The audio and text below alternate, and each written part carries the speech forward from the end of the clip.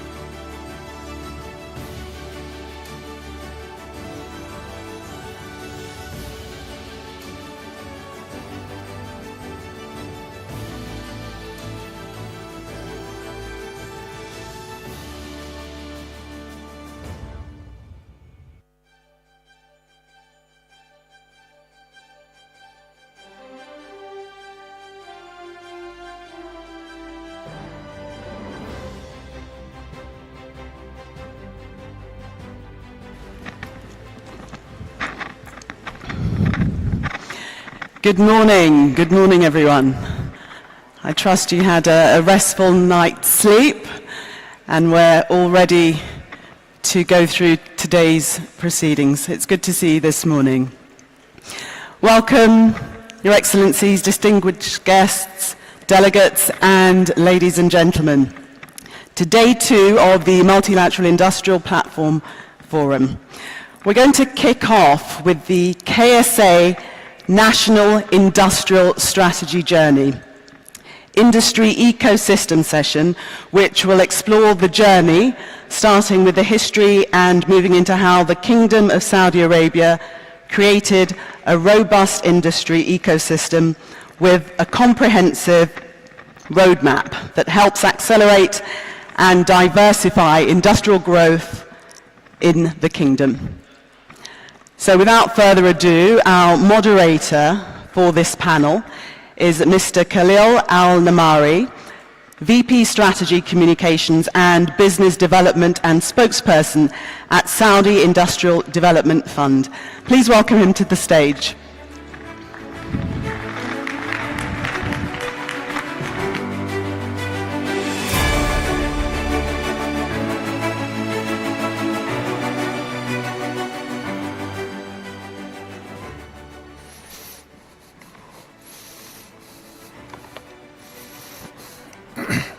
Assalamu alaikum wa rahmatullahi wa barakatuh. Very good morning, dear guests, your excellencies and delegates on this second day of this wonderful forum.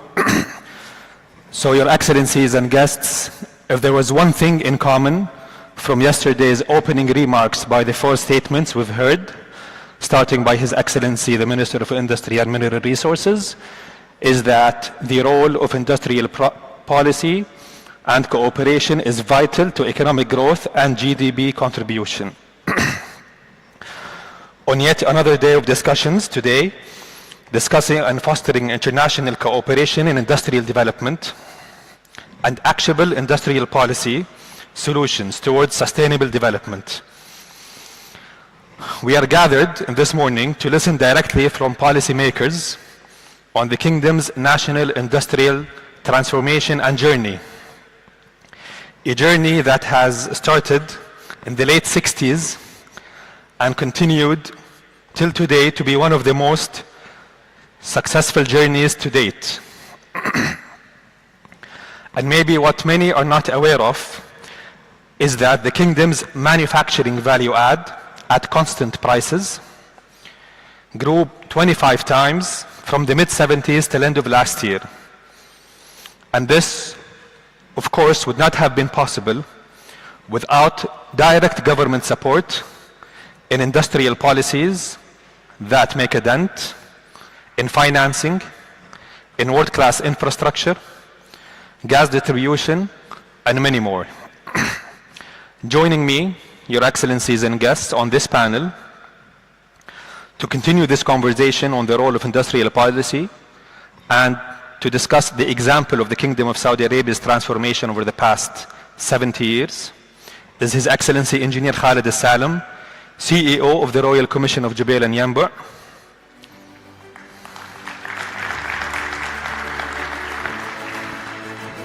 and His Excellency Engineer Khalil bin Salima, Vice Minister of Industry Affairs at the Ministry of Industry and Mineral Resources in the Kingdom of Saudi Arabia.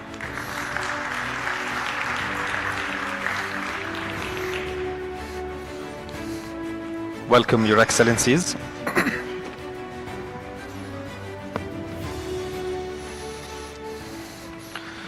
So perhaps let's start this session with a little bit of context, historical context. And we'd like to hear directly from Your Excellency in what ways have the early industrial initiatives set the foundation for the establishment of institutions like the Royal Commission of Jubail and Yanbu' and other current entities within that ecosystem that represent the growth of industrial policy and development in Saudi Arabia, Your Excellency. Thank you, Khalil, and very good morning to everybody, Your Excellencies and esteemed guests. I am honored to talk about a little bit historical background of Saudi Arabia looking at the industrial sector as a vital economic pillar to be adopted in the early days since the first 5 years plans of the kingdom. And in the second phase of this plan, it become more clear to what we want to do and how we want to adopt the big move into the industrial sector by creating the Royal Commission for Jubail and Yanbu' and requesting Aramco to collect the associated gas that is being burned over the years and creating SABIC to deal with the gas and transfer the gas to other value added products like petrochemicals and others.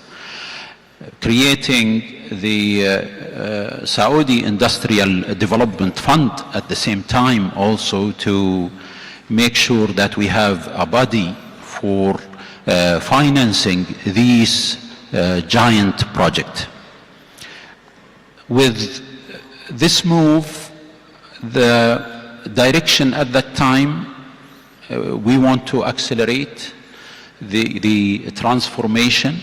For our leaders, our kings from King Faisal and King Fahad and later on until King Salman, we are getting the great support to make this happen.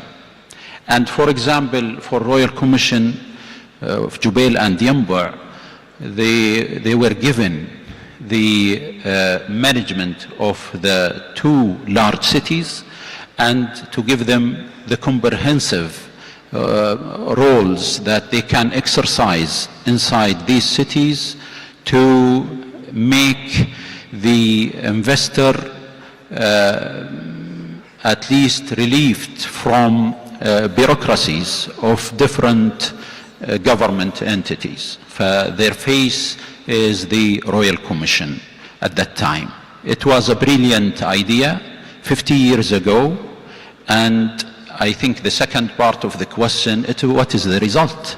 The result, we have the largest industrial city in Jubail in the world, and then we have Yanbu and the west coast also moving and developing its presence, especially not only in the petrochemical but also for mining industry. The government then looked at creating more cities of this type, because we in Royal Commission we manage the environmental aspects, which is very important nowadays. And if you see the two cities, it's one of the cleanest cities, even though they are an industrial cities dealing with petroleum and petrochemical. We also developed the education system, one of the best education system available, because it took into account what is needed by the industrial sector. And this is very important, that we connect the development of our human capital to the requirements of the industrial sector. We have also created cities with 300,000 residents.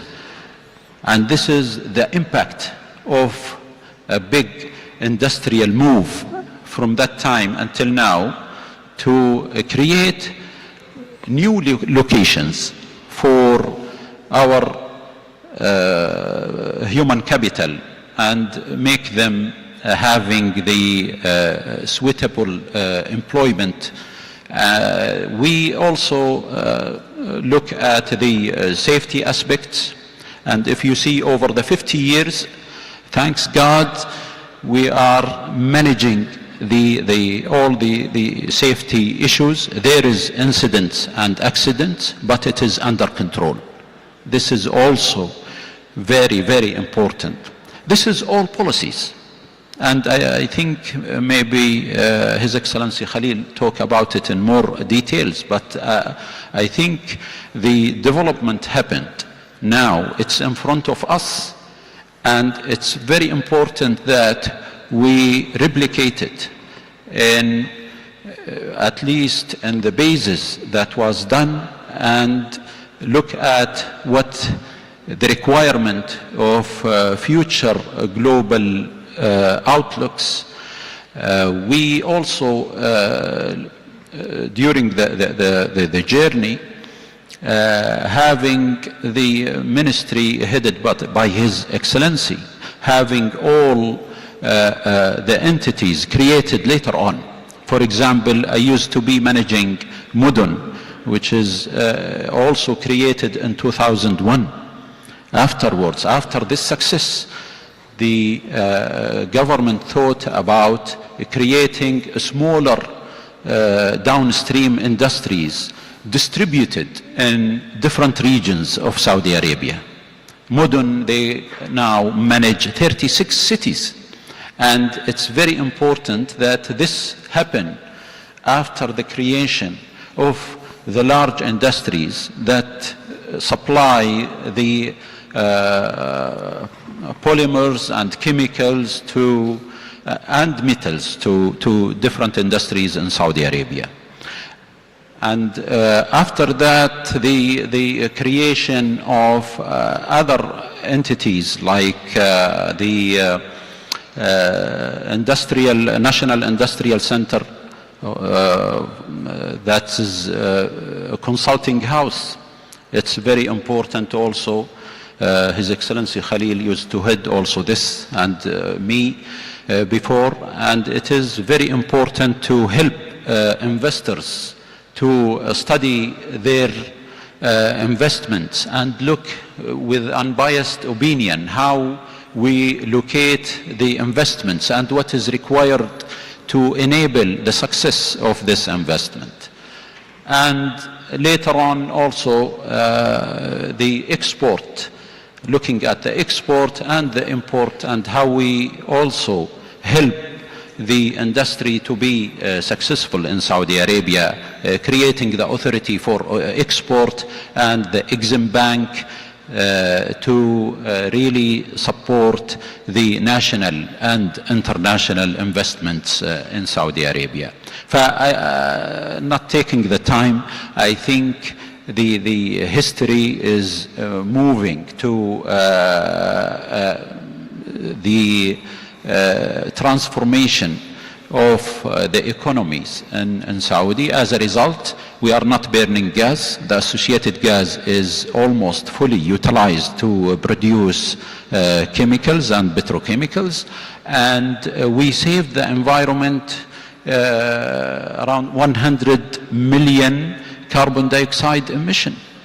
And this is very important. Even Saudi Arabia, they looked in the environmental impact while we are developing the industrial base. And this gives the Saudi as the best place to invest. I know now the companies, they are looking for these issues. And I think that was thought of by our Saudi leaders since inception of this great project. Thank you, Your Excellency. So we've seen how this historical foundation has set forth an entire 360 journey for investors today, from policy by the ministry, led by world-class infrastructure by the Royal Commission of Jubail and Yanbu', and the 36 cities by Mudun, promotion by the Saudi made a program, and financing by either the Saudi Industrial Development Fund or the Saudi Exim Bank. Moving on now to Your Excellency Khalil bin Slima, and maybe you can shed light on how this historical foundation, which was just outlined by His Excellency, translated today into key milestones and successes in the growth and development of the industrial sector of Saudi Arabia. Your Excellency. Good morning, Assalamu alaikum to everyone, and thank you, Khalil. And by the way, I rarely find someone similar to my name. So I rarely say even my name. Shukran, Khalil. Thank you. You change the D to L then? Khalid. Yeah.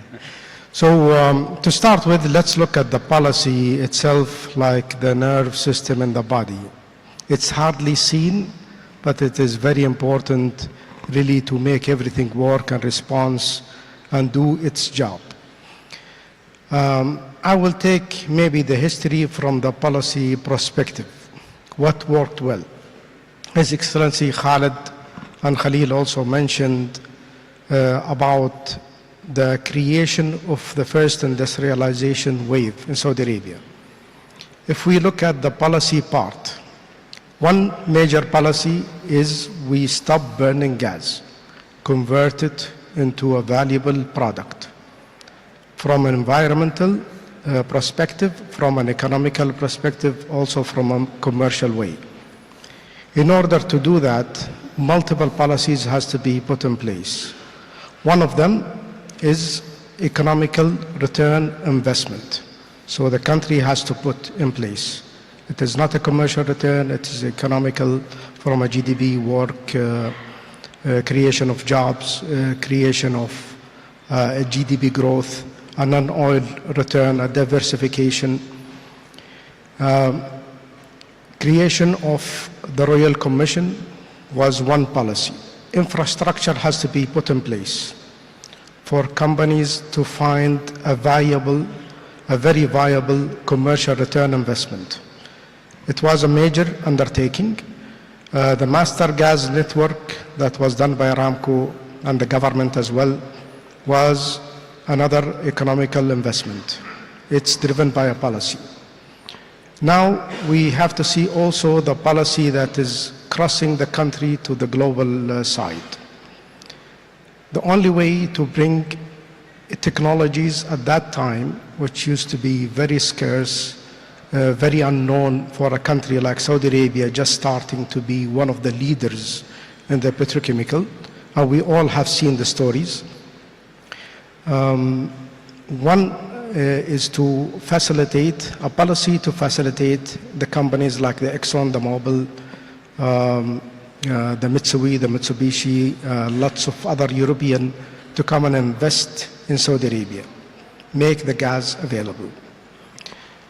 The hidden policy that was rarely known, that in order for it to work, the value creation between the kingdom and other countries has to be also visible to them. A gas that is cracked and then ethylene is produced, a polyethylene, the polyethylene will be shipped to another country where another value added manufacturing is done. Then that product is converted to another consumable product that is shipped to another country, where also that value is captured. So you see the policy is also traveling to different countries where value adding manufacturing is done at multiple places. This is from, if we follow the product-wise, investment-wise policy.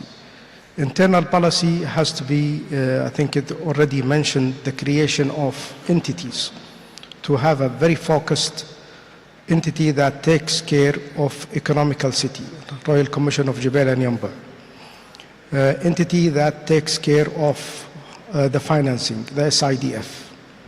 Entities that takes care of governing the industrialization, giving the licenses, giving creation of ports. So many has to work all at the same time in synchronized way. To work, the industrialization can be done locally, and also it can be benefited in a global sense. This is the reason, one of the reasons that those international companies and countries got interested to invest in the petrochemical at the beginning of that industrialization, and see this has been extremely successful. We've seen SABIC, Aramco, and those companies and countries who invested and took a little bit of risk at that time. They greatly benefited commercially and also created a value addition manufacturing at their own home countries or companies, and the value was also distributed to in a worldwide sense. This is only taking the journey from a policy making not visible to most, but very critical to see how it worked and capture those successes, because it will help us in our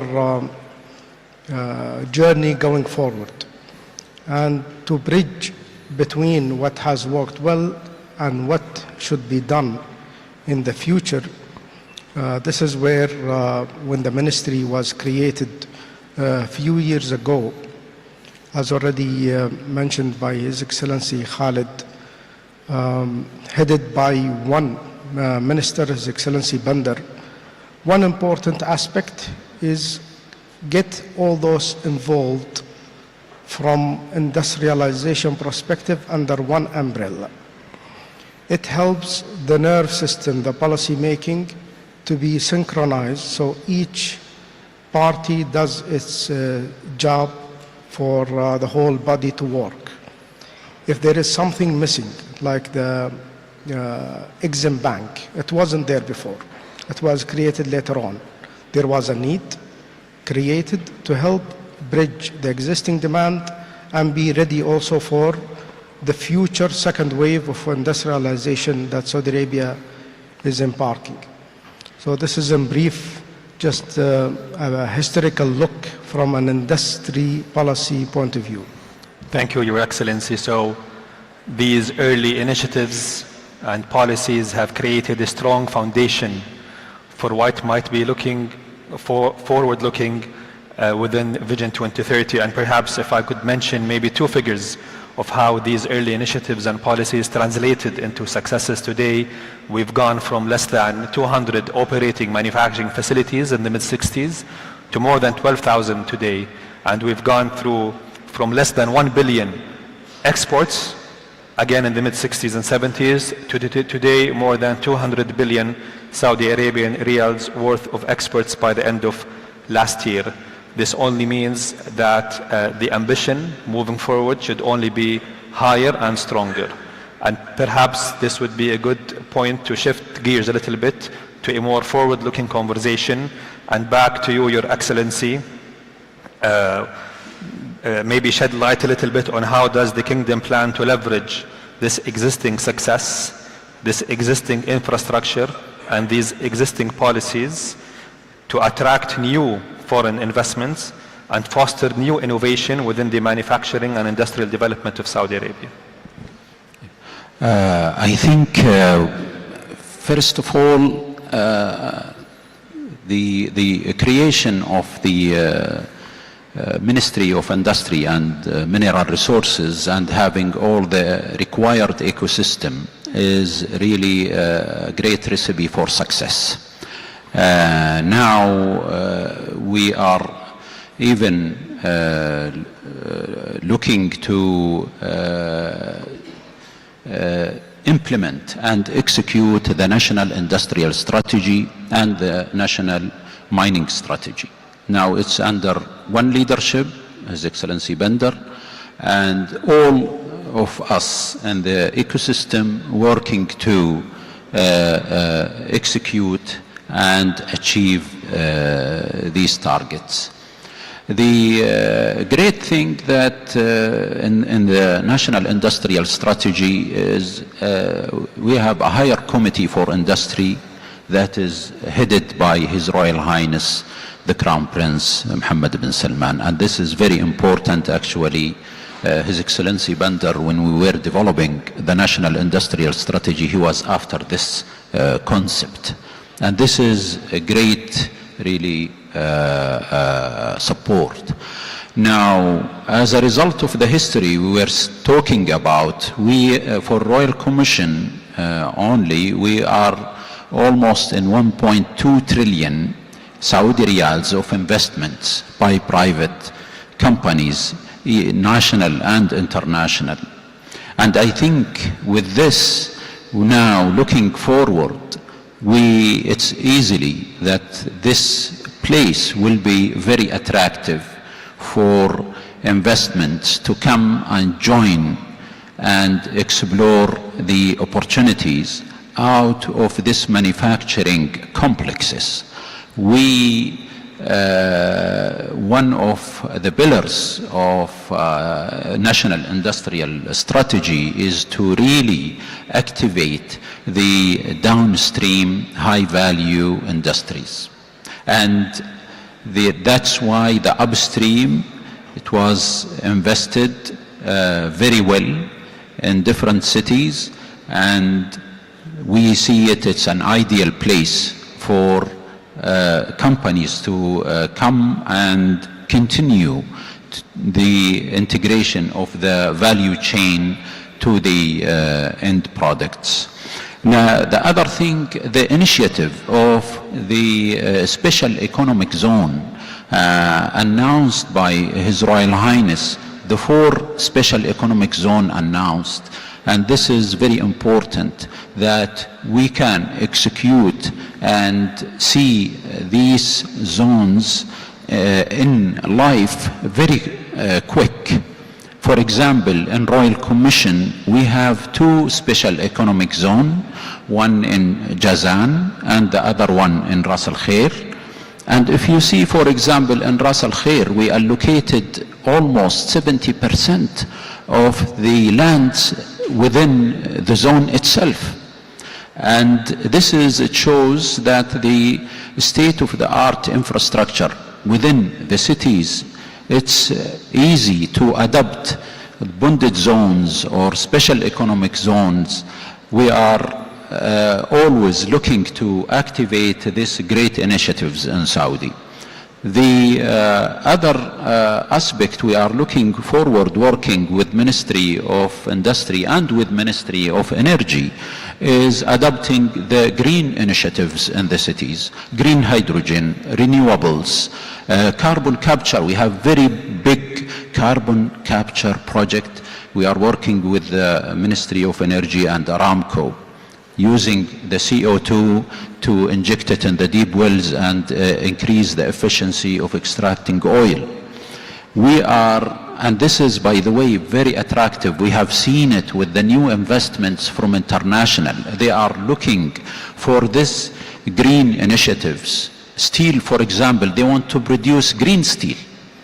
And the ideal place is to see a government that is really investing in these enablers and initiatives. And the last is about the smart solutions and R&D. And for smart solutions, His Excellency is heading an initiative for Industrial 4.0 in our industrial sector. And there is many projects going on to transform the existing one and make them more competitive through adopting these technologies, and also making sure the new ones, they adopt the latest technologies and automation and AI. In our case, in Royal Commission, we are also having all of these sensors for environmental control and for looking at the traffics and looking at the utilities. We are connecting all of that, transferring to smart cities concept, making our cities more efficient, and we can respond immediately to the requirements of the investors. As a result, what we see is almost we are having half of the investments that I mentioned, 1.2 trillion, it's either under discussion or in design or in construction. Imagine with the creation of this young ministry, we are having almost 500 billion worth of investments now in the pipeline coming inshallah soon, within the coming 5 years. Imagine these cities will be doubled, and we will continue to really upgrade our systems. This is very important for also the future rehabilitation of the old systems that we have in our cities. We have a very robust program to look how we can even upgrade and make all the city serving the investors. The education system, we will continue to upgrade it with the new requirements. For example, when it comes to shipbuilding now, we are creating the specialties that is required for this type of industry, and we will follow with the industrial academy that His Excellency yesterday mentioned about creating this academy to help the investors also to get the human capital that is required. Thank you, Your Excellency. So special economic zones, smart cities, and green manufacturing are just a few of these examples that will attract new innovation and new investments into the kingdom. We'll move on to Your Excellency with the last question of this panel, and if you can maybe shed light on the priorities of the Ministry of Industry and Mineral Resources today, and given that the North Star for the Ministry is Vision 2030 and the National Industrial Strategy. Your Excellency. Thank you, Khalil, again. This maybe, it's a lot to be said about the National Industrial Strategy. And I just want to take maybe the portion of the time to talk about the policy twist of the strategy. First of all, it is very ambitious. What we have done in the last 60 years, 60 or 70 years, we have to triple in the coming 10 years. From a base of nearly 11,000 manufacturing facility, we have to grow to 36 within a shorter span of time. This is now an array of industries that we have done great in the past. This is one challenge, to grow them organically and also position them globally. The biggest challenge is to start new industries. And as mentioned by His Excellency yesterday, 12 sectors we have looked at. The only way to really achieve these ambition targets is by focusing on the policy part. And I will give a few examples. One of them is the aerospace industry. If I look at manufacturing an airplane or an engine, how to make it work? Can it be done? It can be done. It has been done, and we can do it, and we will. But the how, this is where the secret recipes come in place. We have to follow product-wise and how policy affect them. One of them, the titanium as an example. We have also a good production of titanium in Saudi Arabia. To transfer them to a final product, the cold part of the engine is mostly made of titanium. It requires the forging, it requires some casting, it requires precision machining, it requires design. All these, what is required, only two elements are very critical: the human capital and the machinery capability to get the product done. But then the product has to integrate into a full system. Then you need a facility for testing, very critical. So we have to, through our policy, also make that testing facility available. This is an economical investment by the government, since the commercial returns will not incentivize companies to invest in them. Then comes the local content law, which is very critical. So our production can have an outlet market, either from the demand we have in Saudi Arabia when we buy airplanes and engines, or to play in the value chain with the large procurement companies.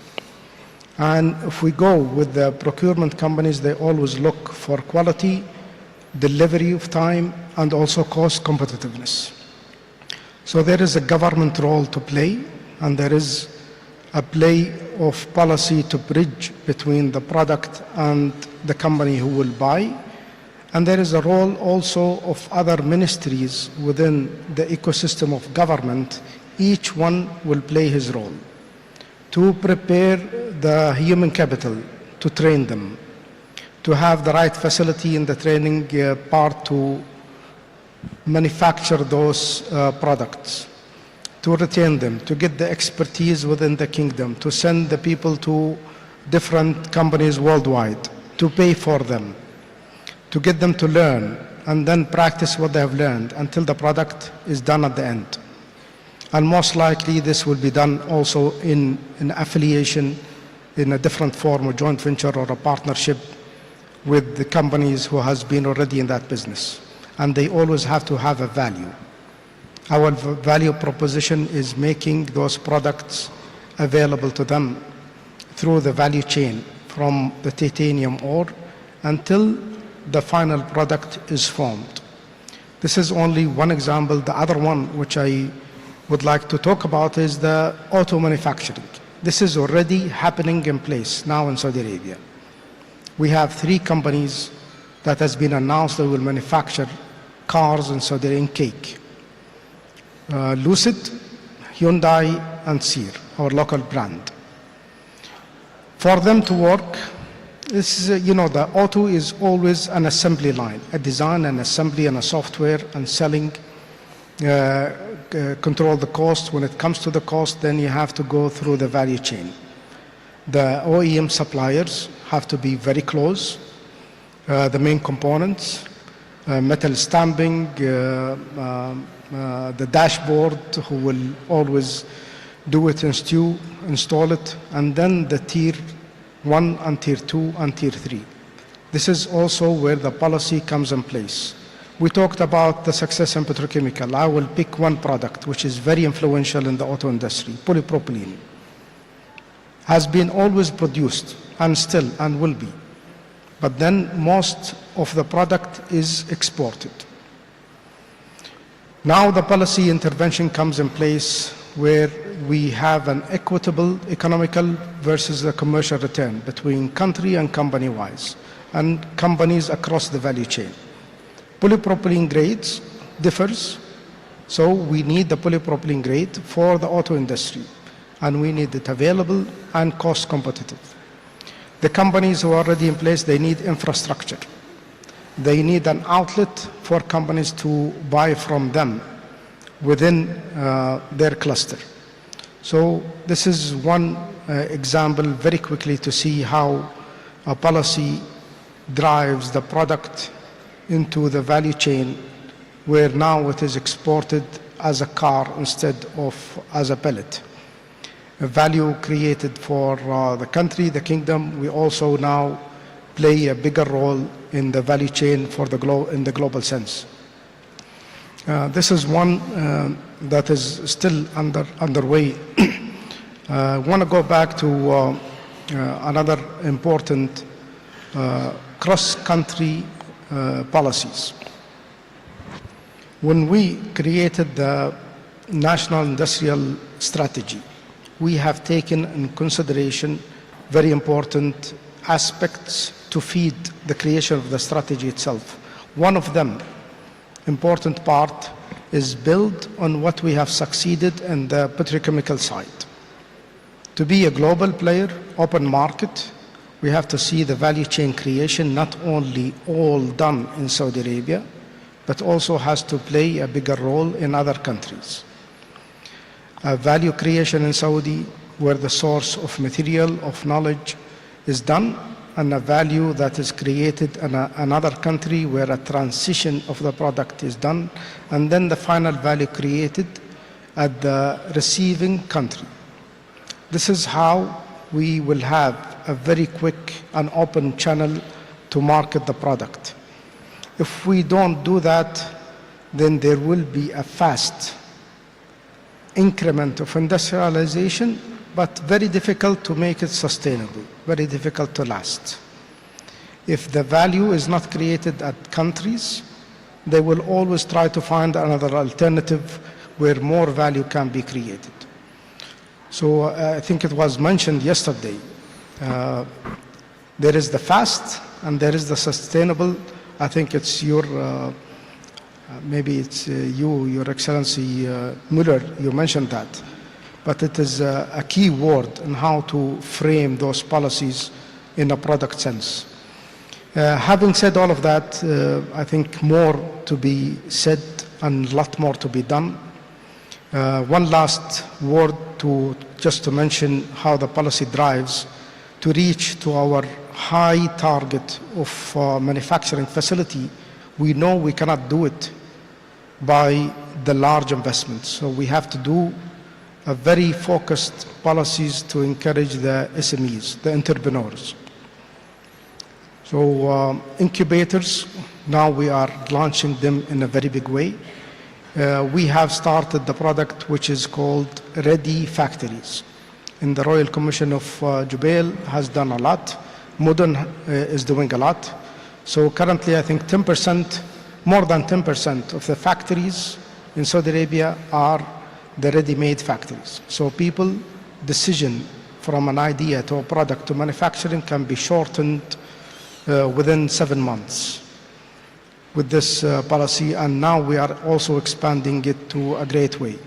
For people with ideas, for incubator, we're helping them to frame their product, financially also look at the full cycle of the business, not only the product, but also where it will be sold, how it is, what is the cost structure, and vice versa.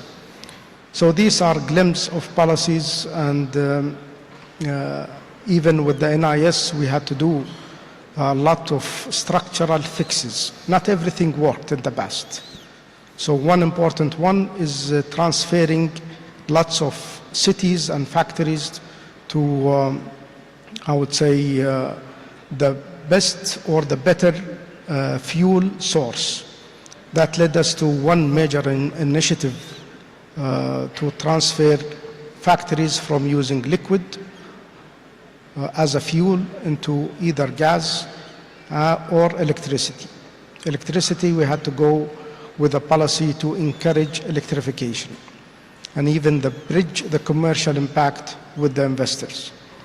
So this is in a very quick note. I know the time doesn't allow, but there is a lot to be said, a lot to be shared, speaking with different representatives from different countries. I know there are lessons learned within Saudi Arabia that can be shared, also to help those countries maybe bridge a lot of gaps and save time. Thank you, Your Excellency. Your Excellencies, ladies and gentlemen, I hope that this conversation inspired you, the Kingdom's transformation journey inspired you, but most importantly, excited you to join forces with the Kingdom of Saudi Arabia in its journey towards becoming an industrial powerhouse and a global logistic hub. Thank you, Your Excellencies. Thank you everyone for attending and joining this conversation, and good luck with the rest of the day.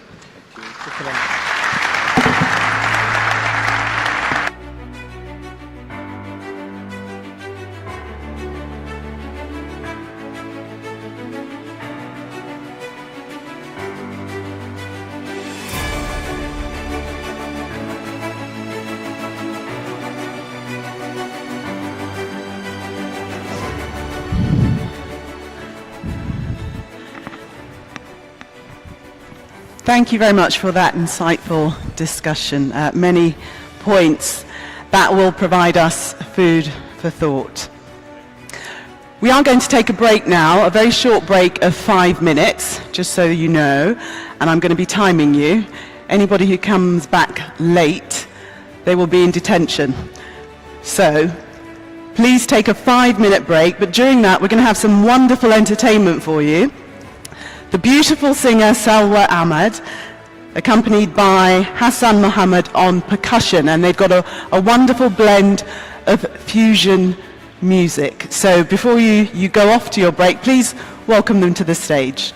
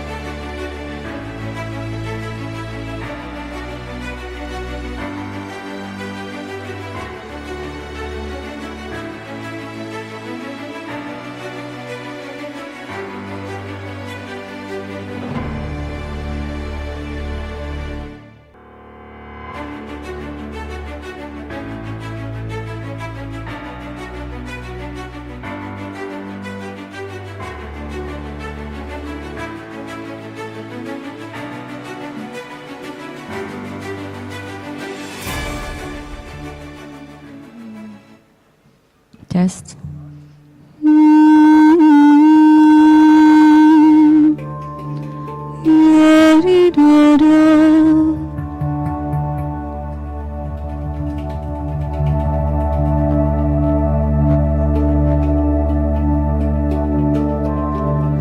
هذه اللوحة الموسيقية مهداة لكل الحالمين الموجودين في المكان، والكل تطور قاعدة تشهد المملكة العربية السعودية في كل القطاعات.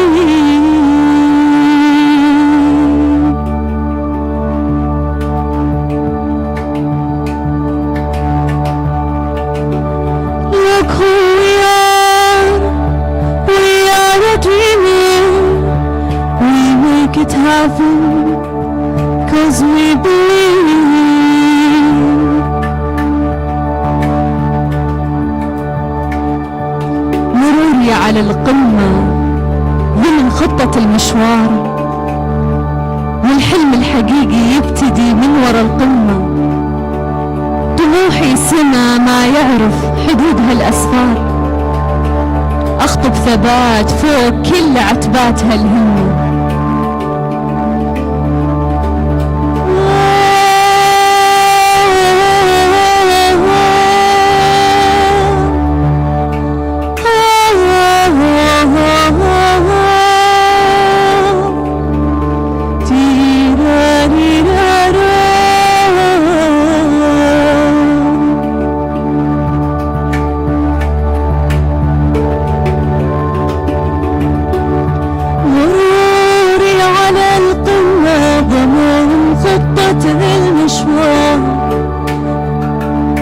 والحلم الحقيقي يبتدي من وراء القمة.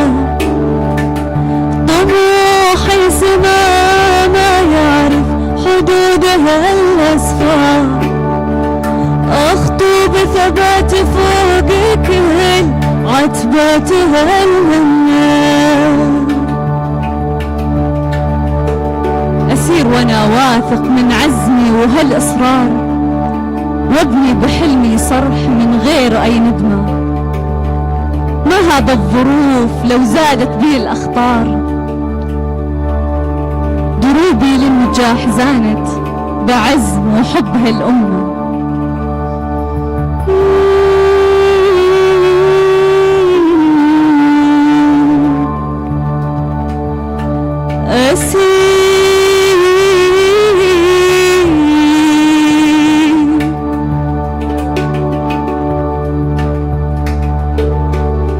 أسير وأنا واثق من عزمي وهالإصرار، وابني بحلمي صرح من غير أي ندمة.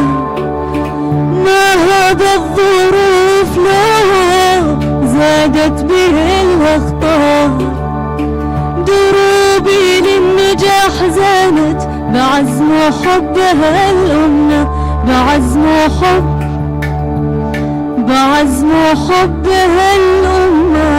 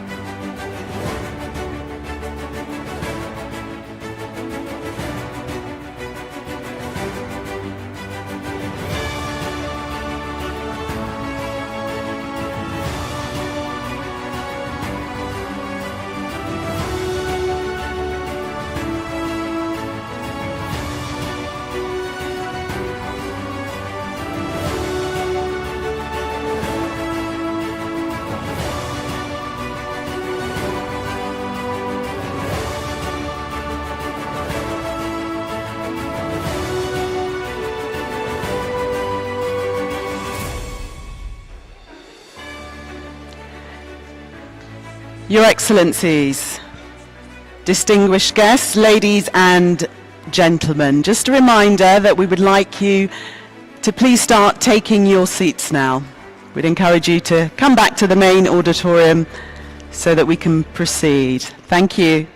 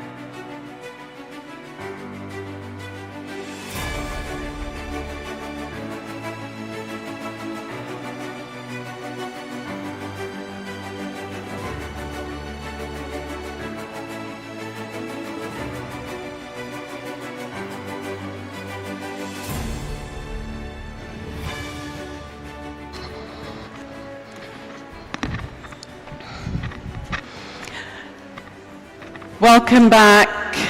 Welcome back. If you'd like to take your seats, distinguished guests, ladies and gentlemen, please do take your seats so that we can continue with proceedings.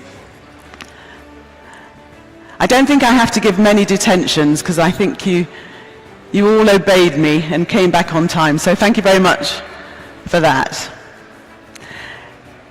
Welcome to our next panel today. The subject is international organizations supporting economic transformation through industrial policies.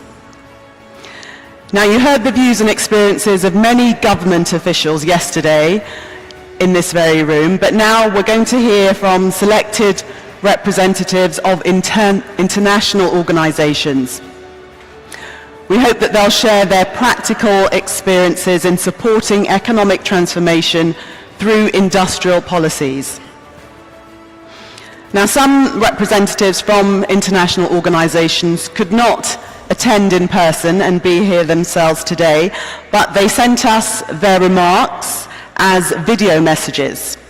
So you will in turn hear from Rebecca Greenspan, Secretary General of UN Trade and Development, Raghuendra Arandotir, Director of the OECD Development Center, and Ngozi Okonjo-Iweala, Director General of the World Trade Organization. So we're going to take a look at their videos now. Could we please play the videos? Thank you.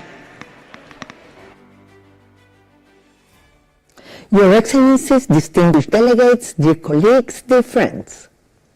It is an honor to address this forum convened by UNIDO at such a pivotal moment for our shared commitment to the Sustainable Development Goals. It is also very welcome the decision to hold this meeting in Riyadh, a city that embodies the spirit of innovation and progress.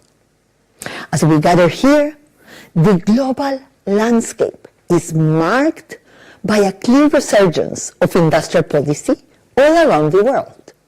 This is not merely a trend, but a testament that says that the future is too important and too fragile to be left to chance. That the future will be shaped by strategic leadership, vision, and policy. For the sustainability of our planet, for the inclusiveness of our societies, and for the prosperity of our economies, no less is possible. But as both UNIDO and UNCTAD know well, industrial policy is more an art than a science. A craft that requires not just an experienced and pragmatic bureaucracy, but also a deep understanding of the social, economic, and political context in which it is applied. One demands a strategic vision that transcends short-term gains and embraces long-term transformation. And in the 21st century, industrial policy demands much more than a narrow view of manufacturing, to include also key emerging markets such as digital public infrastructures, high added value services, and renewable energies. The 21st century is about diversification and structural transformation. Today, you can do industrial policy in the very tangible factories of heavy industry, but also on the very intangible cloud of bits and bytes. At UNCTAD, we believe that productive capacities are the bedrock of industrial policy. They are the building blocks of a nation's economic strength, determining its ability to produce, innovate, and compete. To harness this potential, we need a clear picture of where those capacities stand. That's where our tools come in, the Productive Capacity Index and the National Productive Capacity Gap Assessments.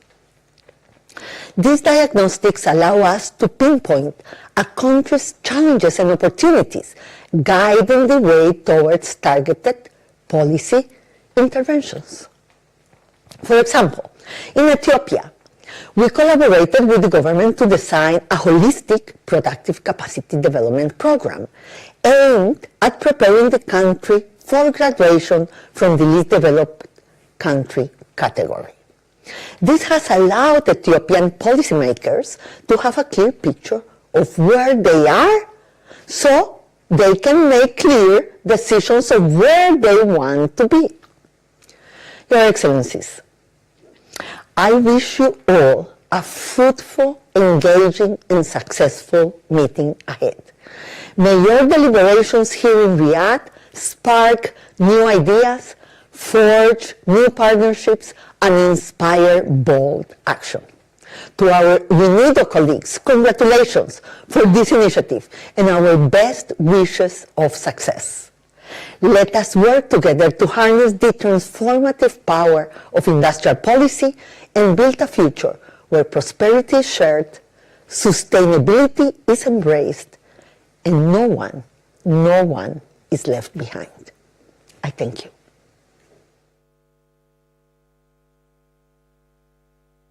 Director General Mr. Gerd Müller, distinguished participants.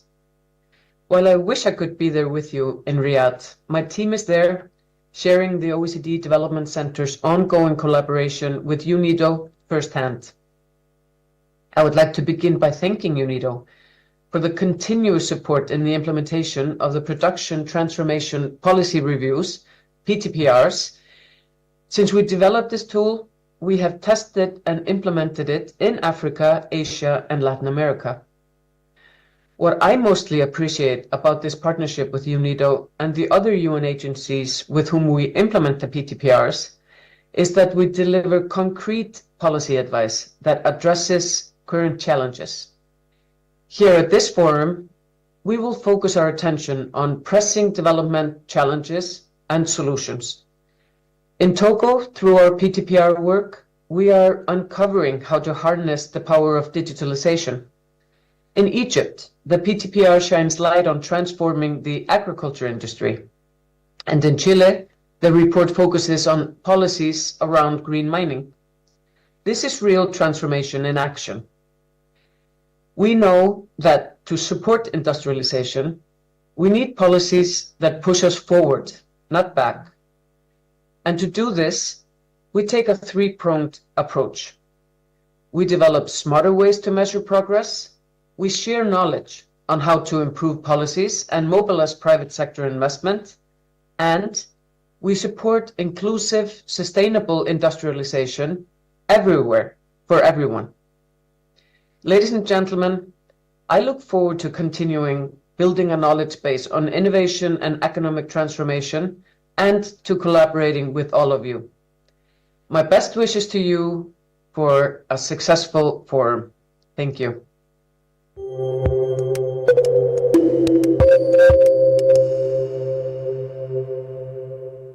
Excellencies, ladies and gentlemen, I'm grateful to UNIDO and the Kingdom of Saudi Arabia for inviting me to share some perspectives with participants at this Multilateral Industrial Policy Forum on the role of trade in promoting sustainable industrial development. The WTO plays several crucial roles in providing an enabling environment for companies and countries to access international market opportunities and move up the value chain. Our rules-based framework for trade in goods and services with enforceable commitment supports predictable access to manufacturing inputs and markets.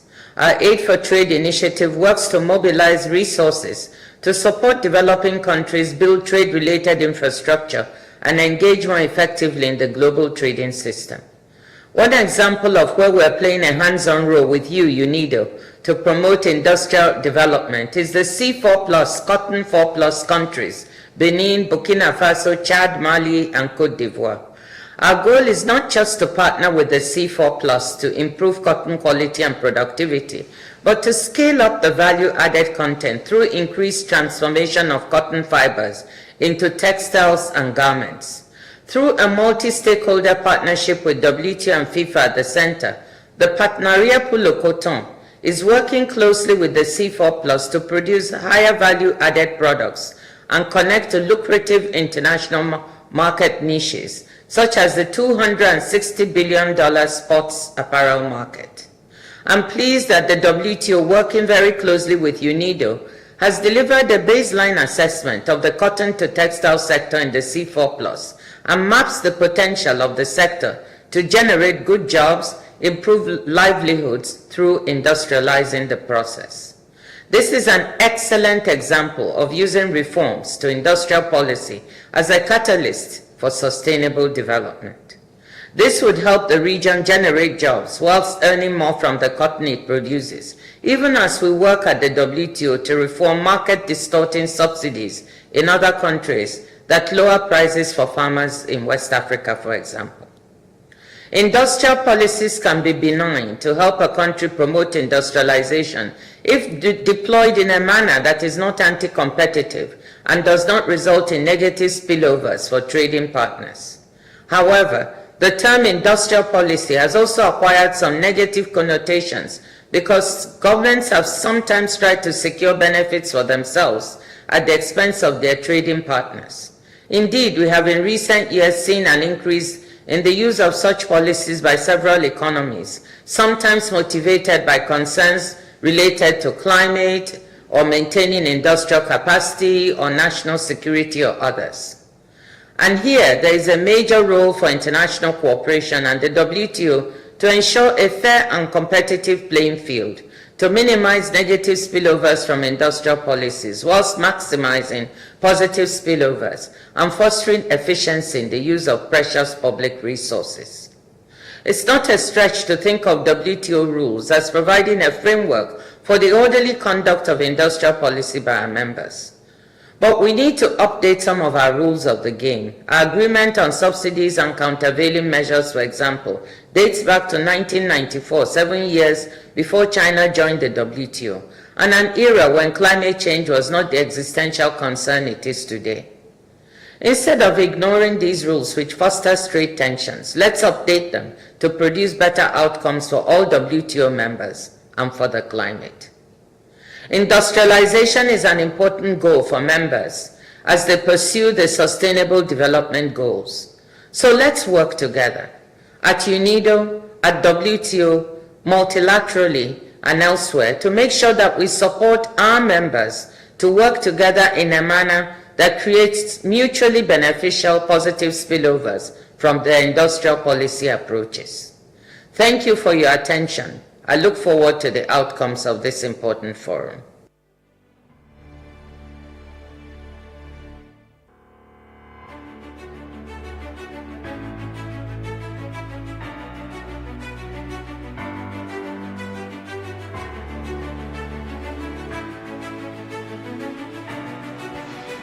Just want to extend our thanks to the representatives from UN Trade and Development, OECD, and the WTO for their powerful video messages. We're sad that they're not here with us, but grateful that they took the time to extend their thoughts. Now, before we begin the next panel discussion, which I will be moderating, Mr. Seong Zhu, UNIDO Deputy Director General and Managing Director of the Directorate of Technical Cooperation and Sustainable Industrial Development, will share his opening remarks with us. So please welcome Mr. Seong Zhu to the stage.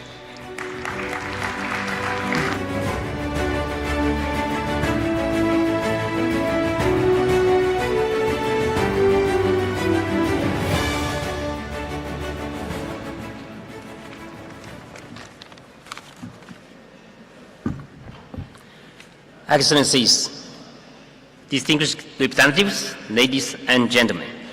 Today, we face a global economic and political landscape marked by turbulence, complexity, and rapid changes.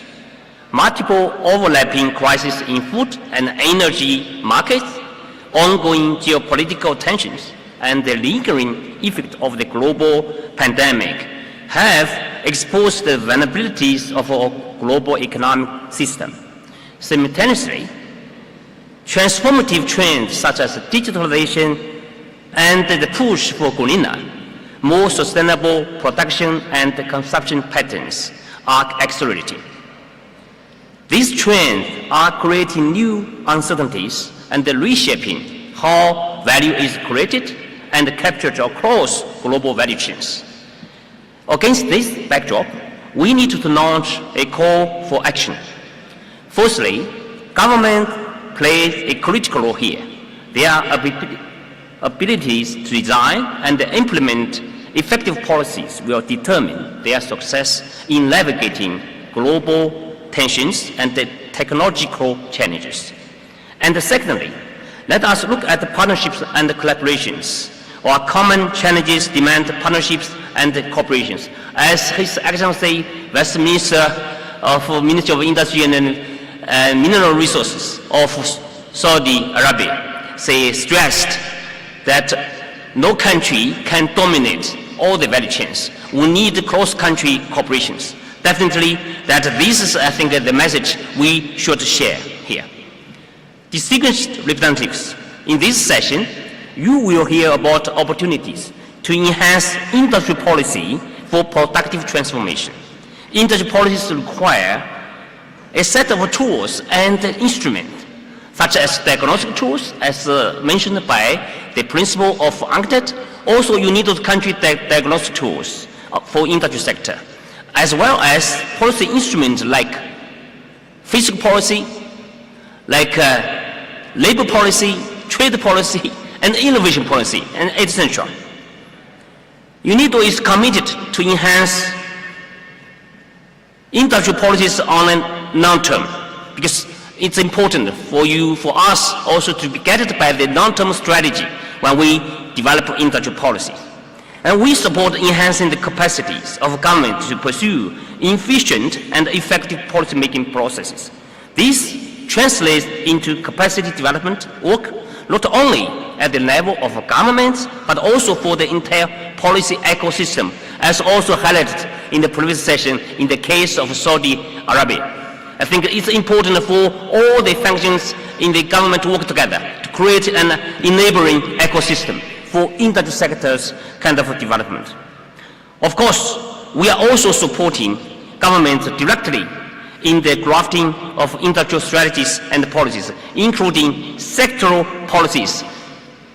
And most importantly, we support the government on policy implementation. I'm pleased to inform you that we have several policy experts here at the MIPF, and they stand ready to discuss further partnerships and policy collaborations with each and every one of you. I thank you for your attention.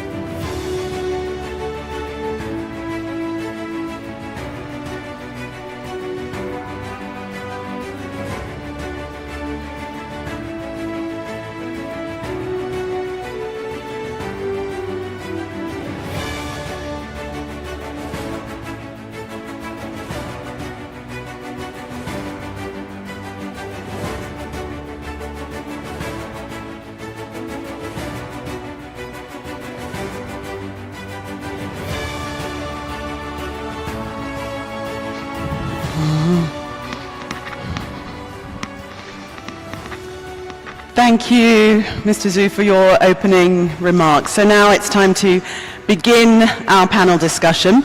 So please meet your panelists. We begin with Mr. Manuel Torselli. He's an economist and coordinator of the Production Transformation Policy Reviews at the Economic Transformative Division of the OECD Development Center, and he's based in Paris, France. Please come to the stage and also welcome him. Welcome. Next we have Mr. Rob Kaiser, Executive Director at the YASA Group. Welcome, please come to the stage. Followed by Mr. Teferi Tesfashu, who's the Senior Advisor at the Tony Blair Institute for Global State Change. Ah, you're all coming from this side. I thought you were over there. Ms. Federica Irini Falomi is the Economic Affairs Officer at the United Nations Technology Bank for least developed countries. Welcome. Ms. Intan Hamdan Livramento is an economist at the World Intellectual Property Organization in Geneva.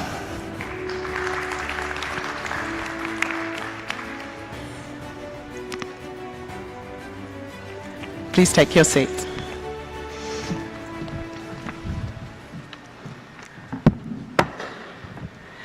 So at this stage, before we start the panel, I just want to remind the audience that for translations you'll have your devices, and if you need to, you open the back and there's a button where you can adjust to the language that you need. So for those who will need translations, that's just a little bit of housekeeping information for you. So as we heard from UN Trade and Development, the OECD, WTO and the Managing Director of UNIDO himself, international organizations can play an important role as supporters of governments in developing countries to shape their industrial policies. So this panel discussion will showcase the experiences of the respective organizations in supporting industrial and economic policies in developing countries, aimed at transforming their economies and achieving the Sustainable Development Goals, the SDGs. We're all very familiar with that acronym, I'm sure. So we're drawing on their perspectives and we'll hear about the lessons that they've learned over the years. So we're drawing on your wealth of experience. So my first question goes to Federica, I think Manuel and Intan. This is going to be your area. Just give us an overview of how your organization contributes, how it helps governments develop and implement industrial policies. So let's go to Federica first.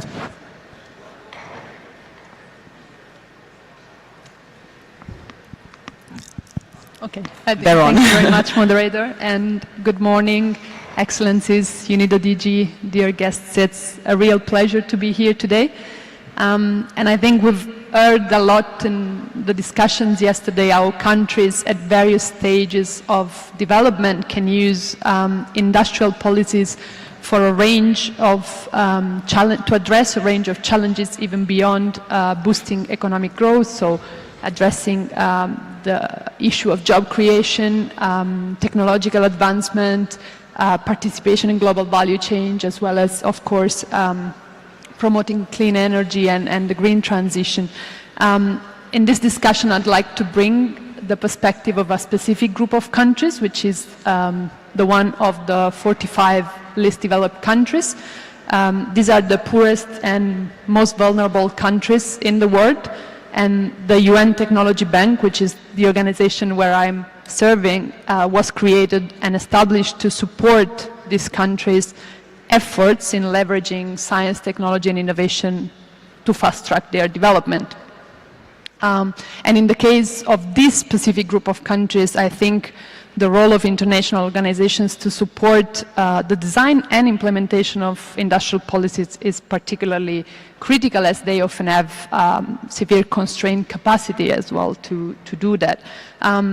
Of course, industrial production varies across this group of countries, but most of them have a quite undiversified economy, often relying on agricultural production and mining where present. So economy diversification is an important challenge for this country and something that has to be prioritized. And technology plays a key role in this process, of course, which is also why the establishment of the UN Technology Bank came into place and as an entity established to really support these countries build their technological capabilities and access the technologies they need for economic diversification.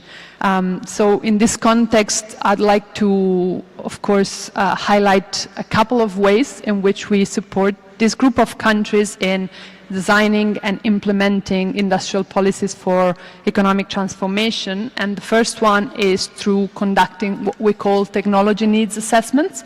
These are assessments that help least developed countries identify specific technological gaps and opportunities in key sectors for their economies, like agriculture, manufacturing, as well as, of course, energy. And we particularly work with government to prioritize the technologies they need the most and identify the industries that can be nurtured through targeted policies and investment promotion. So the technology needs assessment can provide governments with the foundation to design innovation-oriented policies, to build, of course, needed industrial capacities and particularly attract private investment, especially foreign direct investment, which is essential for technological upgrading. And the second area is, of course, providing technical assistance and capacity building, particularly to more on the side of implementation to ensure that these countries are connected with technology holders, and we do that through partnership with international research institutions and private companies, particularly with an eye on South-South cooperation. So I was very happy to hear in the previous session the great experience of the Kingdom of Saudi Arabia and, of course, the much willingness to share. And I believe there's a lot of scope where LDCs can learn from such experiences and more advanced countries, even, of course, on a South-South, with a South-South approach. Thank you. Okay. Intan, if I can invite you also to share your insight. Thank you so much. And thank you to UNIDO and Kingdom of Saudi Arabia for holding a very on-topic and on-trend discussion. So in order to explain what the World Intellectual Property Organization does, maybe it helps for me to take through our thinking on how we can provide insights on how innovation works in different economies and in different contexts. So recently, we produced the World Intellectual Property Report 2024, which attempts to highlight and bring insights on how innovation policies can support development. And let me give you two examples that we have, which is the countries of Brazil and Kenya. Two diverse economies, two different levels of economic development, and especially in the agriculture sector, two different agroecological conditions. And each of these countries have been able, through smart initiatives and policy interventions, grow their agricultural hubs. So Brazil in the before the mid-1970s was an agriculture net importer. Now it is one of the biggest, largest agriculture exporters. In fact, in terms of ethanol, they are a competitive leader in this space, competing against the United States, the big markets. Kenya is one of those countries that has been able to build on its local innovative capabilities and now is participating in building its own capabilities with regards to new genetic techniques. And both of these countries, what we notice is that the policies that were implemented that became successful took into consideration the innovation ecosystem, the governments, the universities, and the private sector. There's only so far that the public sector can help. What you need is to build a sustainable momentum, and that has to do with building a robust, resilient, diverse innovation ecosystem. So what we have tried to do is that we have looked at indicators such as exports, scientific publications, and patent data, and we built what we call the Innovation Capability Indicator. And what this does, this maps the different capabilities of the different countries and abilities to produce in different sectors, and identifies areas of opportunities. Because what we've realized is that for countries to grow, for countries to become more diversified, more robust, is that they need to build on the local innovative capabilities. And once you build on that, and you build on related capabilities, you can get to that part which underpins our thoughts, which is creativity and technological progress underpins development and economic growth eventually. So these insights that we've gathered from the data, from understanding how innovation policy works, from supporting entrepreneurs and innovators, then goes into what we have, what we call the National Intellectual Property Strategy. And these insights not only advises government or give insights to governments of where should they look at, what are the opportunities that they have, who are the potential trade partners that they could collaborate with in order to then to have a much more robust system that then can contribute to the different growth agendas that they have in mind. Thank you. So Manuel, also to you, the question of how your organization contributes to helping governments develop and implement industrial policies. Thank you very much. Good morning, everyone. First of all, I would like to thank very much the organizer of this amazing forum, the colleagues from UNIDO, and of course the Kingdom of Saudi Arabia also for the amazing hospitality that we are receiving. So going back to your question, what the OECD Development Center is doing in supporting industrial policy, particularly in developing countries, I would say that basically we work on three main things. We build trust, we share knowledge, and we foster dialogue, particularly between OECD member countries and non-OECD member countries. The OECD Development Center is a special body of the OECD in which we have membership of countries coming from all around the world, from Latin America, Asia, Europe, Asia. How we try actually to handle these three main objectives, basically through two main tools currently. The first is the OECD initiative for global value chain production, transformation and development. And the second one is the country review, the production transformation policy review that my director in the video mentioned before.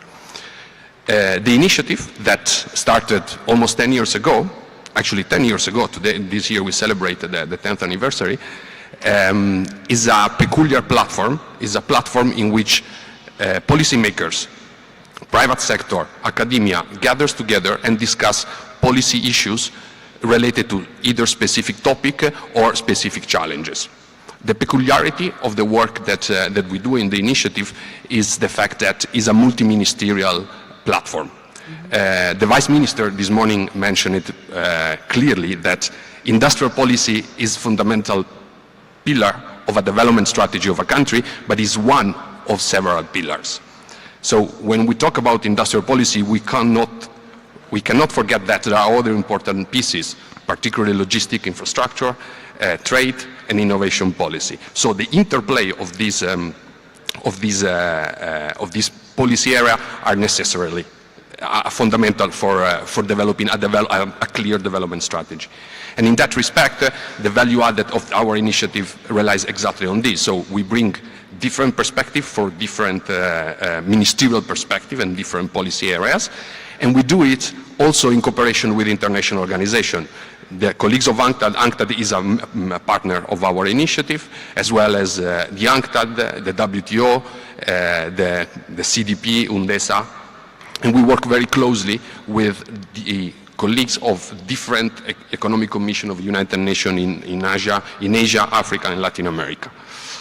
On the other side, as I said before, we have the Production Transformation Policy Review, which is basically the deep dive of our initiative, in which for 18 months we engage with a single country in a peer review process, in which we analyze and support the country under review to design and implement specific policy tools and instruments to foster industrial development. We do it, of course, through a multi-ministerial dialogue with local stakeholders, but we also bring peers from all around the world.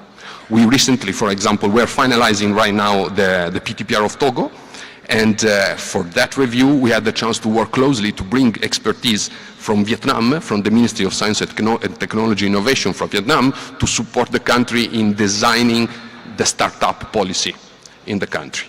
On the other side, for instance, we also had the chance to work with Mauritius, because the country, Togo, now is the first, that hosts the first container port in West Africa, is willing to make sure that the port facility can spill over on the ground and can deliver for people and can support industrial policy in the country. So we work together with international organizations, multi-ministerials, and international peers coming that works with us for 18 months. We go on mission, we work with them, we review their strategy, we receive feedback, and together we plan for the future.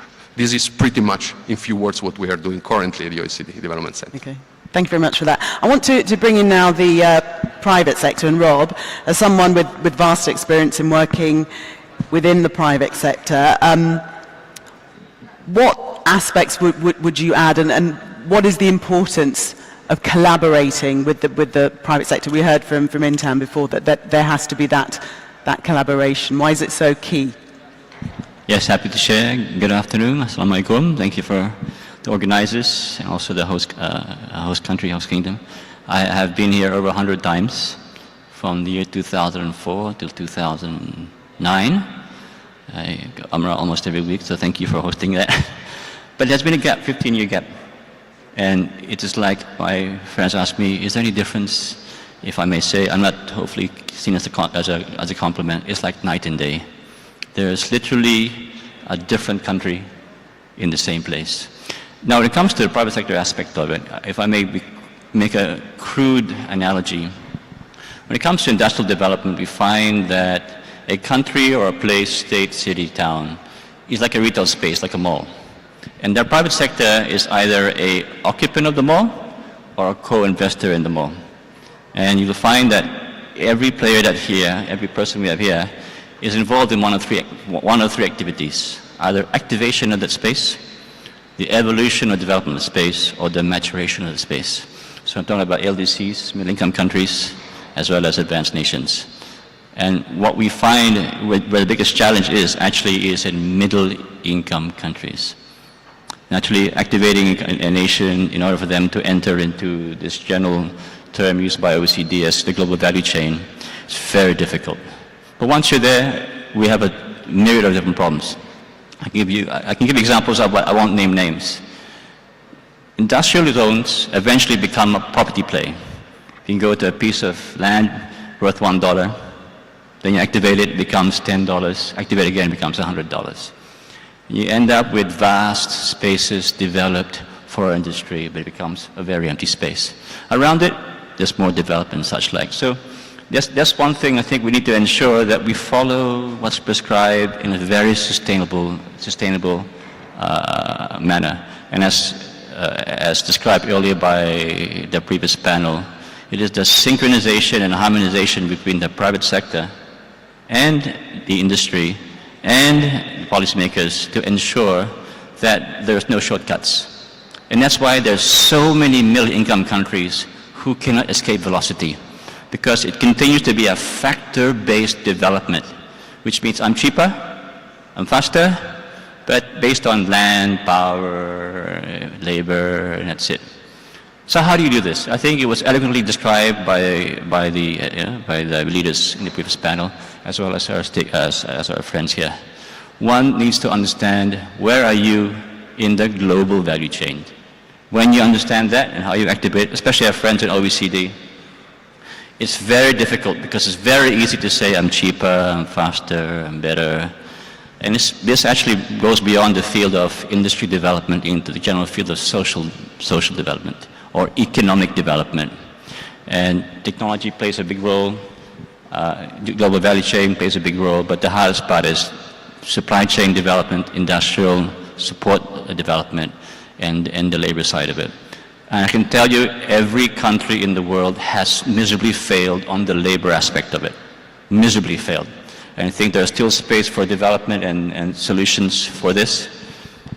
So going back to the point about the private sector, just to put an end to it. It is very easy to put money in land, to capitalize an area, build sewage treatment plants, build energy production, power generation, and water treatment. It's very easy.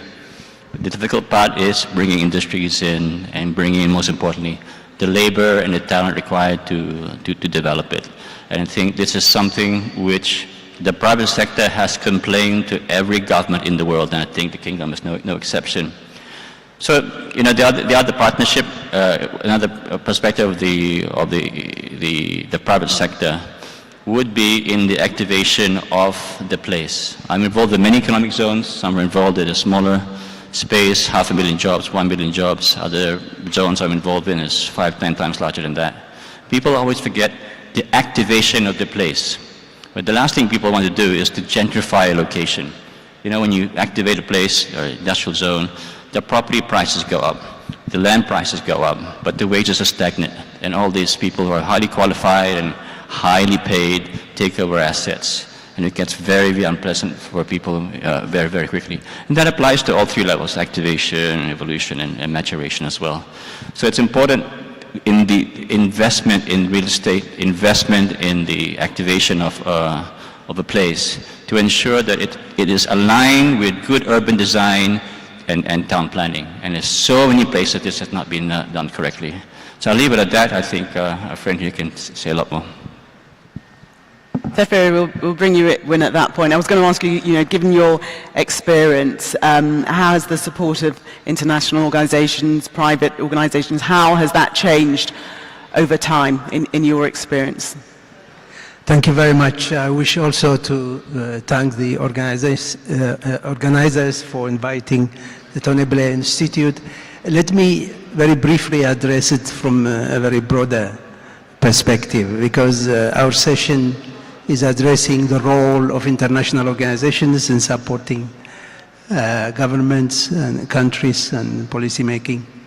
I think one thing we have to understand is that ultimately, at the end of the day, policy making is a responsibility of governments, because governments are there to look after their citizens, and they have the responsibility making policies. They know the challenges, they know the problems, they know their own people, their private sector, and so on. So where do international governments, organizations come in? To address that, I think we have to understand that the process of policy making is a very complex one. There are two elements. One is designing policy, formulating policy. That's the first one. The second one is implementing it, because there's no point designing policy if you don't implementing it. Designing or formulating policy requires many elements, key ingredients. The first one is you really have to have the theoretical and practical foundation to know how to design policy. That's very important. Finance is always needed, although it's not the major constraint. But more importantly, you need to have information about the policy areas you're trying to influence. Otherwise, you will not have evidence-based policy being formulated. You need to have the detailed data necessary. So that all these elements, once you finish that, implementation then comes. Implementation is equally very challenging as well. And that's where, in fact, many governments fail. The number of countries where they accumulate policy, strategy, because it's very easy. Somebody, a consultant, a national organization will come and design it for you. Where they fail is on the implementation side. Implementation requires, first of all, skills, knowing how to implement the policy. It requires institutions. It requires policy coordination. It requires knowing the sequencing of policy implementation. There are certain policies that need to be implemented in order other policies to work.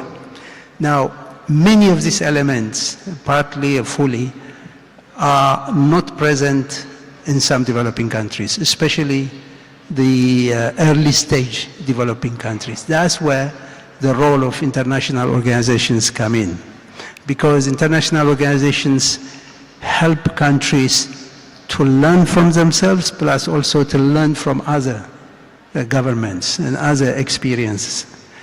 More importantly, they formulate certain policy instruments, and we've heard them. The Production Transformation Policy Review is one instrument that international organizations designed to help countries. The technology needs assessment that Federica was talking about is another one, because they come and through technology needs assessment, they do evaluation, identify where the challenges, the problems are, development problems, and they seek technological solutions. WIPO, with regard to innovation, which is a very complex process, come and advise. That's where the role of United Nations helps. My organization where I work, the Tony Blair Institute, established by the former Prime Minister of UK, Tony Blair. It's operational now in about 40 countries. The focus is policy implementation or policy delivery. Because as our chairman, Tony Blair, tells us, when he became Prime Minister, he found it much easier campaigning to get to government. It's only when he's in government he realized how tough and difficult it is to implement policy. Policy delivery is a challenge. In fact, across developing countries, the problem, I would argue, is not really designing policy. As I said, even a consultant can come and do it. Implementing is a problem. It requires a lot of coordination, interministerial coordination. It requires, above all, talking to the private sector. And unfortunately, and I come from Africa, and I know in our part of the world, governments, they don't talk to private sector. In fact, that lack of consultation with private sector is what makes policy an obstacle, hindrance to implementing business.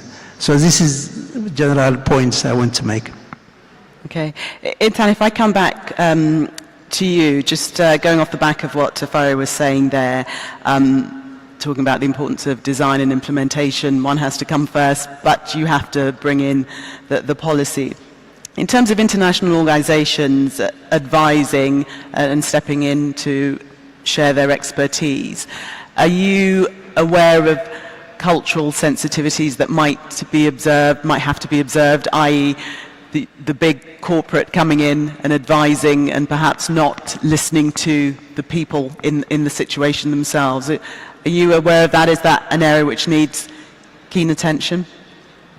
Well, I think as international organizations, the first thing they should be aware of. I was putting that to Intan. Yes, I was bringing her in off the back of your comments. We'll come back to you though.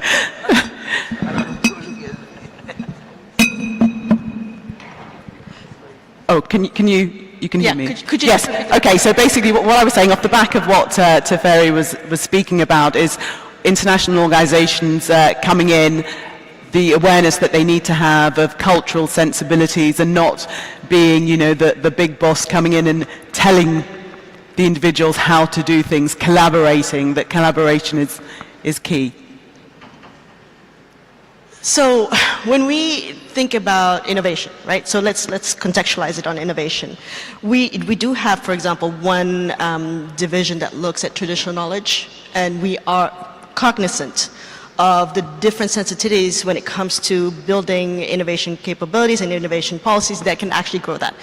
So we take all of that into consideration, and when we look at what the private sector can do, how we can promote that part, we consider what are the incentives there, right? We consider the role of the government in terms of making sure that the incentives align with the public perspective. So, for example, make sure that when we think about producing energy, we think about green technologies, right? So all of that discussion is part of what we look into when we think about innovation ecosystem, and what we take into consideration when we think about the national IP system.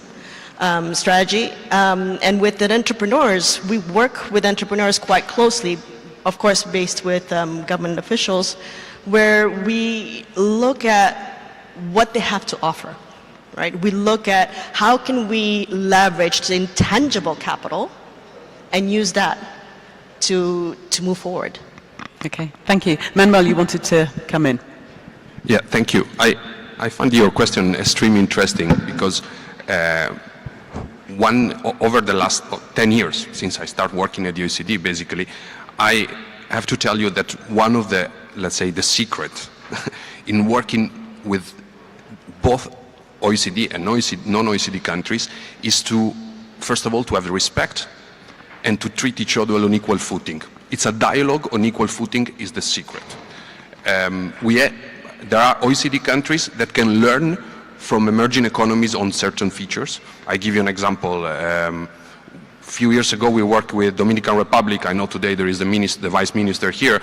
The experience of Dominican Republic in working in implementing special economic zone have been extremely useful in the case of the discussion with Togo, for instance. Okay, same thing is happening, for instance, in the case of the pharmaceutical industry in Bangladesh. That Bangladesh is known for RMG sector, but it has also an interesting pharmaceutical sectors coming out, and there are several countries also from Europe interested in how this has been developed over the last 30 years. So the respect and the shared knowledge on equal footing, I think, is the secret for international organization and should be on our agenda. So when we talk with every country, it's the mutual respect and an equal footing dialogue. This, I believe, it's the most important thing that is coming out of, that I have noticed in my short experience, actually. Yeah. Rob, that's an interesting point, isn't it? That the more developed countries can actually learn from the LDCs, that it's an exchange rather than a dictatorial process where you're instructing rather than collaborating. Yes, do you agree? Sorry, Rob. If I may, yeah, sorry about that. You're looking at me. If I'm looking at you, then I'm directing it at you. Yeah. So they call it leapfrogging, right? So what took the industrialization process for, let's say, Europe, took about 100, 200, 300, 400 years, if you take a long view. Asia did it in 60 years. I believe that other countries who are industrializing a bit sooner, they leapfrog. They go straight into AI, go straight into mobile, and they go straight into these platforms without having to go through these. I mean, right now we have 5G networks, people designing 6th generation. So in terms of the development of the newly emerging countries, it's a totally different personality. Look at this. Look at Kingdom. This is 5 years. Everything here is half a decade. This is unheard of, I believe. These things normally take 10 years, 15 years, right? So this, naturally, it probably would be unique and hard to replicate in other countries. But if you look at, for example, the area which we specialize in Southeast Asia, the process started, not long after World War II, and really accelerated in the 80s and the 90s. And now what people are doing, they're just adding on what happened in, let's say, in one economic zone to a new economic zone.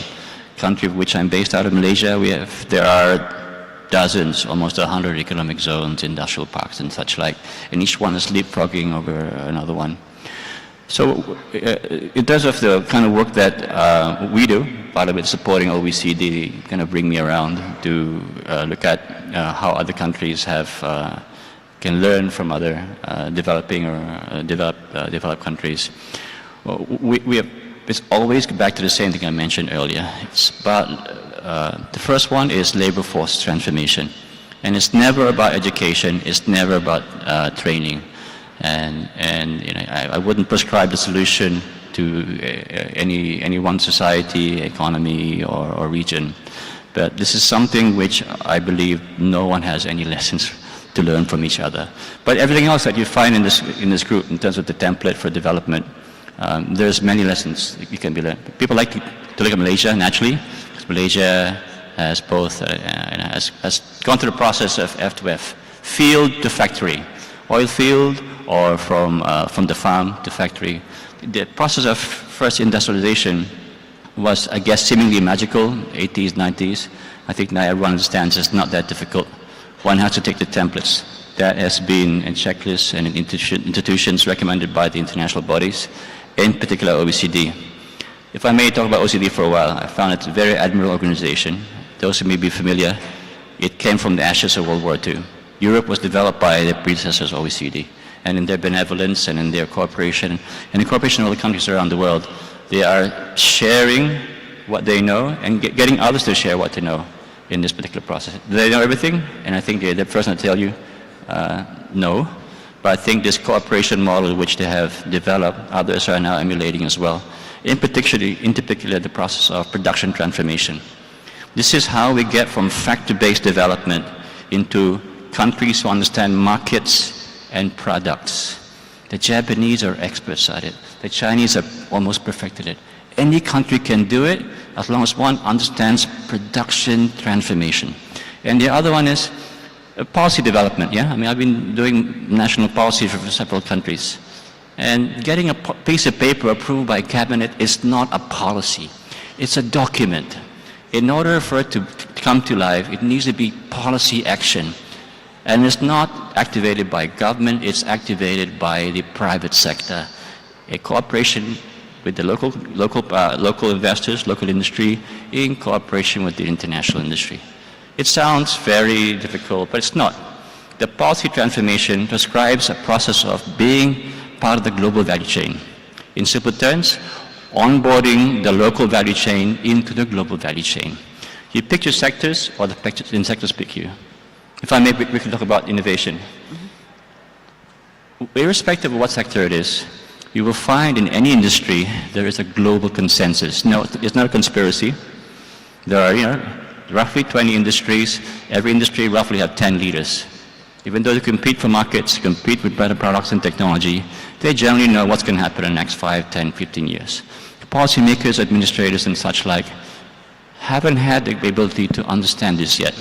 But industrial developers, industrial policymakers, economic developers, they have this inside track.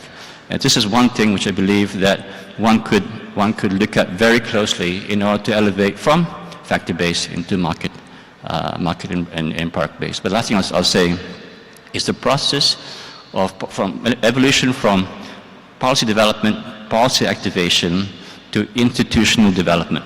And you'll find a lot of organizations politely look at countries, look at economies, and we look at institutions. And I think the leaders from the kingdom described it very well, eloquently in the last panel.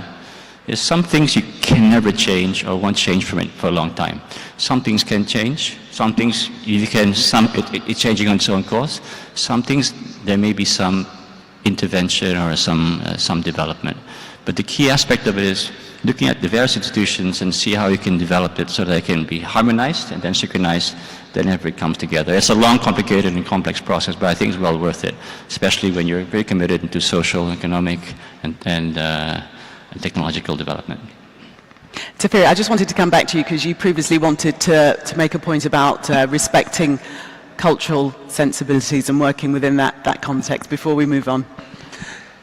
Yes, cultural sensitivity, it's very important for one reason at least. International organizations, as I was saying, the way they can help, especially developing countries, is by identifying what we call best practice around the world, best practice in policy, industrial policy or trade policy, and bringing that to share with countries that are still developing.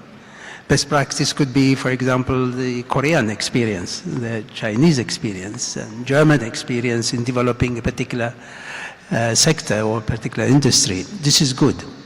But sometimes, unless one is careful, it's very difficult to transport one country's experience achieved under specific cultural background, and specific comparative advantage, specific experience, and different type of institutions to another country and expect that policy to work as it did in the original country. So this is where one area where cultural sensitivity, the specific needs of that country that you're transporting this experience is important.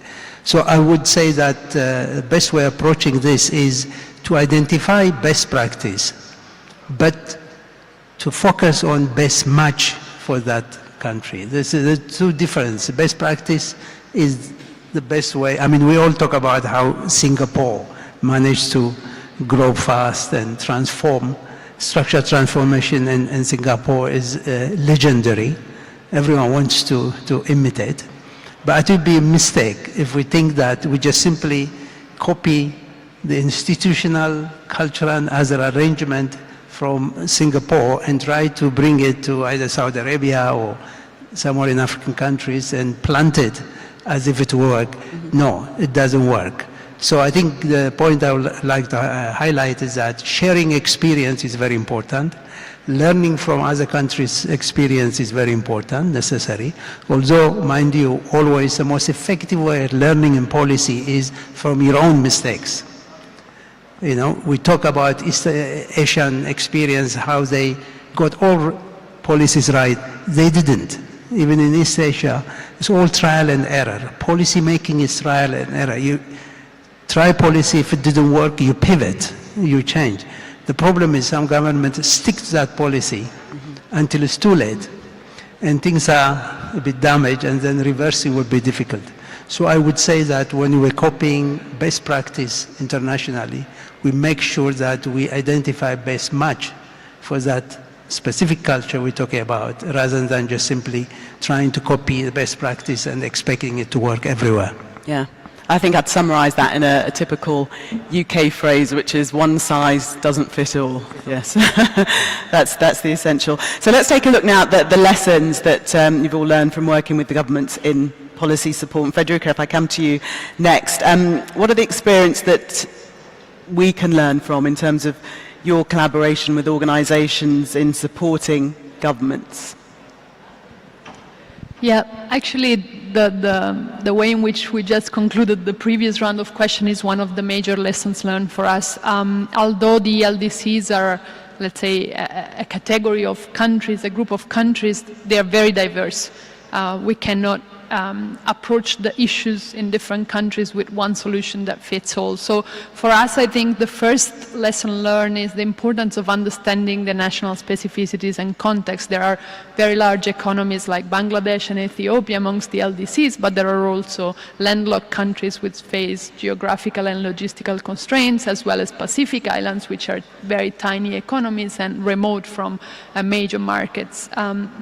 So we've made it the very cornerstone of all our work and our service to first understand the needs through the technology needs assessment. This is actually the first program that started at the Technology Bank as early as 2019, right after its establishment, and now we've covered over 14 countries, and each assessment looks at different sectors based on what the country wants to prioritize. So we listen from a broad range of stakeholders, and of course agriculture comes out, agro-processing, as one of the key sectors that most countries want to look at, because these are primarily agrarian economies who need to start that structural transformation process, and therefore are looking at how technology can help them do that. But really, each country has its own specificities in which sectors and which technologies they also can adapt and scale up because of their level of capacities and national innovation system maturity. So it's very important that we do that, and now with having completed over 14, I think that the Technology Bank is really aiming to sort of be that knowledge hub where we can share broadly, because these assessments are not just for ourselves or for the government, are for all development partners that work with these countries, as well as with other countries that want to work with LDC specifically. So this is really a source of knowledge on the issues, priorities, and opportunities as well for technological development and economic transformation in the LDCs, which we will see continue growing in the coming years. What are some of the success stories that you can specifically point towards? I'll share a very recent experience, actually, something that concluded this year, of a very, very interesting collaboration that arises from one of our technology needs assessment, which has identified, in the Gambia, which had identified post-harvest management of some key crops in the country as one of the areas where the government really wanted to tap into technology deployment for post-harvest management and processing, so value addition. And we basically brokered and facilitated the collaboration and partnership with Turkey's centers of expertise and excellences in crops that are relatable to the ones that the Gambia was interested in exploring further and building capacity in. And we've had several experts coming from the Gambia to observe firsthand, learn, and access best practices in Turkey. And of course, the reverse will happen as well in the Gambia with experts from Turkey. So these are some of the collaborations that we've seen succeed in the short history of the Technology Bank, and we will scale up similar opportunities in other countries in the coming years as well. Okay, Manuel, I want to bring you in now. From your experience, what type of policy support helped governments the most in transforming economies, would you say? Okay, that's a very hard question. Big question that I need to synthesize because we are running late. You can handle it. I tried.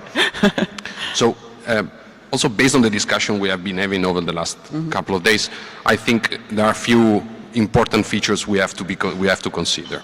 First of all is that industrial policy is about both supply and demand. So when we talk about, when we have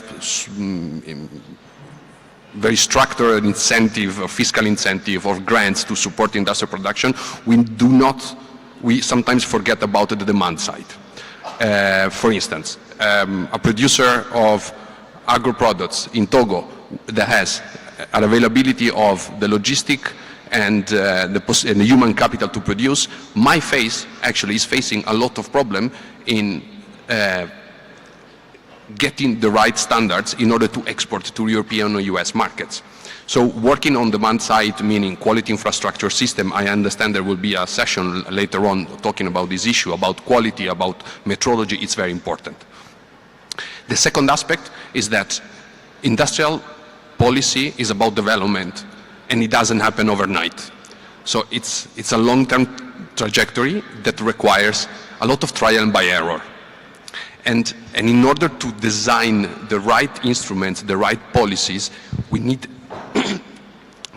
we need data, and we need to assess, revise, and monitor what we are currently doing in every country. This is important because if we are spending, if we are providing X millions, 10 millions of fiscal incentive to attract foreign direct investments, is it the correct way that we are attracting foreign investment in that respect? What is the trade-off between the foregone revenues on one side and the actual investment of the foreign investors? We need data, and we need to constantly monitoring the policy instruments that we are putting in place. And this doesn't happen overnight. We need time, and we need to keep going and investing on the data that will allow us to go granular and understand what is the most impactful or not impactful instrument. So Rob, bringing you in here, can you give us examples where you saw industrial policy successfully support a certain sector? Specifics. It's probably easiest to talk about Malaysia, that's where I do most of my work. I'll give you two examples. One's a very bad, where it didn't succeed, another one where it succeeded. And I'll talk specifically about the electronics sector and technology sector. One of my first occupations, now I'm an economic developer. I started off as an industrial developer. Something called the Multilateral Super Corridor, which was supposed to move Malaysia into a high-income nation through cyber and IT development, moving from the hardware-centric. So we are 30 years into that development, and Malaysia is no much more further developed than it was in the past. Whereas the thing which was left behind, which was actually accidentally developed in the 1970s, which was the semiconductor industry, right, which had been adopted by one province or one state in Malaysia and become a national program, and kind of left behind by the government because it creates a lot of jobs, but it's in the low-end side, which is packaging, assembly, and testing. Fast forward 40, 50 years later, it has become the darling of the global market, because in Southeast Asia, by default, Malaysia really is the only place where you can do semiconductor work, but in terms of packaging, foundry, design, and such like. So these are examples where people on top have a good idea, but in the end, as Tess mentioned, the execution, it wasn't right. Partially, it's institutions are not ready. If you want to go into the IT business or computer science, which I'm part of, you need to have a lot of software developers, and you need to have world-class IT institutions, IT universities, which Malaysia put billions into property, billions into many, many things, but not into the universities. And many multinationals advise the country not to go ahead and do that. But in the end, Malaysia has done it, and is now finally starting to catch up. But that's a 30-year process. Conversely, there is the aerospace industry. Malaysia decided top-down, the aerospace will become a key sector. And for about 15, 20 years, it's stagnated. It took a long time for the institutions to understand what to do. Started with MITE, the Malaysian Industry Government Cooperation, then spread into having cooperation with YASA in Europe, Airbus and such like. They were married to each other. What's the big difference? The big difference is the innovation cycle in aerospace is a very long innovation cycle. It isn't until FAA and YASA approves a policy, then a new technology platform approved and gets commercialized, implemented, manufactured and sold. The IT industry, especially when it comes to software, there's no such innovation cycle. You are immediately replaced within 9 months, 1 year, at the most 15 months. So if you have a culture which allows fast innovation and replacement and dynamism, then it will work. So it is really important for every country and institutions that they're in to understand what they can do and what they cannot do. There are other examples like in Singapore. Just very quickly on Singapore. Singapore is a neighbor of Malaysia, so there's a lot of comparison and competition between the two, if I may say. But you'll find Singapore is a very powerful port, which means you have great port, great banking, then you can do refineries. So it's a much more manageable place. But when it comes to a larger economy with more industrialization, the challenges and the opportunities are vastly different. Intan, I wonder if you can share with us the most important lessons from your work, perhaps areas that might not have been covered by the panel thus far, just really those lessons and how it informs your decisions on a day-to-day basis. Great, thank you so much. It's very insightful to be on this panel because I'm getting really valuable insights. Now, because we're looking at innovation policy per se, we're looking at how to promote a robust innovation ecosystem. Some of the elements that we look at are also to what extent can innovation policy or innovation itself not only help development at home but also overseas. And this is one area where I think we need to remember that innovation, technological process, creativity has a public good trait in the sense that whatever has been produced, if it's produced, let's say, in Kenya, in Brazil, it doesn't mean that it's a loss for the world. This is a mutually enhancing thing. So if we think about COVID-19, the vaccines, yes, we could say the most successful vaccines came from the United States, from Europe, but at the end of the day, the benefits extend to the rest of the world. So when you think about innovation, you think about promoting innovation, you also think that whatever benefits that come, the positive spillovers that come at home, also happens overseas. So this speaks to openness, speaks to collaboration, speaks to the need for different institutions to talk to each other, different research institutions to talk to each other, government agencies that help facilitate the discussion of technological sharing, technological insights, best practices, and how that, in the end, will improve world, right? Progress. I mean, 4 years ago, you can't think about being in one room like this. Now, thanks to vaccines, we're here, we're back again. So in that sense, different, perhaps when we talk about manufacturing, innovation has a cross-sectoral, cross-country, cross-border benefit that we can think about. And so anything that leads to or promotes innovation, creativity, and having the private sector benefit, but also sustain those innovative and creative activities is going to help us in the end. So you can't think about a bordered world, you have to think about a borderless world where we learn from one another, we learn from the different insights, and we see companies doing this. So in that sense, to go back to when we talk about industrial policy, when you think about innovation, we think about collaboration, we think about where can we find the expertise and build what we have at home. Now, sadly, we have come to the end of our time. It's gone so quickly. But I just want to get in one word from each of you, so I think very, very quickly, in terms of whether the future is positive. What word would you describe for what is to come, Manuel? One word. That's your challenge. True. Be bold. Be bold. People. Rob. Can I say 3 words? Global value chain. Okay, I'll allow 3. No more than 3, Tafiri. Implementation. Excellent. Federica? Shared. Intan, you have the last 1 word. Creativity. Fantastic. Panel, thank you very much. That was such an interesting discussion. Lovely to share the time with you. Thank you.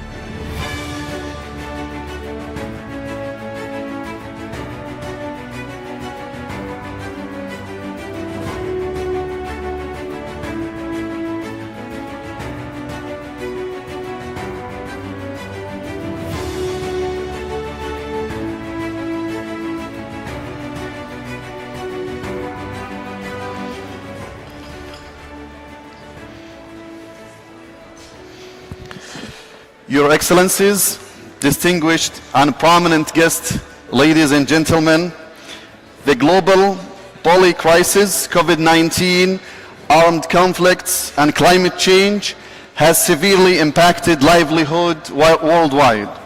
In this complicated environment, the industrial policy is aligned with the SDGs.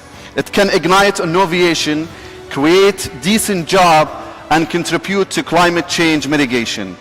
Please, ladies and gentlemen, welcome to the moderator for the next session, Ms. Monia Bositta, Senior Fellow, Policy Center for the New South. The next session titled UNIDO's Industrial Development Report, Regional Launch.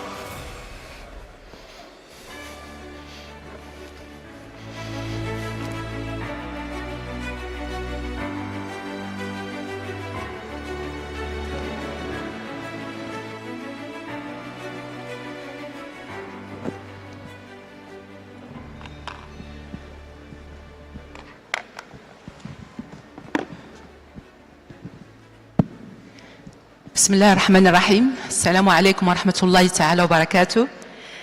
Excellencies, ladies and gentlemen, it's my great pleasure to welcome you to this session, which will be dedicated to the regional launch of the Industrial Development Report 2024, dedicated to Western Asia. And the session is organized under the umbrella of the UNIDO and the Ministry of Industry and Mineral Resources of the Kingdom of Saudi Arabia. So the industrial report, which I think we have a copy in the room, is one of UNIDO's flagship research, products and advocacy tools. The biennial report has 11 editions to date and covering a broad range of topics, including innovation, capacity development, energy efficiency, job creation, technology absorption, digitalization, and economic resilience.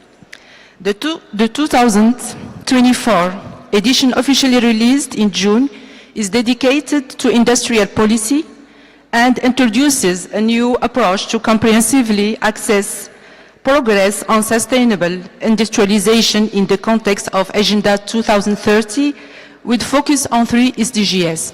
SDG 9, industry, innovation and infrastructure, SDG 7, affordable and clean energy, and SDG 8, decent work and economic growth.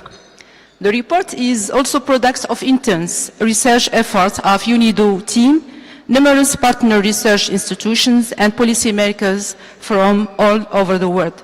So today we'll have the opportunity to present the key findings of the report about the Western Asia and to see what are the main insights and conclusions.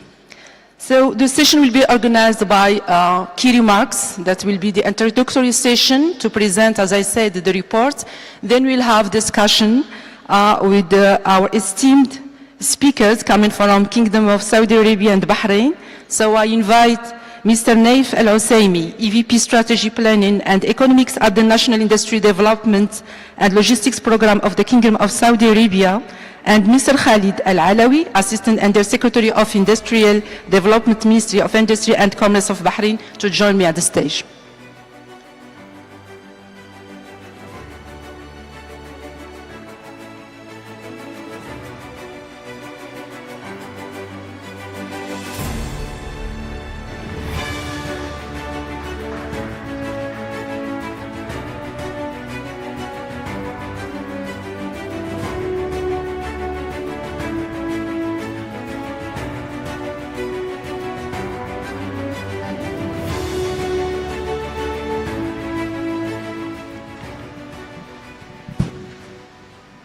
So now, without further ado, I have the honor to invite Mrs. Fatou Haidara, Deputy to the Director General and Managing Directorate of the Directorate of Global Partnerships and External Relations and Director General Special Representative of Africa at UNIDO, to deliver her introductory remarks. Please, the floor is yours.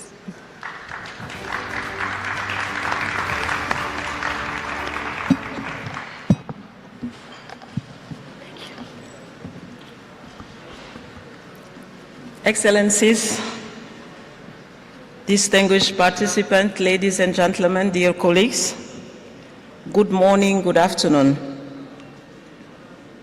Welcome to the regional launch of UNIDO's Industrial Development Report 2024 for Western Asia. My name is Fatou Haidara, as already introduced.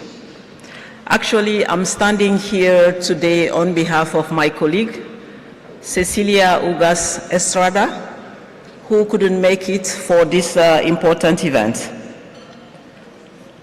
I'm told that we are competing with lunch, so I'm very happy that you have chosen to stay with us for this event. Let me start by extending my sincere appreciation to the Ministry of Industry and Mineral Resources of Saudi Arabia for their immense support in co-organizing this event with UNIDO and advancing our growth cooperation.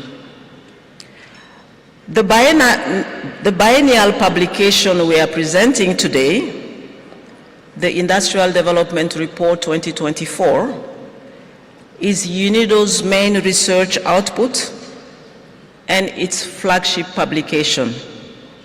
And I will do my very best to give justice to the excellent work done by our colleagues in this team.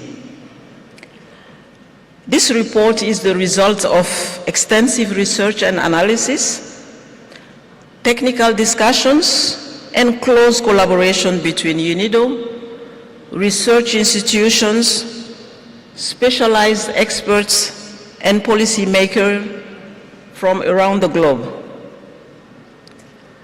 The 2024 edition of the report is titled Turning Challenges into Sustainable Solutions, the New Era of Industrial Policy.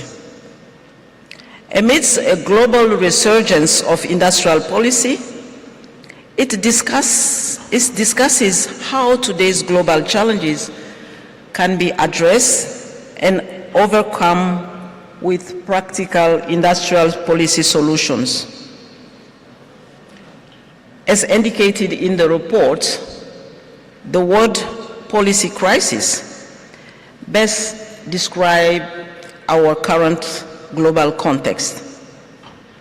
Armed conflict, climate change-related disasters, epidemiological threats, among others, have adverse impacts on communities worldwide, aggravating such challenges as unemployment, poverty, food insecurity, and lack of access to energy, just to name a few. Amid these challenges, the Industrial Development Report 2024 highlights the transformative potential of industrialization when it is aligned with the Sustainable Development Goals. Manufacturing industries can serve as drivers of innovation and job creation while contributing to climate action. Manufacturing industries are the hub of new technologies and innovation, including green innovation.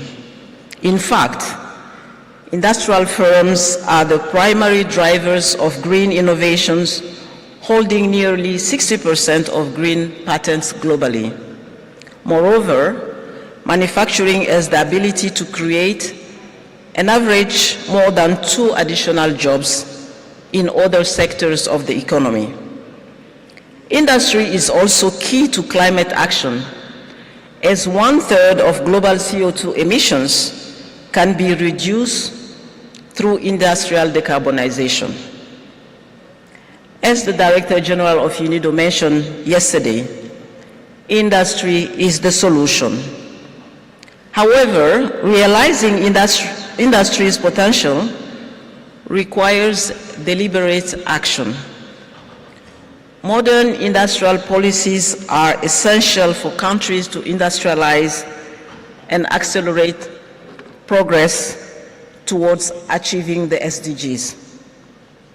According to the report, successful modern industrial policies must be SDG-oriented, future-ready, collaborative, and regionally coordinated. The report also brings a novel regional approach as it recognizes that progress varies across regions and future policies must account of these regional differences. In Western Asia, progress has been strong in energy access, resource efficiency, and infrastructure development. Yet, there is significant potential for improvement in industry, clean energy, and economic growth. Today's discussion will explore how industrial policy can advance SDG progress in Western Asia by presenting diverse policy actions across the region. Ladies and gentlemen, as we face an increasingly complex environment, targeted actions, closer regional cooperation are crucial. UNIDO provides a platform for countries and development partners to cooperate, transfer technology and knowledge, and create lasting partnerships to realize common development objectives. This is why I'm particularly pleased to see experts, including from Western Asia, along with representatives of the government, academia, and private sector from diverse regions here with us today. I encourage you all to participate in the Q&A segment with questions, comments you may have.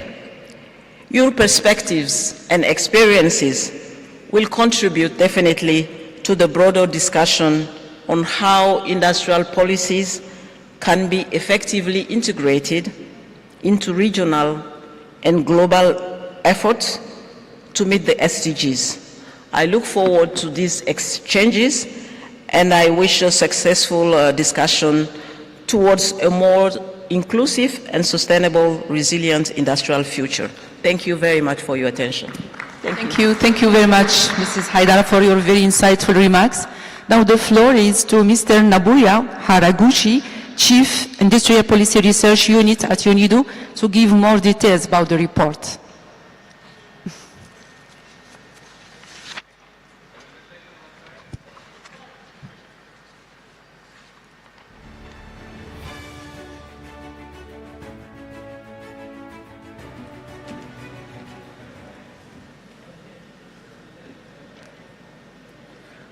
Thank you very much. Excellencies, ladies and gentlemen, I'm very pleased to present UNIDO's flagship report, Industrial Development Report 2024.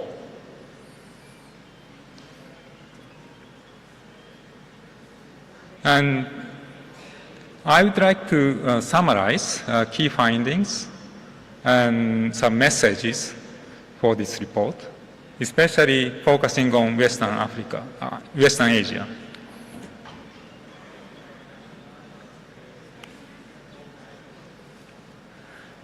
But before doing that, I'd like to give some highlights for this particular edition of Industrial Development Report. As Ms. Bowsett mentioned, this is a 2024 edition of the Industrial Development Report. And each edition has specific thematic focus. And this edition's focus is industrial policy for SDG acceleration. And this latest edition, we introduced some important innovations. And main innovation is about collaboration.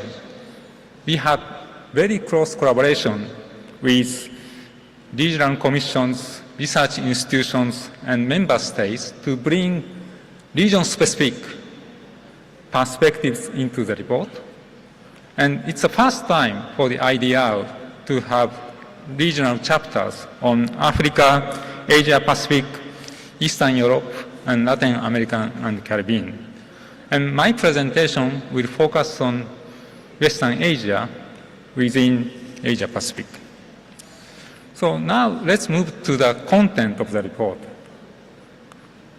So the point of departure of the report is that the world is facing a public crisis. That is simultaneous impact of several global crises, including health crisis, geopolitical crisis, and climate change crisis. And these global crises are bringing devastating effects to countries across the world, increasing unemployment, prices, poverty, hunger, and also disrupting value chains and increasing natural disasters.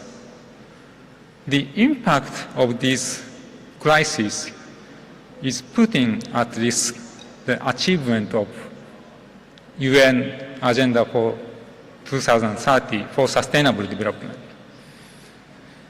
Recent estimate by the UN indicates that only 15% of targets are on track. The rest 85% are unlikely to be achieved by 2030. Against this trend, the key question this report is trying to address is how we can move towards progressing and achieving SDGs. And the main argument we have is that supporting industrialization of developing countries is a key avenue to achieve this. Why? Because manufacturing is particularly well suited to advancing SDGs due to their strong multiplier effects and strong linkages with other sectors. And to capture this effect, we put forward a simple framework to distinguish direct effects and indirect effects. And direct effect is the positive impact of industry on other SDGs beyond SDG 9 industry. And indirect effects normally take place through the positive impact of industry on economic growth, job creation, that is SDG 8, and also on climate change-related innovations to drive energy transition. That is SDG 7. I will not get into the details on this effect, but the report provides substantive empirical evidence on these channels. But industrialization doesn't happen automatically. It requires coordinated efforts of the government, private sector, academics, and all other relevant stakeholders to direct investment into the creation of productive capacities. And for that, we need industrial policy. But it is not about any industrial policy. We need modern industrial policies, which have 4 characteristics: SDG orientation, future readiness, collaboration, and regional coordination. I'll focus on the first 2, SDG orientation and future readiness, and bring some findings from the report for Western Asia. So SDG-oriented industrial policy, it normally starts with a comprehensive assessment of progress towards the goals most closely linked to industry, including SDG 9, but also SDGs 7 and 8, due to the reason I just mentioned before. And IDR 24 introduces a novel approach to assess progress in 3 SDGs.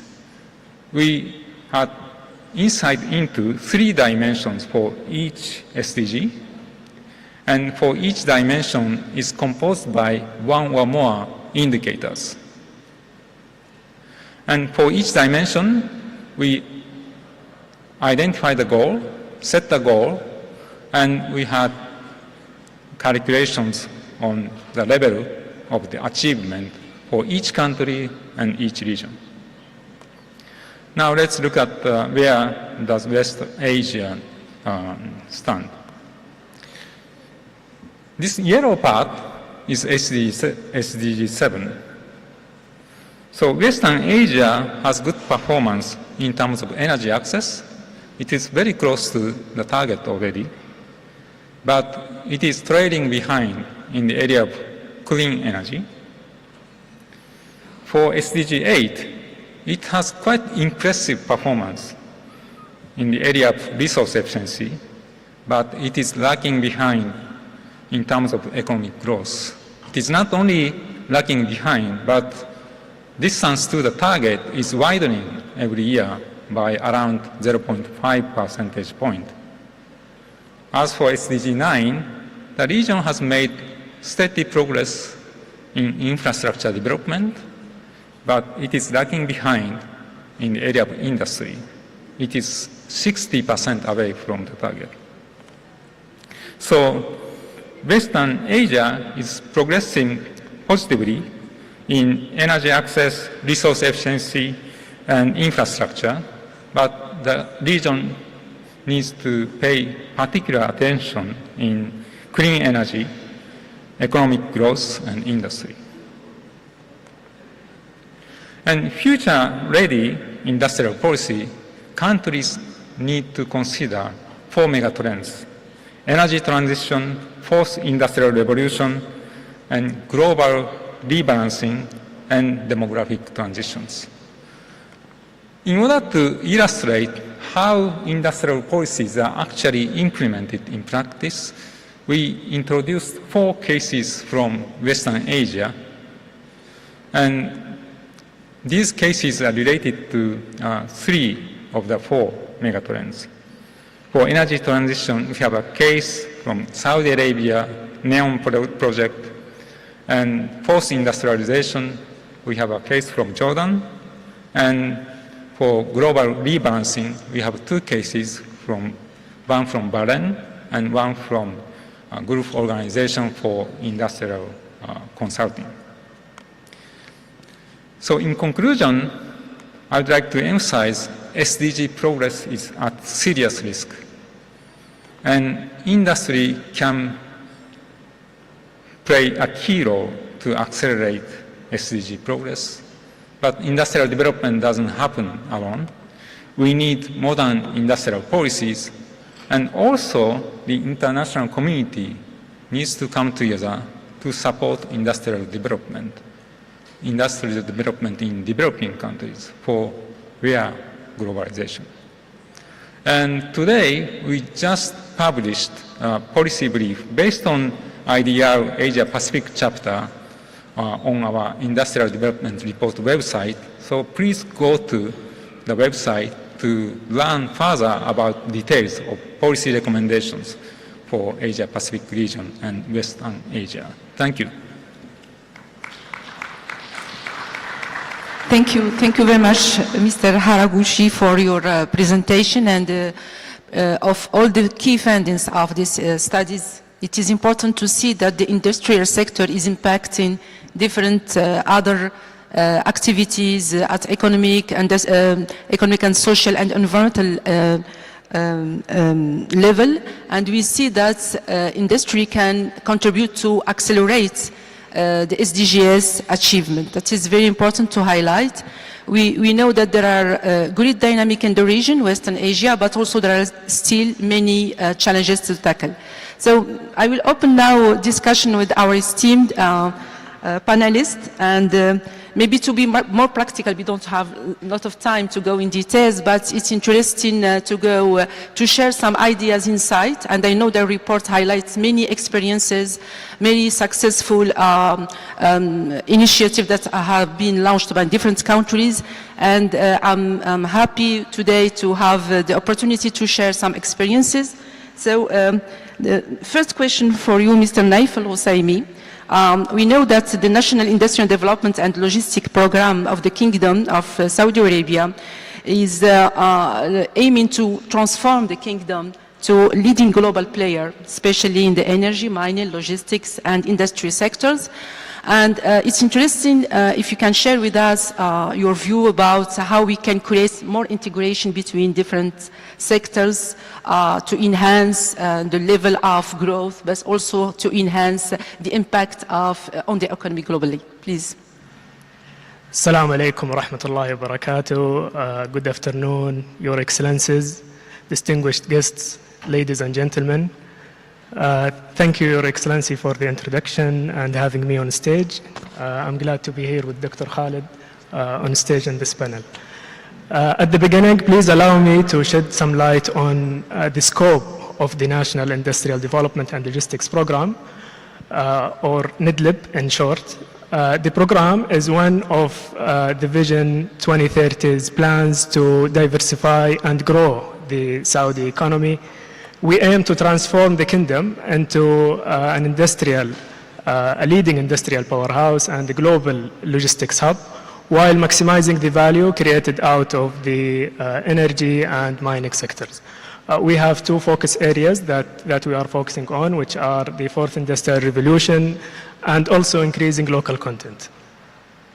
The essence of our strategy at NIDLIP is to focus on the integration between the four sectors, mining, energy, industry, and logistics services, of course, to unlock additional value out of these valuable sectors. Of course, the integrated approach is crucial for us to boost our industrial capacity, to diversify our exports, and also to attract new investments. The approach will not only achieve the vision objectives, but also will support the kingdom to progress in SDG number 9, industry, innovation, and infrastructure. Cross-sectoral integration will bring economic resilience to the kingdom, and we can think about it in multiple aspects. Maybe the first aspect will be synergizing value chains along with supply chains. So, for example, when we have the mining, energy, and logistics services sectors together, so mining operations took place with energy and logistics and advanced manufacturing as well.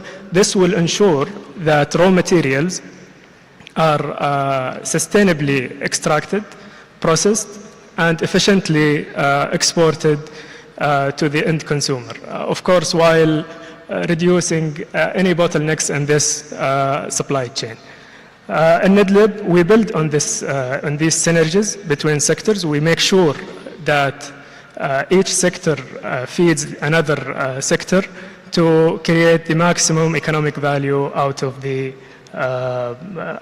process.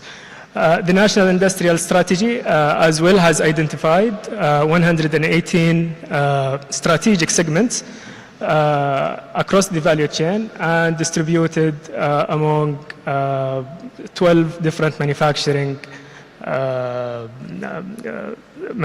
subsectors. Another core point that we are focusing on also is to integrate the infrastructure. So when we have an integrated infrastructure or a program that focuses on shared infrastructure for all sectors, so for example, if we think about a railway that is used for both industrial usage and also for domestic usages, this will maximize the value out of the infrastructure investment that the government or the private sector put in. Also, at NIDLIP, we make sure that our industrial cities are well connected to ports and well connected to energy networks, so we can attract more investments and also we foster additional exports.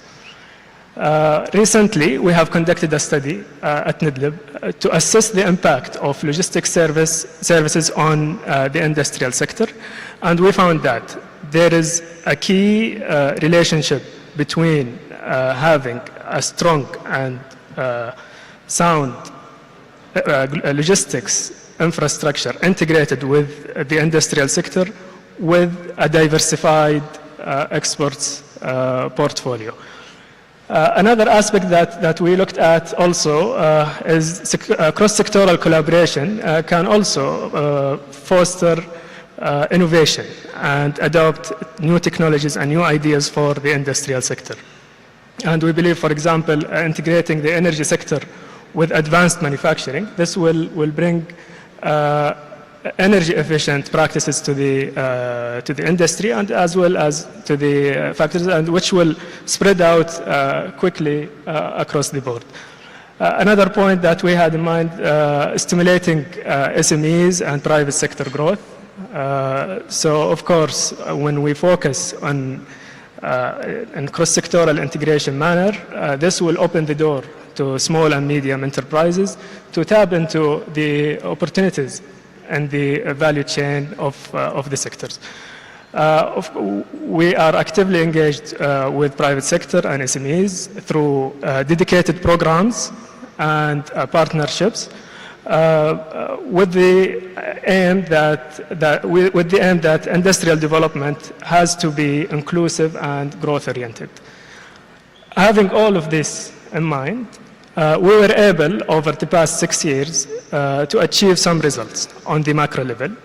We were able to attract more than 590 billion riyal of investments in these sectors. We were able to create more than 650,000 jobs, out of which 213,000 jobs for Saudis. And also, we were able to increase our participation to the national economy. So by the end of 2023, NIDLIB's contribution account for around 1/3 of the total non-oil GDP of the Kingdom of Saudi Arabia. Yet, we have a long way ahead of us until we reach 2030. The targets are still ambitious, and we will go there. We deeply believe that cross-sectoral integration is not a theoretical concept. It's a practical strategy, it's a practical plan, and we've been doing it for the past, since the launch of Vision 2030, and we believe it's important for economic resilience. Thank you very much. Thank you for sharing with us this insightful ideas about how we can create more integration between different sectors to maximize the impact and to have more benefit for SMEs.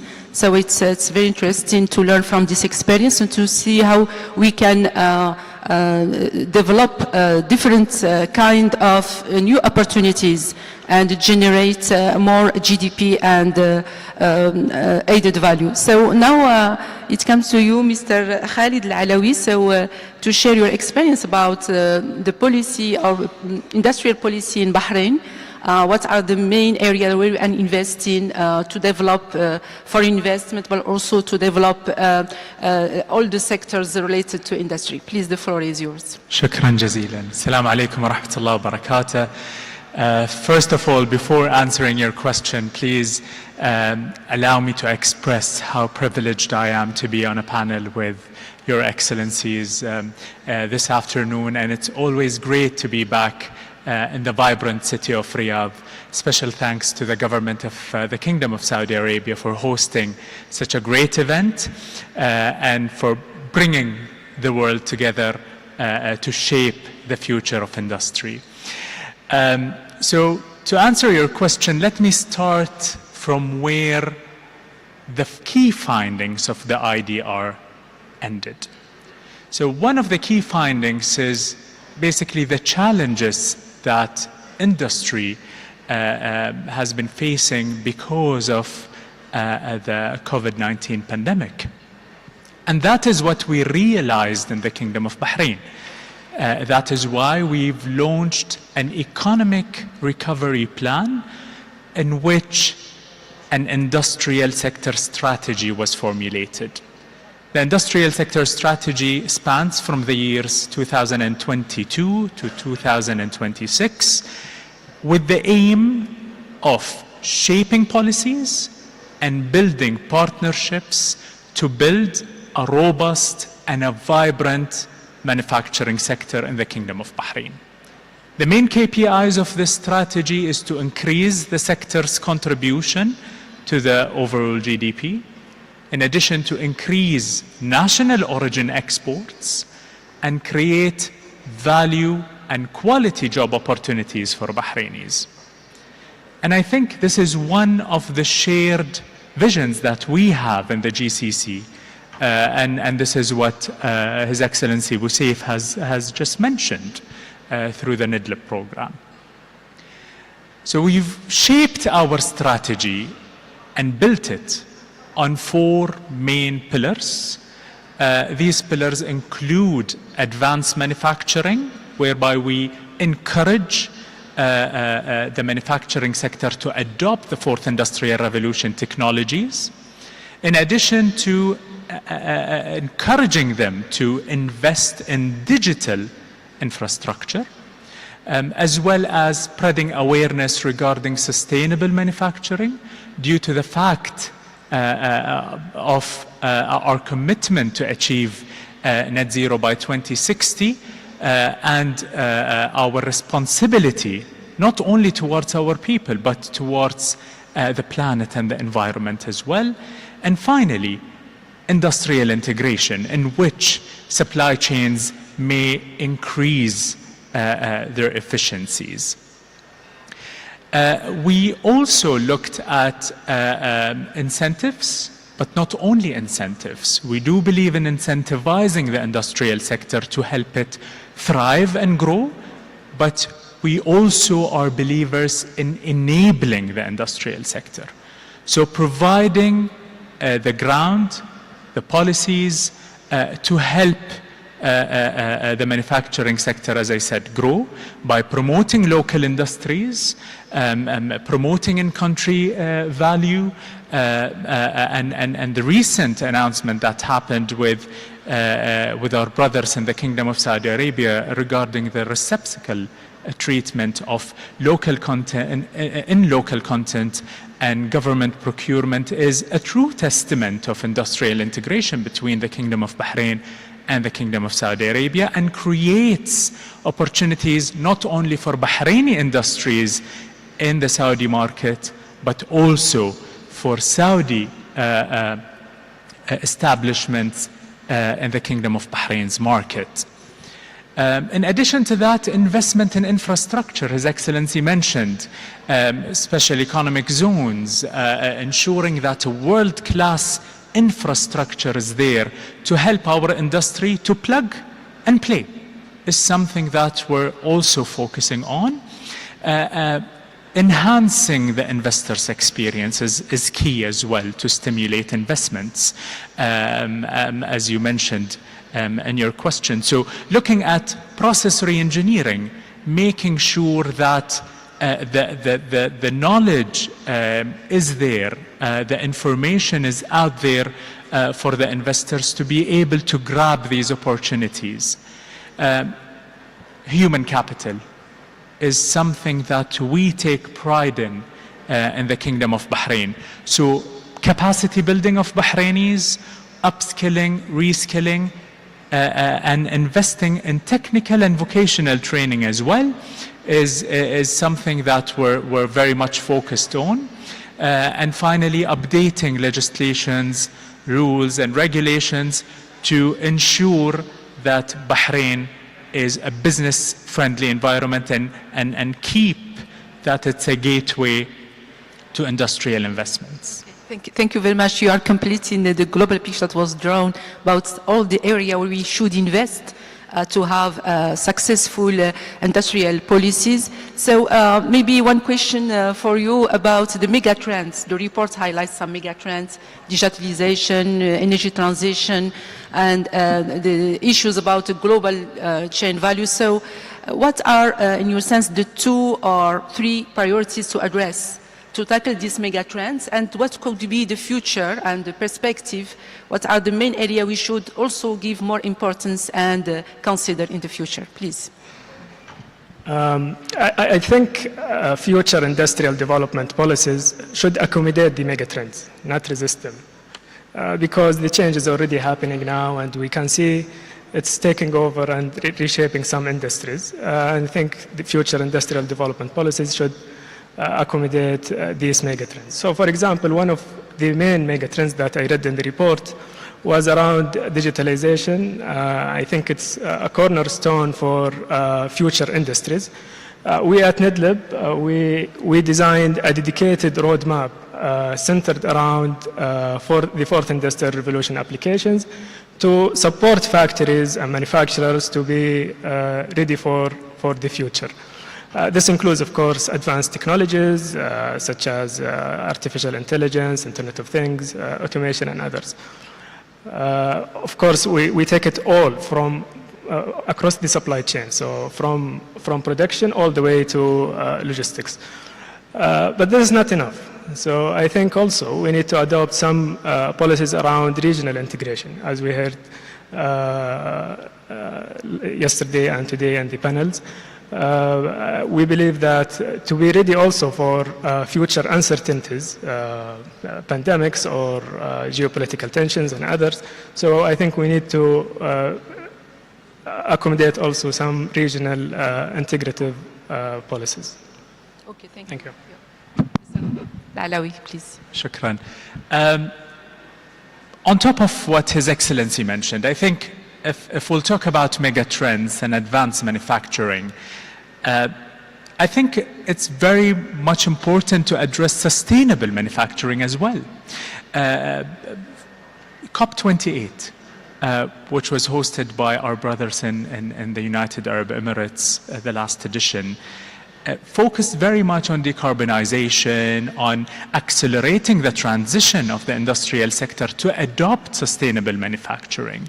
It's something that I think we need to shape policies for, to encourage and enable the private sector and the manufacturing sector to go towards more greener production.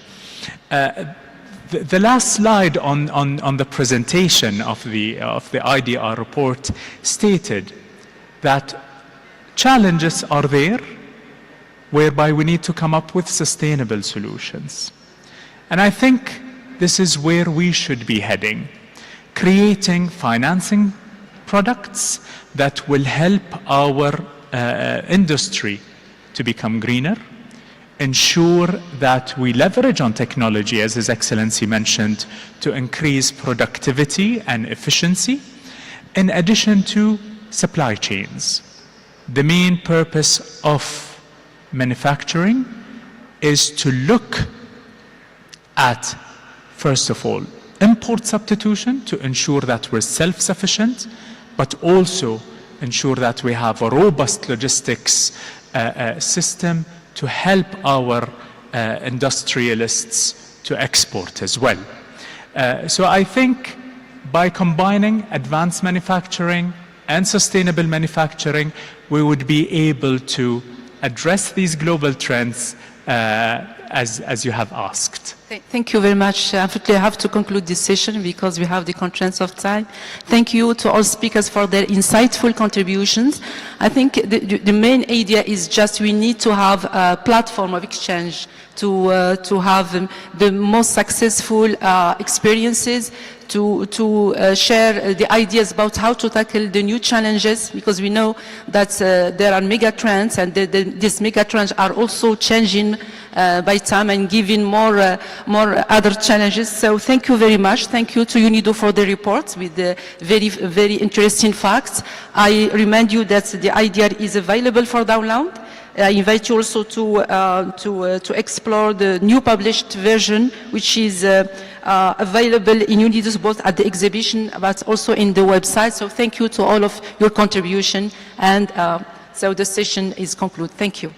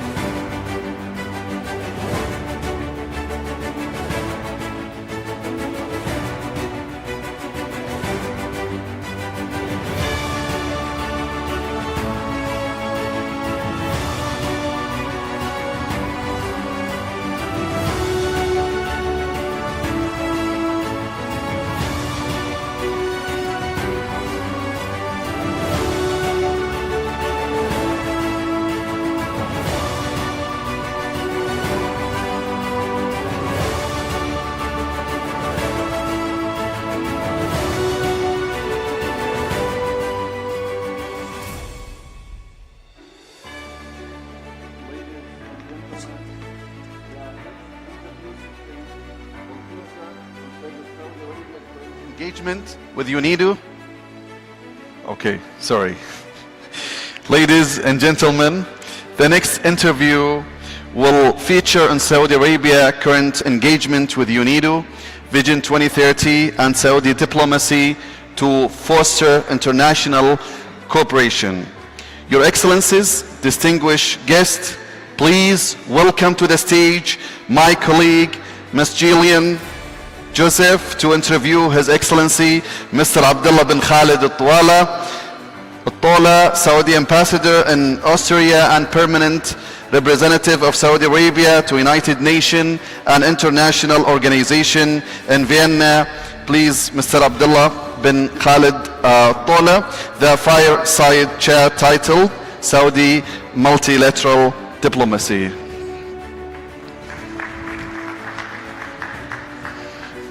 Good luck. After you.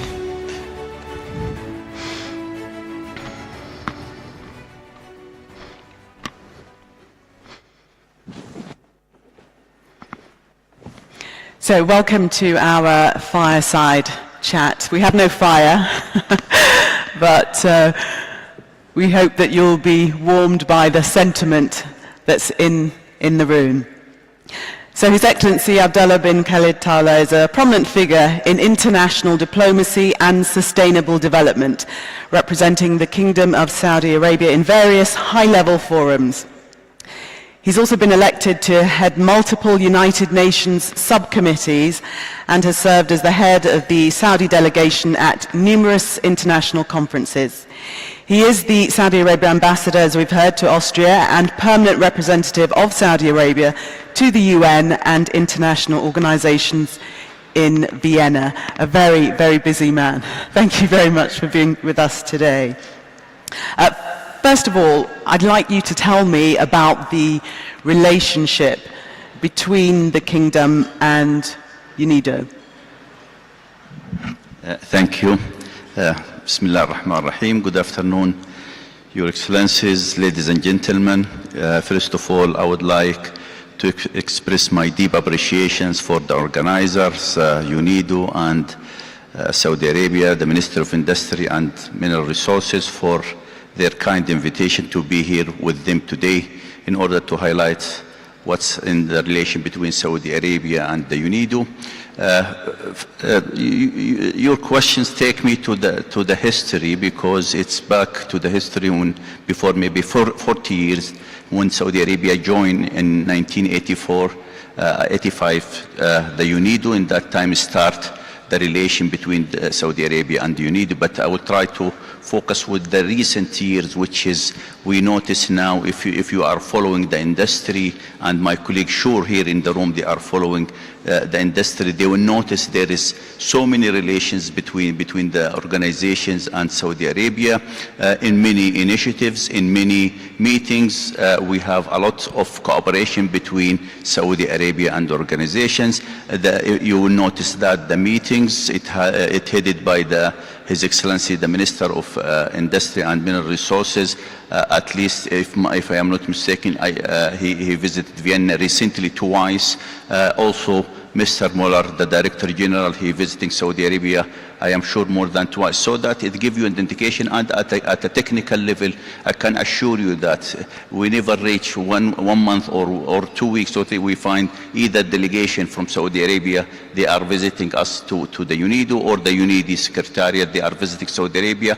And I am sure today we will notice what's the type of cooperation when they are signing the cooperations together between Saudi Arabia, Minister of Industry and Mineral Resources, and the UNIDO. And also we heard yesterday in the opening remark at the highest level here in the podium what the type of relation we have between Saudi Arabia and the UNIDO. Okay. Can you tell us about future events and collaborations with UNIDO? There's one particular quite large collaboration that's due to take place. Yeah, exactly. That's Before I answer this question, maybe I need also to highlight with this event, if you got also the history, the first edition was held in Vienna itself. So usually the practice for the UNIDO, most of the event, it's happened in the headquarters. But imagine that two events, today this one, which is in MIPF, and the second one, which is the major one, which is the conference next year in 2025 November. Also, if you go to the history, almost 57 years for the UNIDO. If you count almost maybe 4 times, it happened that the general conference to be held out of Vienna. The next one, it will be in Saudi Arabia. That's a major conference that it will happen in Saudi Arabia. So that speaks to the special relationship with Saudi Arabia. What do you put that down to? What do you put that down to, the special relationship? Yeah, that's down to, as we heard yesterday and today, there is more cooperation, more focus on the development, for not only for the Saudi, it is win-win situation. It is for the UNIDO itself as organization and for Saudi Arabia and also for developing country in particular, the LDCs, the African. This is our attention for the cooperation between the UNIDO. We're putting the hat of the developing country. Maybe you hear His Royal Highness Prince Abdulaziz, the Minister of Energy, yesterday he talked about South, he talked about African, he talked about many continents, which is very important to Saudi Arabia as we are a leader country. I want you to talk a little bit about the Riyadh Declaration, which is the sort of buzzword. Everybody's talking about it, how it came about, what it entails, when we'll have the full declaration. Yeah, thank you for a very important question. Indeed, before I arrived to Riyadh here, I met with my colleague, the permanent representative in Vienna, from many countries, from developing country. They are meeting with us. They are asking questions about the Riyadh Declaration, what the content of that declaration. I already, at my level, I assured my colleague in Vienna there, it will be a comprehensive declaration. It has both which is politically and technically. The objective of that to have the acceleration of the development, this is the main charter for the UNIDO for acceleration the development in particular for the developing country. That our focus it will be in the declaration, Riyadh Declaration. For sure, we will work step by step with the member countries.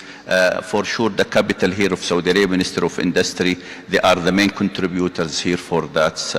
For the declaration, but for sure there is other organizations in Saudi Arabia, and also with support of the Secretariat of the UNIDO, we work together in the Riyadh. But in general, to have a very short answer, it will be very high ambitious declaration that it meets the expectation of the whole world, because I remember last year when we proposed to host many countries, they saying why it is in Riyadh, why we coming to Riyadh. I am sure we give him small answers, but we leave it for the days to prove why it is in Riyadh. But if we do ask that question, why Riyadh? Yeah, that's good questions, because if you notice yesterday and today in the morning, my colleague, the excellencies in their presentations. Why Riyadh? Because Riyadh is ready to host such industry conference, very huge conference, because we have the vision of Saudi Arabia. We have the approved strategy. We have all the tools. We hosted in Riyadh not from the issue of the logistics. We hosted in Riyadh from the content of view. When we saw ourselves ready, we submit our proposal to host it in Riyadh, because in Riyadh we are ready to meet the expectation from the whole world, or from the whole member of the UNIDO, to see what the expectation coming, in particular for the developing country. That's why in Riyadh, we are waiting to the right time. We put our proposal to host it in Riyadh, because I am sure here the audience from yesterday and today, and I am sure the outcome of our forum today, it will show why it is Riyadh and our ability to do it in Riyadh. We were speaking previously about transparency and the need to be, absolutely clear that the processes that are going on, the decisions that are made, everybody is aware. It's at the core of what you're trying to project, this transparency. Why is it so important to you? Yeah, this is very valid questions. Again, also my colleague before I came, the ambassadors in Vienna, they talked to us, because if I claim that during your introduction I spent maybe around the 30 years in the United Nations, usually if you would like to have the outcome, it should be transparent. If you would like to have a consensus, you need to be transparent with the process, very clear process. And let me tell you, the decision made that to host, the high delegation headed by His Excellency the Minister arrived to Vienna. We submit our proposal. After that, we make a roadmap to Riyadh the next year, which is the mini conference. Last month, in order to be transparent, open-ended, we listen to the people. We go to New York with the high level in the General Assembly in New York with the week of the high level delegation from Saudi Arabia. They go to the world because, you know, during that week in New York, the high level people, they are there. We listen to the people. We start as a journey of transparency, open-ended. We listen to all parties. We listen to everybody. Now we came here for this forum. After that, we will go to the Vienna. We plan to produce, for let's say, the zero draft. We submit all the parties. We listen to them. After that, we collect the input from the country. We bring back again what's their views after that. So we take it as a process of transparency, party-driven, with the support of the Secretariat of UNIDO. I think we will reach the consensus, because very important in Riyadh next year, we will have trying to accommodate all member countries, even the private sector, in our submissions, that it should be collected effort. Yes, we are the host country. Yes, we have the Secretariat, UNIDO, we have the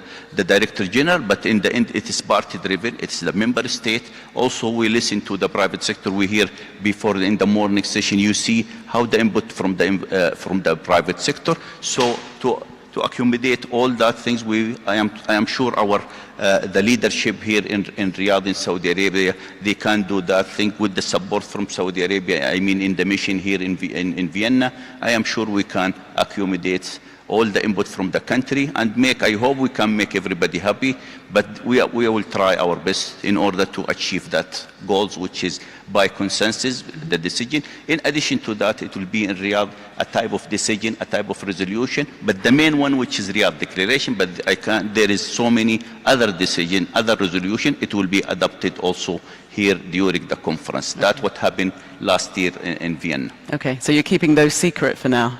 No. Keeping those secret for now. Let's talk about your wider reach and the wider reach of Saudi Arabia, stretching to make alliances across the globe, particularly with Africa and lesser developed countries as well.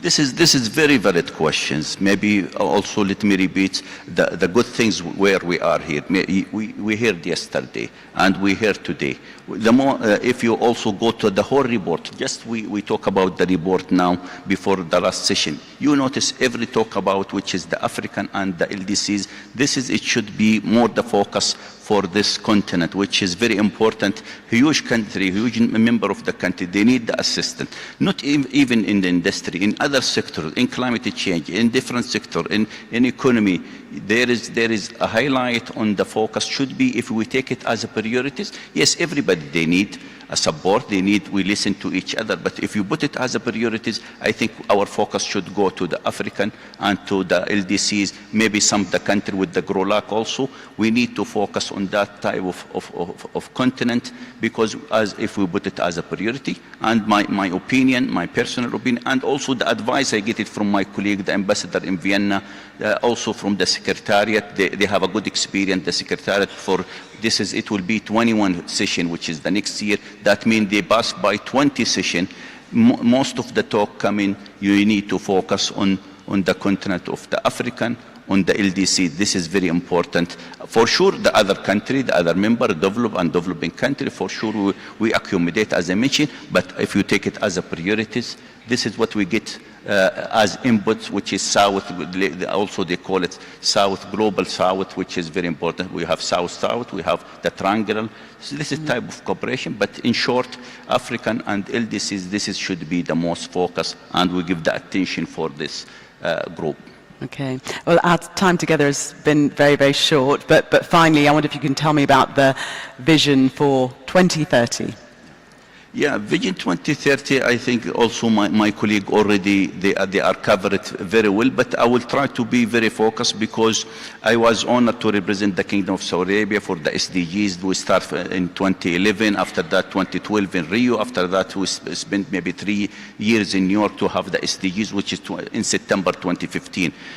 Saudi Arabia, it was launched in 2016, the Vision 2030. Let me tell you one information. I am sure my colleague, they know it, but let me highlight, which is when we do the mapping between the Vision 2030 and the SDGs, the 17 goals, I can assure you there is a big alignment between the Vision 2030 of Saudi Arabia and the SDGs, and after that we continue. But let me focus on the issue of the industry, which is the goal number 9, and the vision, as my colleague today in the morning, they mentioned, which is the important, which is the strategy approved, the industry strategy was approved, and many achievements for the Vision Saudi Arabia Vision 2030, and I am sure after the review, maybe we are in the midway or more than the midway of the Vision 2030. Some of the goals we already passed that stage, and we, as my colleague yesterday, they talking about the Crown Prince, the Prime Minister, Prince Mohammed bin Salman, he talking about the 2040 now, because I think almost we're achieving the 2030 goals in many sectors. It's been an absolute pleasure speaking to you. Thank you so much for sparing the time. Please give His Excellency Abdullah bin Khalid Tawla a round of applause. Thank you. Thank you. Yeah.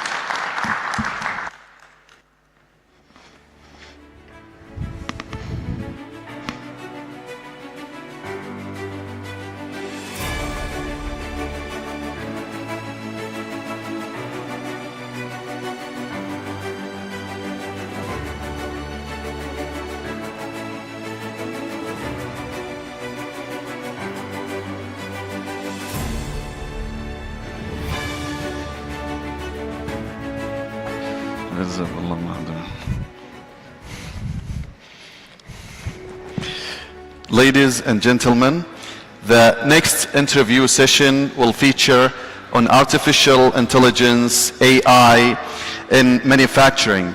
It will address the role of AI in driving innovation while ensuring that ethical considerations and sustainable practices are prioritized.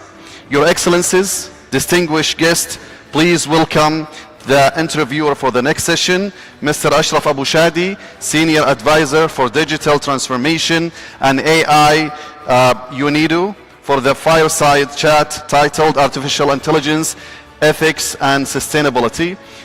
He's going to interview Dr. Isabella Mader, the CEO of Excellence Institute, Austria. Please welcome the stage.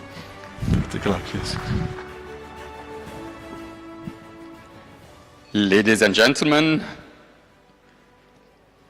it's a pleasure to be here, and it's wonderful atmosphere. We've heard in the past 2 days so much talk about artificial intelligence and technology, and in this short session we try to address one of the very important aspects of the technology, which is the ethics part into it. And I have the pleasure to have with me Ms. Isabella Mader, who is the Executive Director and CEO of the Austrian Excellence Institute, which is a leading think tank for digital strategies, AI ethics. Ms. Mader is the advisor to the Austrian Parliament, and she is on several advisory boards, of which is the Global Peter Drucker Forum. Her background is in information science, business, and psychology. Please welcome Ms. Isabella Mader.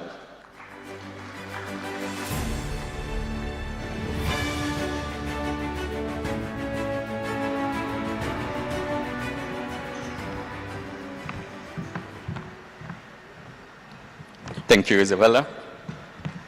And thank you for coming up here. My pleasure. We hear a lot and we talk a lot about AI, technology, but in many times, we lack the human aspect of it. And with your background and with your research, you tackle the human side, you tackle the psychology side, you tackle the fairness into the technology itself. So, with your knowledge, what do you think the key ethical consideration in deploying AI specifically in industry and manufacturing is? Please. To tackle from the human side, you would allow me to separate the answer in 2 points. The first point would be, what are the ethical considerations? And the second point could be, why should we care? To mind. So, the first one we've heard about it is bias and fairness. We have a lot of data sets for training AI internationally that still have a very strong historical and geographical bias.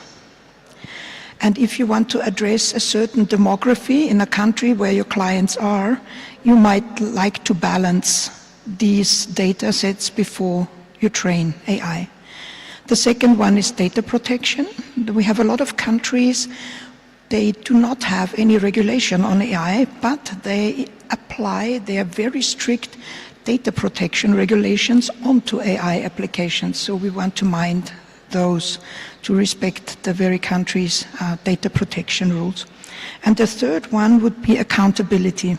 Also from the human side, I would say responsibility is a key factor, and we need to see to have the human oversight at all times. And there is a very generic question why we would want that. And the example is a robot goes wild, goes out and kills someone. What shall we do? Shall we incarcerate it? It's not helping. So that's a key consideration that we might like to apply. And the second one is, why should we care? The loss of trust, especially as a government, you want to avoid that. Then you have the reputational damage, and mind you, there is no insurance against reputational damage. So we want to prevent damage. And there are two very well-known public cases in the Netherlands and in the UK where a loss of trust happened due to bias in the algorithm, and reparations are still going down. And the Netherlands government had to step down over the incident, so that's really a thing.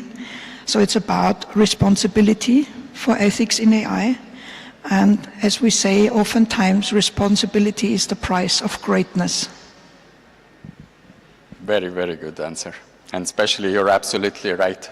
Whom to check if an AI goes rogue?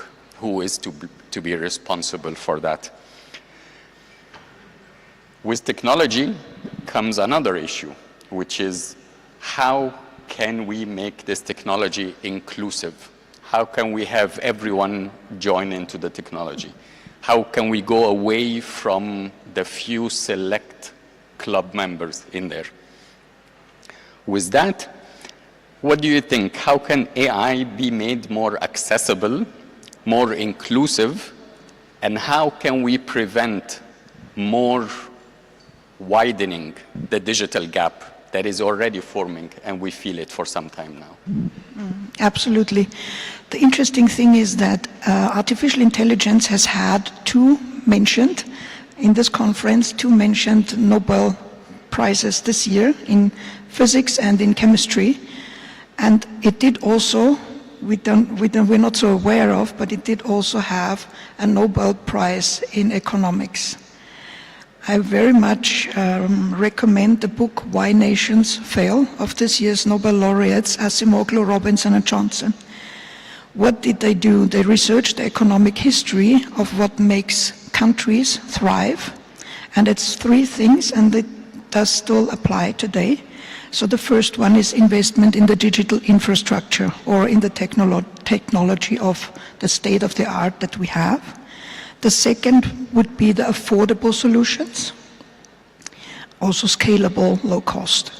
And the third one would be the capacity building, like training and application rollout of technology.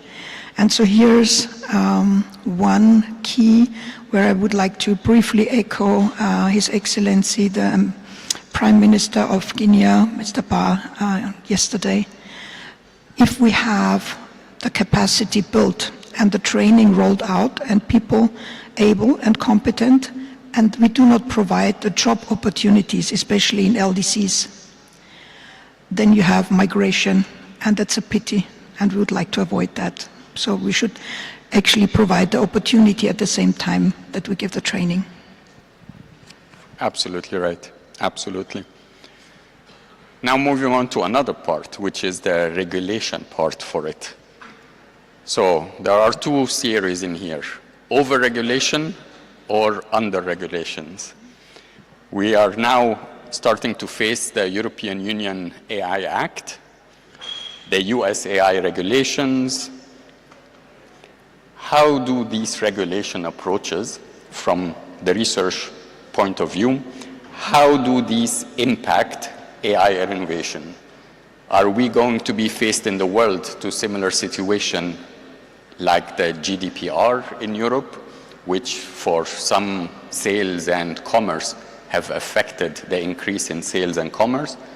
Or what is your opinion about it? Okay, so I'm invited for an opinion, which is fine. You may want to strike a balance between over-regulating and under-regulating.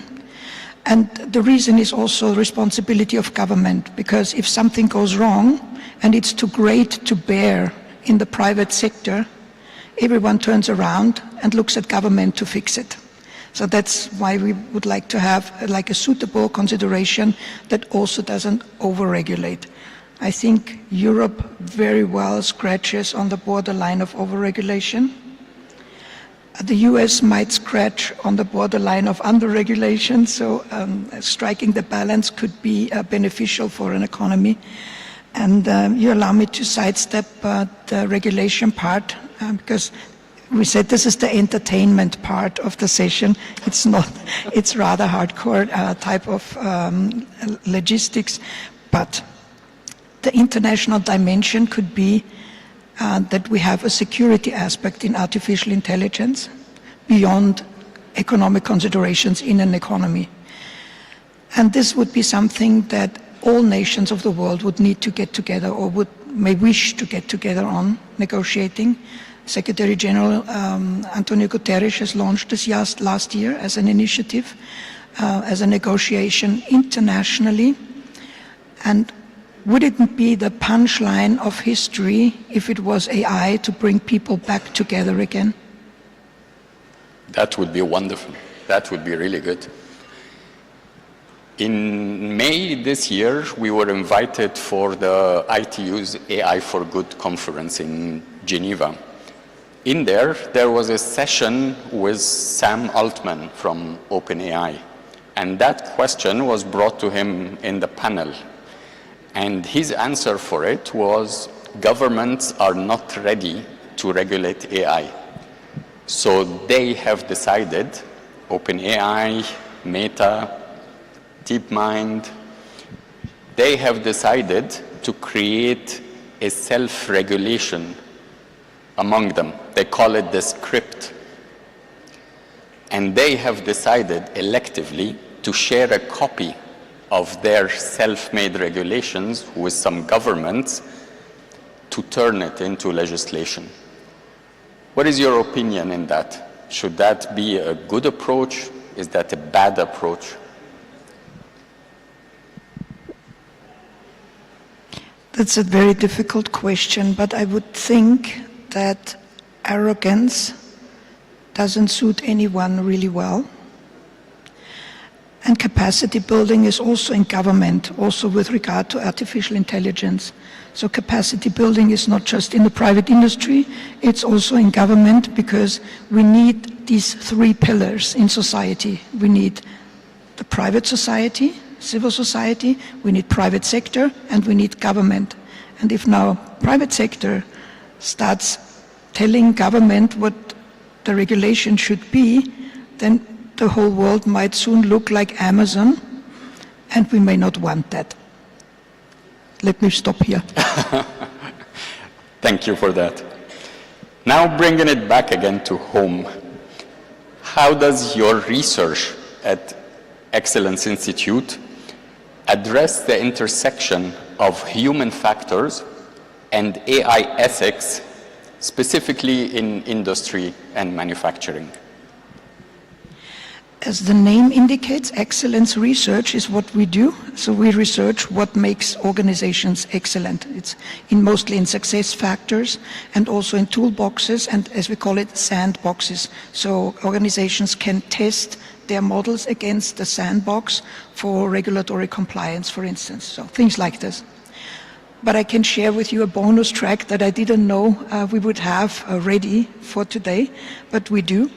The latest piece of research was on the question of, does AI or does technology cause mass unemployment or take jobs?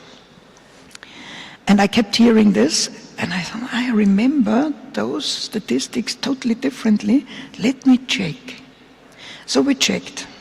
From the 1950s to today, in the major economies in the world, you have a growth by at least double the employed persons. The US has tripled. I think Saudi Arabia has also done extremely well, like outperformed many countries in the world. And the small dents that we saw are economic crisis, like the pandemic. But other than that, it's a straight line from the 1950s to today. So I was turning around to the statistics, pointing at it and said, can you help me? I don't see it.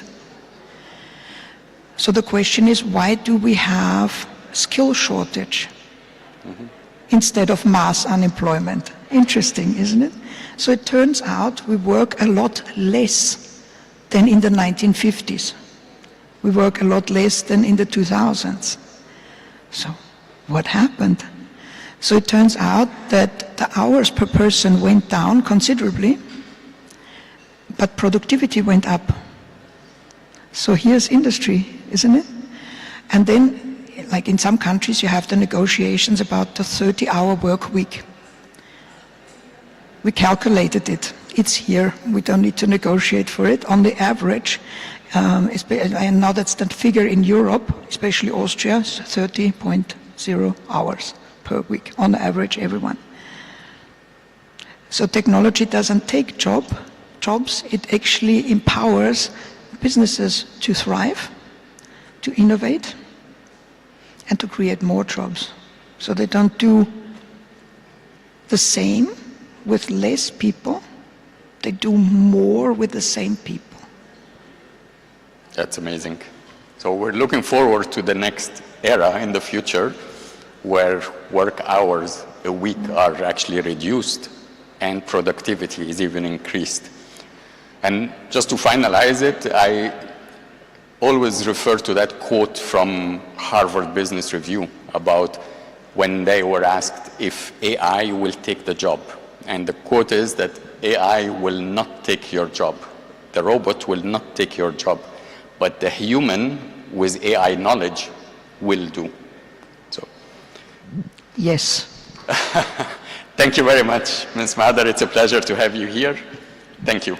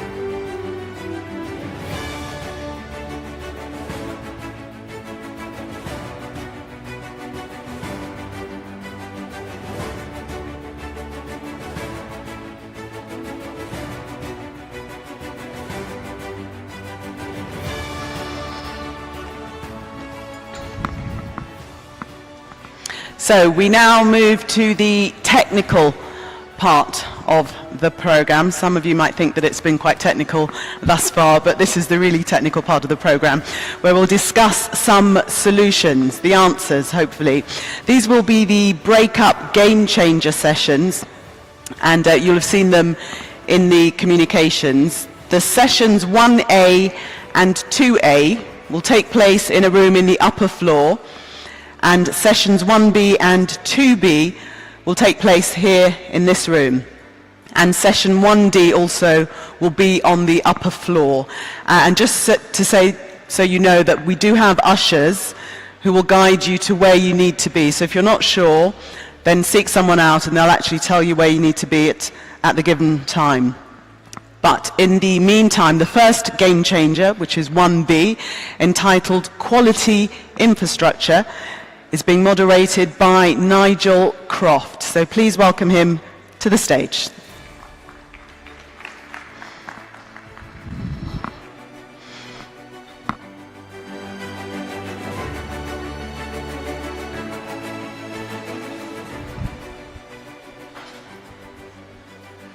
Salam alaikum. Distinguished guests, ladies and gentlemen, I'm Nigel Croft. I'll be moderating this whole session. Before we go any further, please note that one of our panelists will be speaking in Spanish. So if you do need translation, now would be a good time to pick up headsets at the back of the hall there. Today we're going to be talking about quality infrastructure. And a robust quality infrastructure has long been recognized as a key component for a country's successful participation in international trade. In recent years, though, we've seen an increasing focus on the contributions that the quality infrastructure can make to sustainable development initiatives and the achievement of the UN's Sustainable Development Goals. The main QI components include standards and technical regulations that define requirements for products, services, and other things. Conformity assessment, such as testing, inspection, and certification. Metrology, accreditation, and market surveillance. Those responsible for these activities need to interact and work together to ensure that all economic operators know what is required of them and are able to demonstrate that they're consistently meeting those requirements. So the format of our session today will be to start with a triggering presentation, followed by a panel discussion, and finally a presentation from our friends at the Saudi Fund for Development and the Saudi Development and Reconstruction Program for Yemen, and about the reconstruction projects that they are running in Yemen. Now, as we all know by now, time is a non-renewable resource, and we need to make the most of it. So without further ado, please allow me to introduce my friend and colleague, Mr. Alejandro Rivera Rojas, who will make the triggering presentation for our session entitled Quality Infrastructure and its Contribution to Sustainable Development, a look at UNIDO's quality infrastructure tools. Alejandro, por favor.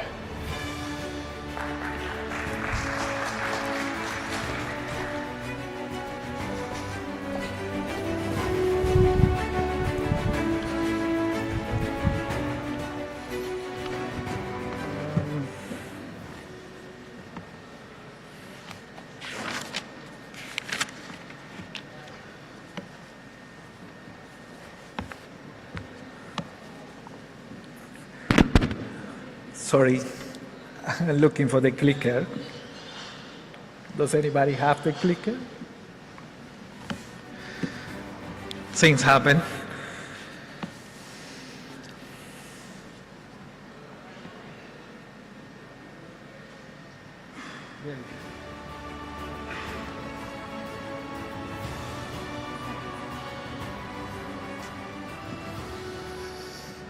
Okay, so thank you very much, distinguished excellencies, participants. I'm very glad to be here in Riyadh, second time, and I am very honored to make this short presentation that will trigger the discussion on the panel. So, as my colleague Nigel explained it, we will try to introduce on quality policy development what is so important regarding to building a strong quality infrastructure system, and also how quality infrastructure for sustainable development index that we have developed in UNIDO in conjunction with other organizations will be so important as well. If we look into the definition of quality infrastructure that our good moderator Nigel introduced it already, in 2017 it was agreed a common definition that is put for all the world on what is this subject, and particularly highlighting what are the 5 dimensions that are important within any given system of quality infrastructure. And these comprise standardization, metrology, accreditation, conformity assessment, and market surveillance. In UNIDO, we have been working for more than 40 years on developing quality infrastructure systems all over the world, and we have developed a set of different tools that can be used for policy level, can be used for strengthening quality infrastructure institutions, but also can support SMEs to access to markets, for example. In one of the key tools that we have developed is this Quality Infrastructure for Sustainable Development Index that I will be explaining further later. Also, we have a knowledge hub where you can find more than almost 400 publications that are talking about all the different aspects of QI, but we have developed also a trilogy policy guidelines that you can find where you can understand what are the guiding principles, what are the technical steps you need to put in place if you want to develop a strong or robust quality policy in your country, and also how you can do a step-by-step implementation of this quality policy.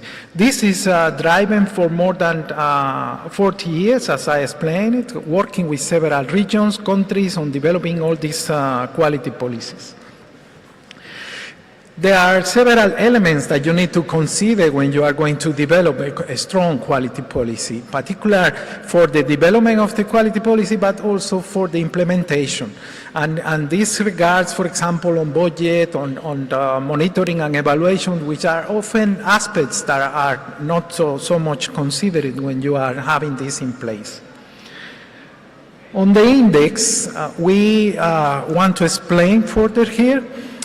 The Quality Infrastructure for Sustainable Development Index is a joint initiative between UNIDO and the International Network for Quality Infrastructure. This comprises all the major institutions like the World Bank, ITC, also ISO, ITU, etc., all the majors that are dealing with quality infrastructure on all the different dimensions. So we developed together an index, it's a global index that ranks about 137 countries, and where we are measuring all the different dimensions of quality infrastructure and how the countries are ranked according to the different GDP that they can have, but also at the geographical level, etc. You can find a website where all this information is captured. We launched this on 2022, the first edition, and now we are going to announce the second edition in November during an expert group meeting that we will be held in Vienna, in UNIDO headquarters this year. We are very grateful that there is no other type of effort like this except one that is Global QI Index from the German PTB, and we have an agreement that for 2026 we will have a unique index for all the world. So there is only one single index for measuring quality infrastructure in the world at the moment, and this will be taken from here. One important aspect here is that we are not only measuring with this index, we are not only measuring quality infrastructure dimensions, but also how it's contributing to the sustainable development. So we cluster all the different SDG into 3 pillars, planet, people, and prosperity. And the good thing is that also this index is the only one measuring quality policy in the world. There is no other single source where you can find this information. We have a partnership with ISO where we have conducted a survey to more than 110 countries that responded to us. If you see the results, most of the countries has a quality policy or at least a strategy or regulatory framework that governs the quality infrastructure system in their countries. Also, from the survey, we can take that the majority of these quality policies are addressing all the different dimensions of quality infrastructure systems. We can also get that the majority has been approved at the highest level of the country, let's say by the ministerial level or by the parliament in some cases. And they are also addressing the contribution to the sustainable development goals in the different pillars. And they have been involving most of the stakeholders, so it's an ecosystem approach, it's a holistic approach where we need to include private sector, we need to include public sector, we need to include all the different stakeholders related to quality in a given country.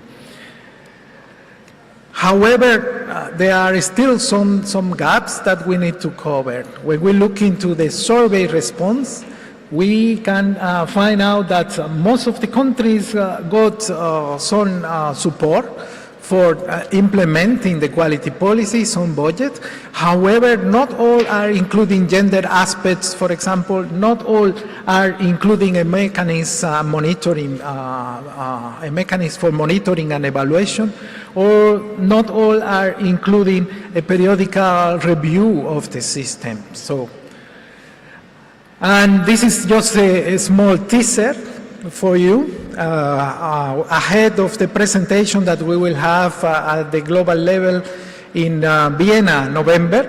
We wanted to provide you with some highlights on the new edition of the index for 2024. If we take the case of Saudi Arabia, we have a very nice workshop organized by SAC and SASO last year with UNIDO. And from there, they have been doing a great job. So we can say that before, for the previous edition, Saudi Arabia was ranked among the top 50 countries. For the second edition, we have calculated that you are among the 30 top countries. Still, there is a road to go for the main goal that the country has identified, which is being among the top 10 countries in the world. But it's a good indication, and if you can see, for example, one interesting aspect that I can highlight here, if we look into the dimension of conformity assessment, for example, Kingdom of Saudi Arabia has the highest number of IACC recognized certificates of all countries. So this is just one aspect that we wanted to highlight. If we have also some results for the other countries that are participating in the panel, for example, in the case of Colombia, we can say that they are remaining within the same amount of rank of countries. So it's still maintaining the place, but Colombia, we can also highlight in the conformity assessment dimension, how they are ranking 7th place in the entire world regarding the membership of IQNet, which is a new definition that we have improved in the index. If we go for Mozambique, that our colleague, the director of Institute of Quality, is here with us today. We can say also that Mozambique has improved from the 95 top countries to 80 countries. So Still, there are some road, but we can highlight, for example, in the accreditation dimension, how within the indicator of a scope of highlight accreditation bodies mapped to the three pillars of Sustainable Development Goals, how they are between the only 40 countries in the world with having these four scopes. In conclusion, I can say that quality policy is a key instrument for governance, development, and performance of, for assessing performance of QI systems. And also, we think that this index, the Quality Infrastructure for Sustainable Development Index rankings, could positively influence policy, and they can inform or support the development of national strategies that in turn will contribute for sustainable and inclusive economic development. Thank you very much.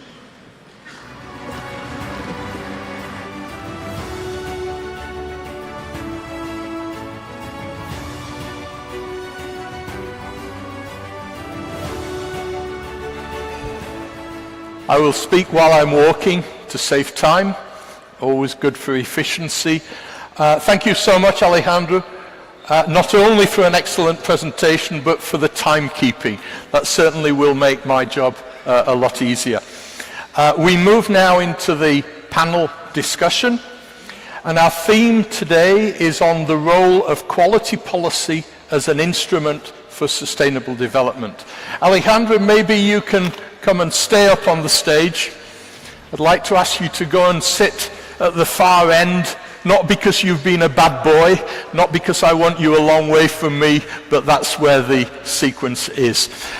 So it gives me great pleasure to invite the following to please join us on stage, Mr. Geraldo Albacini. Mr. Albacini is General Director of the National Institute of Standardization and Quality, INOC, in Mozambique. So Geraldo, please join us. While Geraldo is coming up, I'd like to invite Mr. Hernan Alonso Zuniga, Director de Regulación, Technical Regulations Director at the Ministry of Commerce, Industry and Tourism. This side, please, Geraldo. I want you close to me. Ministry of Industry and Tourism in Colombia. So Mr. Zuniga, please.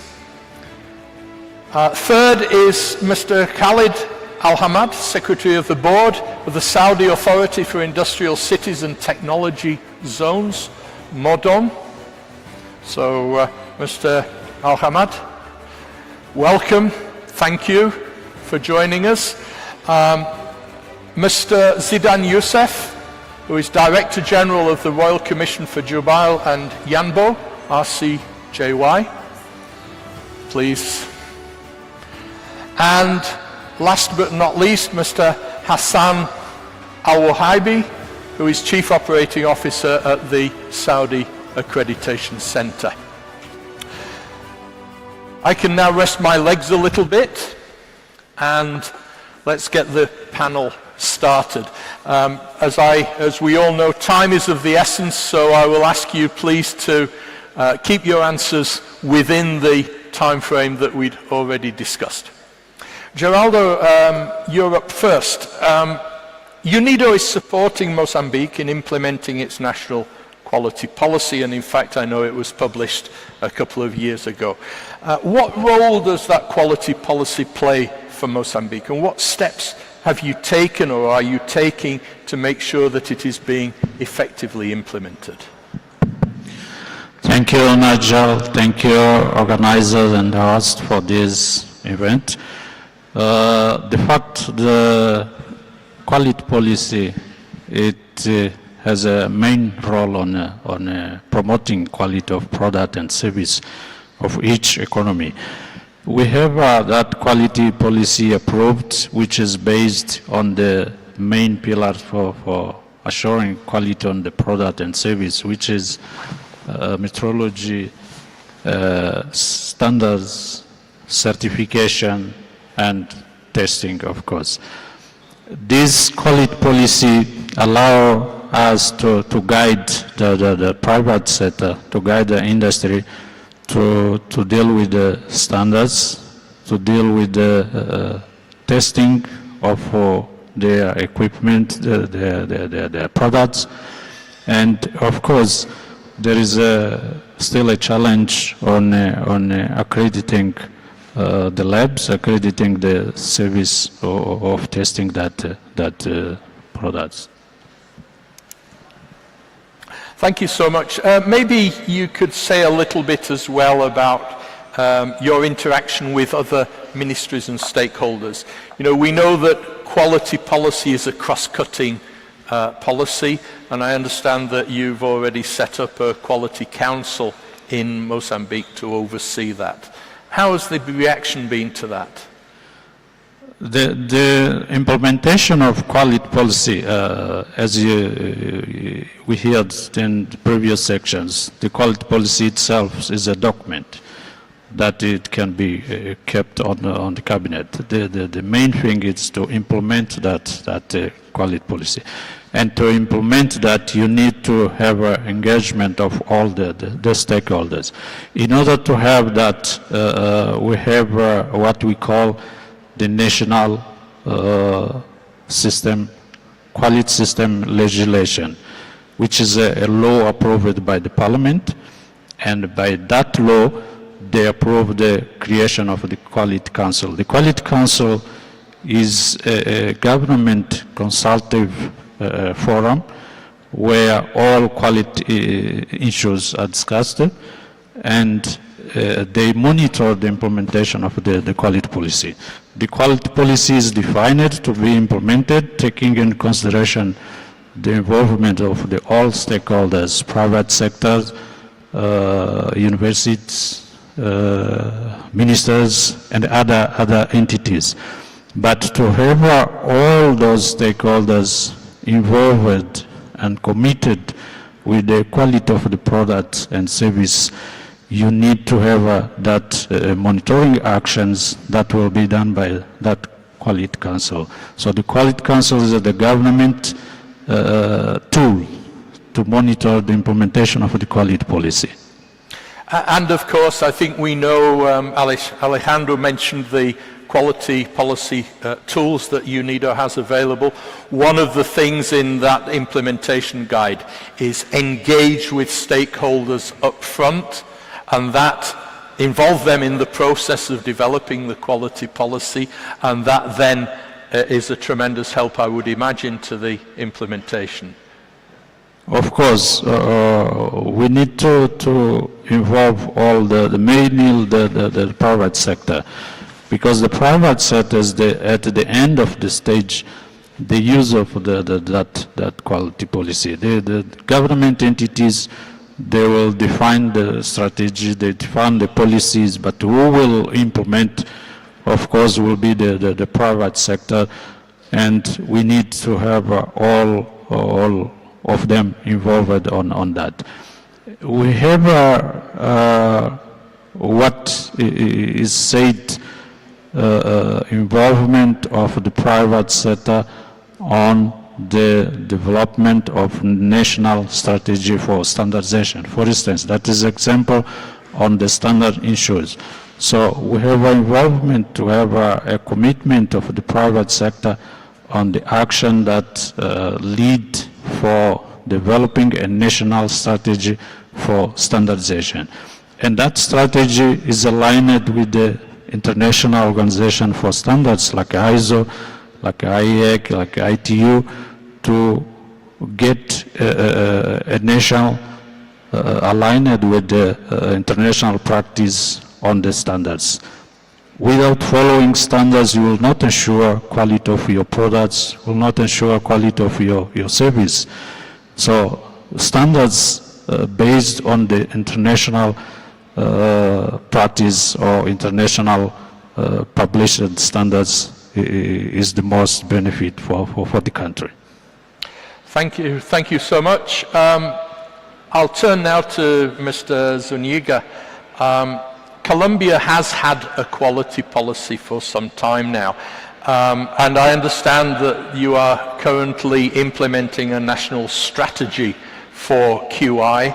What does that national strategy, what role does that play in countries like Colombia, where you already have a relatively mature quality policy in place? Gracias, Egan. Mis disculpas por hablar en español ya que mi inglés no es muy fluido. Muchas gracias al gobierno, al Reino de Arabia Saudita por esta invitación, a UNIDO por traerme a este evento tan importante, a dar la infraestructura de la calidad, a hablar sobre la infraestructura de la calidad en Colombia. Pues como todos ustedes sabían, en Colombia pues la infraestructura de la calidad estaba sentada, pero no había aumentado las exportaciones de una forma significativa. Después de un estudio que se llegó a hacer, pues logramos detectar que debíamos modernizar ese subsistema nacional de la calidad de Colombia, y es así como se le dieron unos mandatos claros a los pilares de esa infraestructura de la calidad, que es, por decir, el organismo de normalización. Se le dijo que tenía que tener un asiento o ingresar a esos foros internacionales de normalización, como son la ISO, la IEC, y de igual forma se le dijo al Instituto Nacional de Metrología: usted tiene que hacer parte de esos foros en materia de metrología, para que nuestras medidas pues sean válidas en el mundo entero. Y en este mismo sentido pues se le dijo al Organismo Nacional de Acreditación que debería pertenecer a esos foros internacionales de acreditación, como son la ILAC y el IAF, como lo vimos en una de las diapositivas que presentó Alejandro. Y de esta forma, ¿qué aseguramos? Pues aseguramos que hubiese un comercio fluido de Colombia, de manera que nuestros productores pudieran llegar a mercados extranjeros con una sola certificación o con una sola medición. Es así como prácticamente ha ido evolucionando nuestro subsistema nacional de la calidad. Como lo vimos también en las diapositivas, estamos en un puesto 40 dentro de la infraestructura de la calidad y esperamos seguir mejorando.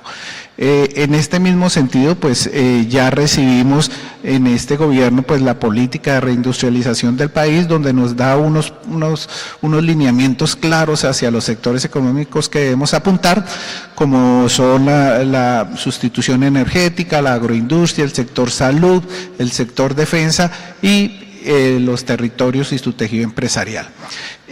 ¿Cómo funciona o cómo debe apoyar esta infraestructura de la calidad cada uno de estas apuestas productivas? Pues es simplemente desde nuestro organismo de normalización debe traer todas esas normas que apuntan hacia esos sectores económicos que se priorizaron en el gobierno nacional, y los debe poner a disposición del tejido empresarial colombiano para que éste los incorpore en sus procesos productivos.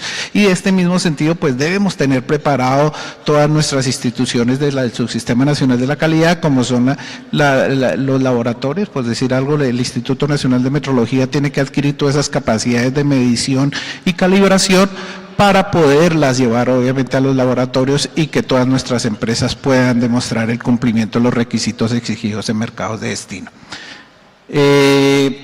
Dentro de esa política de reindustrialización, pues también tenemos un proyecto de inversión muy importante que es Calidad para la Reindustrialización, donde apoyamos a todas las empresas a que cumplan esos requisitos que se exigen en mercados de destino, y los apoyamos con un porcentaje del valor de esas certificaciones que se exigen en mercados de destino. Thank you so much. I think it's interesting to hear from someone from the regulator, because one common misconception is that the standards body issues mandatory requirements. I think Mr. Albassini mentioned that the standards body, the ISO standards, for example, are voluntary standards. They can be turned into mandatory regulations if they are adopted or referred to in the regulations. So I think that synergy between regulators and national standards body is very, very important. So thank you. If time permits, I have some other questions that we'd like to come back. But for now, if I could move on to Mr. Youssef from the Royal Commission for Jubail and Yanbu. The Royal Commission has been around for more than 50 years now, or around 50 years. How has the strategic focus changed over these 50 years? And how has Saudi Arabia's quality infrastructure helped to support the quality of the Saudi infrastructure? I'm thinking primarily in terms of increasing focus on sustainable development. Bismillah ar-Rahman ar-Rahim wa salatu wa salam ala Sayyidina Rasulillah. Good evening, Your Excellencies, ladies and gentlemen. Thank you, Nigel, for the question, and I would like to extend my thanks to the organizers for inviting us to share our experience from Royal Commission within this forum. As your first question is about the strategic focus. Talking about the strategic focus of the Royal Commission, as you are aware of the fact that Royal Commission industrial sector is the economic base for our cities. Therefore, maintaining the competitiveness of our cities is always our focus. But as the master developers for the city, some of the targeted industries and services present different difficulties, different challenges, and different opportunities.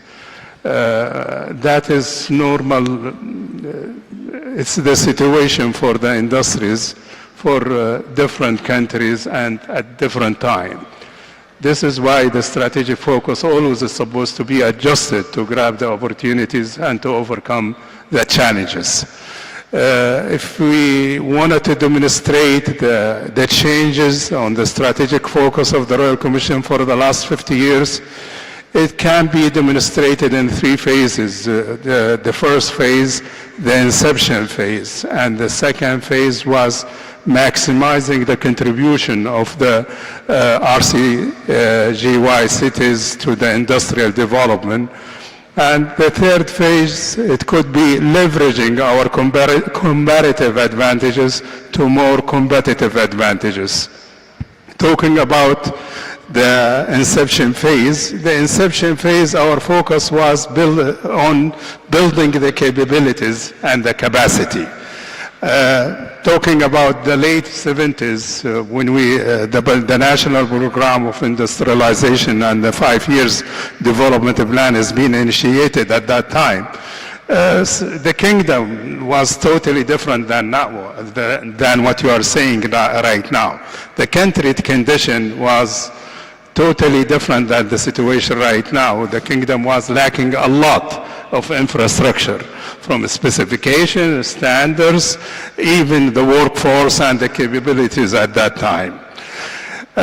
Even the ambitious plan of the kingdom at that time to build the hydrocarbon industries and basic industries was very ambitious within that situation and condition.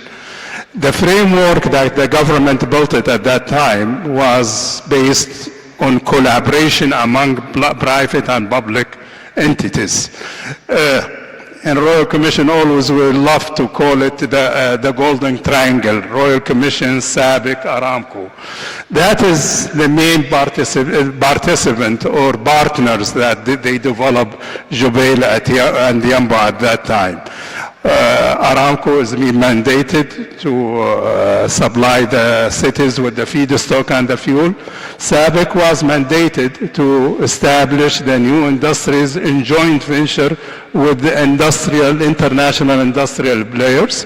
RC was mandated at that time to build the city and to develop the infrastructure with the specification standards and even development of workforce needed for the new industries.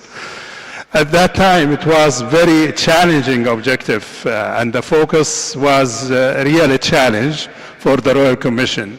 Royal Commission at that time started with the collaboration with the best-in-class international consultant, Bechtel in Jubail, Parsons in Yambo. They brought a lot of specification standards and been adapted in the city. The first task we did it in that era was the master planning for the city. The master plan is not just only drawing showing the utilization of the land. It's a lot of assessment, studies, policies is being made as part of the comprehensive master plan of the city. The inception phase, I could conclude the inception phase that the government succeed in building the capacity, okay?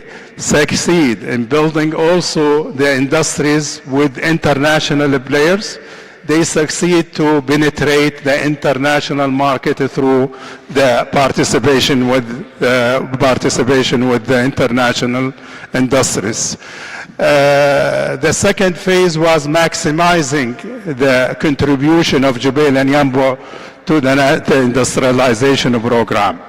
And that was through the expansion of Jubail and Yambo, Jubail 2 and Jubail 1. Also with adding Ras Al Khair and Jazan to the responsibility or the mandate of the Royal Commission. The third phase, that leveraging the comparative advantages to competitive advantage, this was with the alignment of a 2030 vision and the transformation program happening in the kingdom right now. We are expanding, we are diversifying our industries, we are focusing on more advanced industries. We start introducing a new concept like value park, special economical zone. Also, we introduce a lot of solutions related to the logistic and others which contribute to the improvement of for the competitive advantages of our cities. So that is, it could be describe the shift or demonstrate the shift or the changes in our focuses during the time. But still we are maintaining our focus on improving our competitiveness. Today, for example, because of the flexibility and the ability of the Royal Commission to adapt such changes in the focus, we are today considered one of the well-recognized industrial hub within the world, with a total investment exceeding 1.2 billion riyal. We are a major contributor to the national economy. We are also contributing to more than 60% of the industrial product of the Kingdom of Saudi Arabia. This is hopefully answer your first question. You may have noticed that I just got a little note saying that we need to cut our session, which is already quite short. We've been asked to cut it by about half. So forgive me as moderator. I don't think I will have chance for follow-up questions. Yeah. But thank you so much. I think it's very important and very much aligned with what Alejandro was saying about it's not only about the quality of the product anymore. Globally, people are becoming more and more concerned about how the product is produced. Is it produced in an environmentally friendly manner? Is it socially acceptable? Carbon emissions, climate change, and all of those things. So thank you so much. If I can follow on now from your comments to Mr. Al-Hamid. We were talking about exactly this in the interval, the ways in which services are provided, the ways in which products are produced, extending quality infrastructure to other areas, healthcare, digitalization initiatives, and so on. Maybe you could comment from Modon's perspective, what are the main challenges that you currently face, and are there any areas where you would like to see improvements in the quality infrastructure to help you to overcome those challenges? Thank you, and allow me at the beginning to thanking the Ministry of Manufacturing, Industry and Minerals and UNIDO for having this valuable forum. where the expertise could change their knowledges. As you know that the quality infrastructure refers to framework and system and processes to ensure that effective delivery and sustainability of infrastructure projects. The primary or quality infrastructure to enhance the safety and resilience and sustainability. Mudun has working on different works to solve or to overcome these challenges are often associated with the quality of infrastructure, which mainly infrastructure development and sustainability and regulatory compliance. In terms of regulatory development, our approach involves following standards and guidelines, especially in the Saudi building codes. These standards cover important areas like earthquake designs, safety, classification, and how building should handle the earthquakes. Classifying buildings according to their potential dangers to the people is essential to keep everyone safe. For instance, I would like to share with you a success story we had in Asir. We had used existing drainage or valley drainage to handle the environmental issue, and we had success to improve the flood management through the careful water studies. In Mudun's New Cities project, advanced technologies will enhance how we manage the urban and improve the flood management. Cost efficiency and innovation are the main pillar of our infrastructure strategy. Allow me to share with you another story in Dammam Lake. The project demonstrates how our commitment to protect the environment and improves the quality of life for people. To overcome these challenges, we need to emphasize the quality management efforts. In addition to that, setting up the quality control programs and laboratory systems. In the terms of the sustainability area, at Mudun, sustainability is one of our main goals. And drivers, we do everything with objective and purpose. However, we are facing challenges in building the culture focused on the sustainability, and despite these challenges, we face and we focus all our efforts in the projects to be sustained and to build the resilience to deliver those projects and these projects.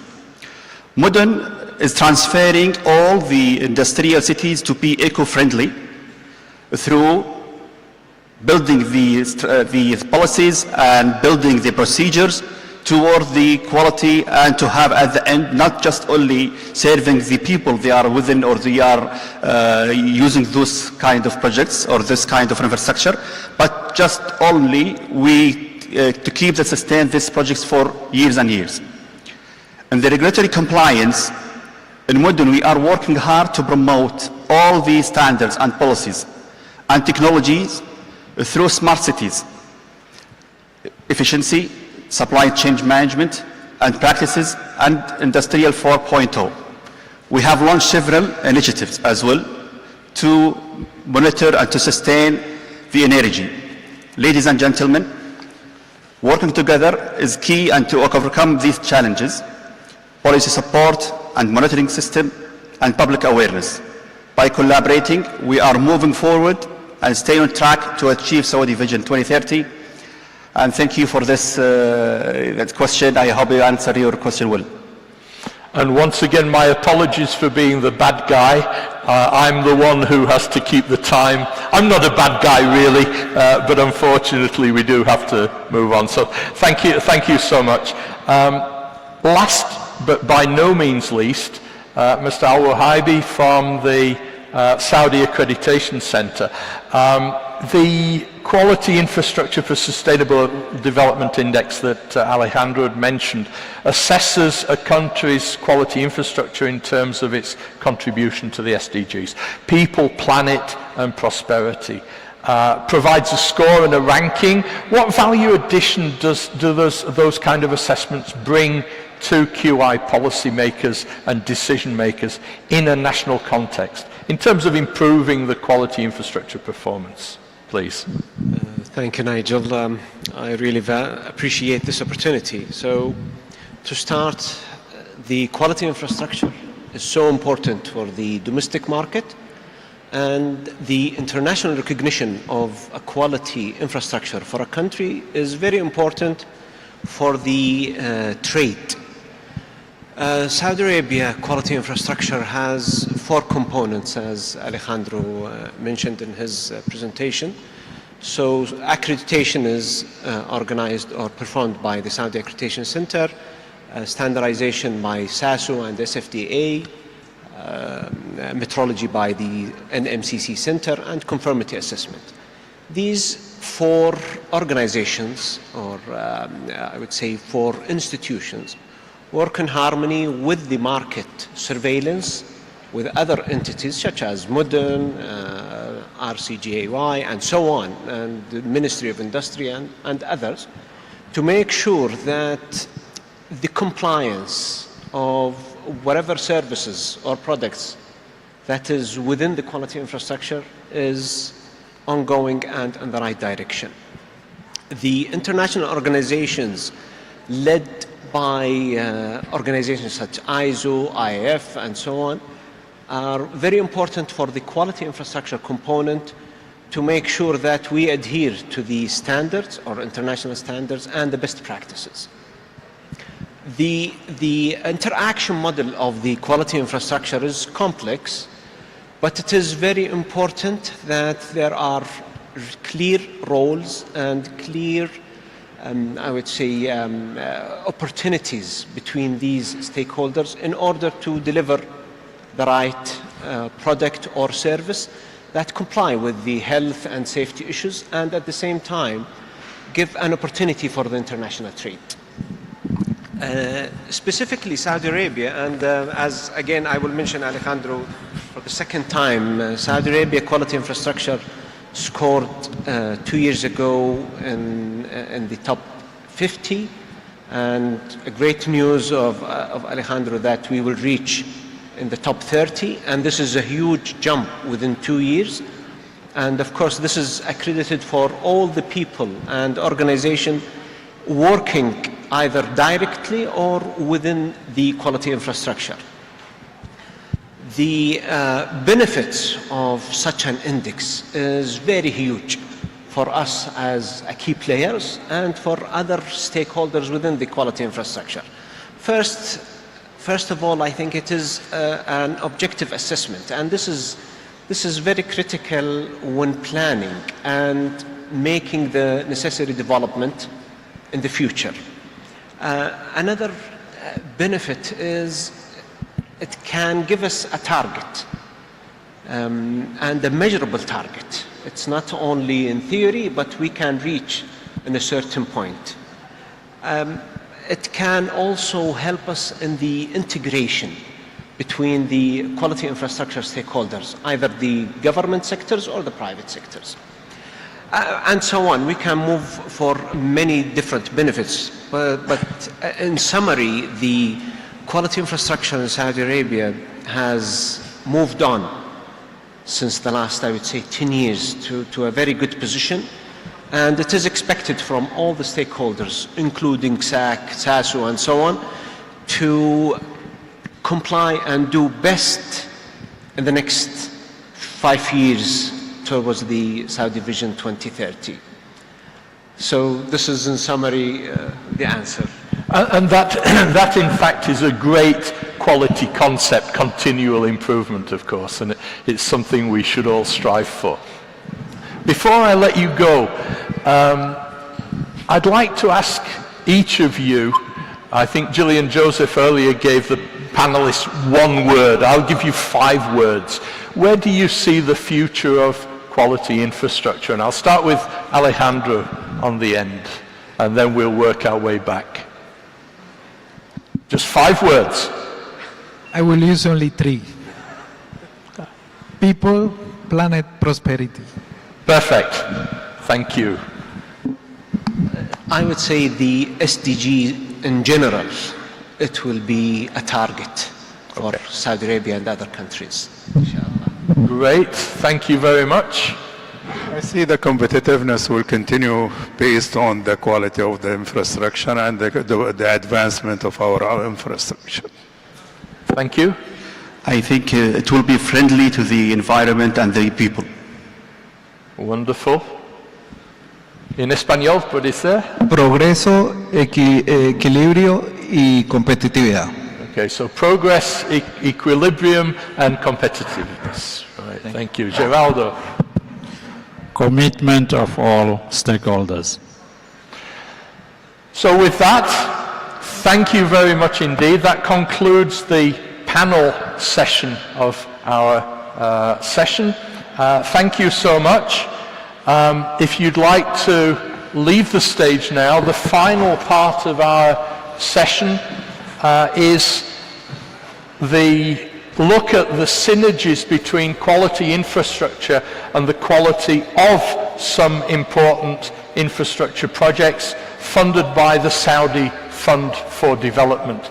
So we have invited presentations, the first of which will be presented by Mr. Yasser Al-Bakri, Director General of Sector Enterprise of the Saudi Fund for Development, who will talk about the role of quality infrastructure to support sustainable development projects and programs. And directly after that, Mr. Abdul Rahman Al-Juhani from the Saudi Development and Reconstruction Program for Yemen will tell us about the infrastructure quality standards and challenges in implementing infrastructure projects in Yemen. So please, I will descend now from the stage, and I'd like to invite, please, the first of our invited speakers, Mr. Yasser Al-Bakri. The floor is yours.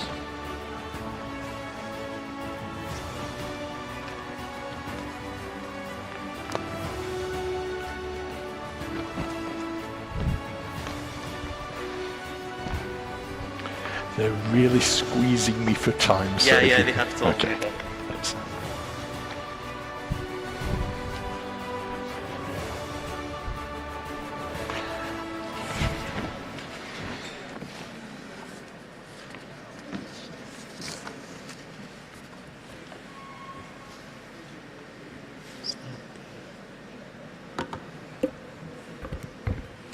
Assalamu alaikum wa rahmatullahi wa barakatuh. Ladies and gentlemen, excellencies, thank you for allowing me to just a brief about the Saudi Fund for Development. First of all, that SFD contribution in developing countries since 1975, and the main mandate of the organization since establishment is to provide concessional loan to the developing countries.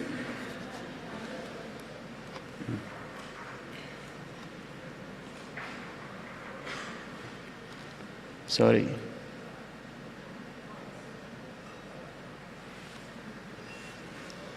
I think, excuse me.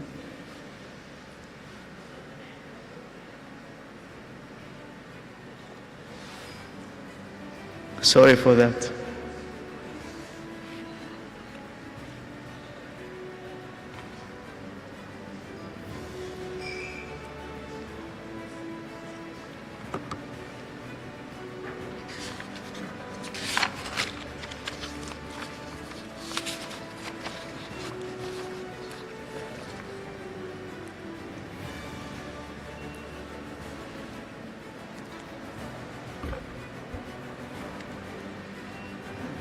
Maybe we can continue without the presentation.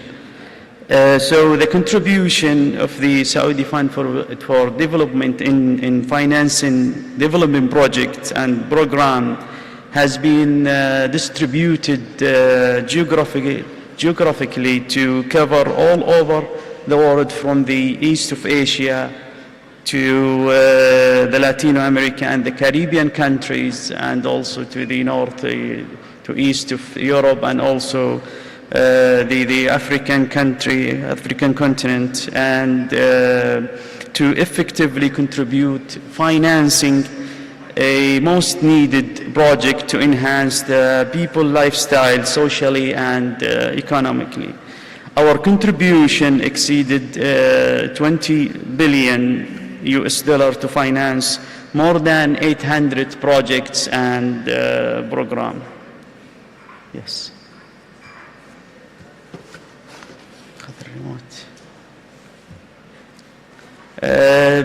Since the establishment of the SFD, we have focused always on directing our finance to, thank you. Yeah. Since the establishment of SFD, we have focused always on directing our finance to the most needed project to the people. Therefore, more than 60% of our sectorial distribution to the social infrastructure and transportation and communication sector by providing around 500 development projects and programs with total amount exceed 12 billion US dollar. While the 40% distributed to other sectors, including industry and mining sector, where we have financed around 16 projects.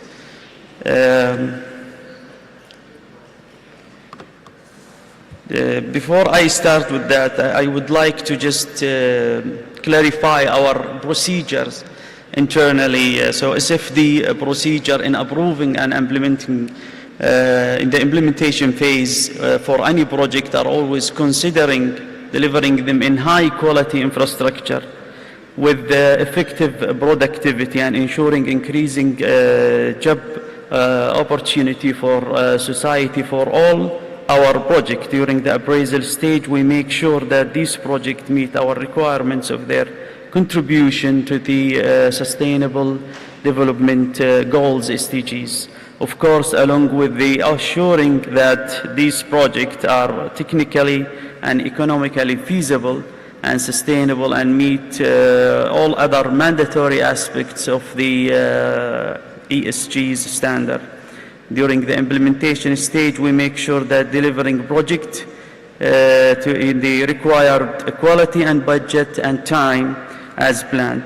After handing over project, we are making sure that the project has met all the impacts that's set for. I will just present one project in the industrial and mining project, since we have financed 16 projects in industry and mining in 11 countries, as mentioned here in the presentation. 15 projects has been successfully completed and delivered to people, and one project in the stage of preparation and implementation, which is development of Katumbla Industry Park in the Republic of Angola. The project cost is 100 million US dollar. The project mainly aimed to promote sustainable social and economic development to the people of Angola by developing industrial zone on an 1.9 million square meter to attract global companies to relocate their factories and manufacturers. Thank you very much for listening.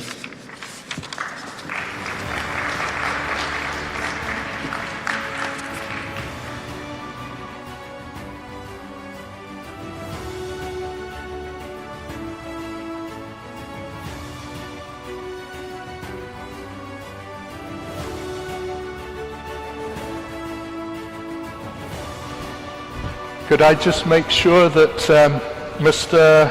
Abdul Rahman Al-Juhani is here? And Mr. You are the last but not least of the session. And Mr.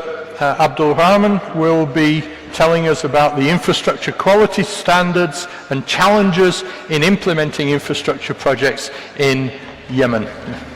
Welcome. Thank you.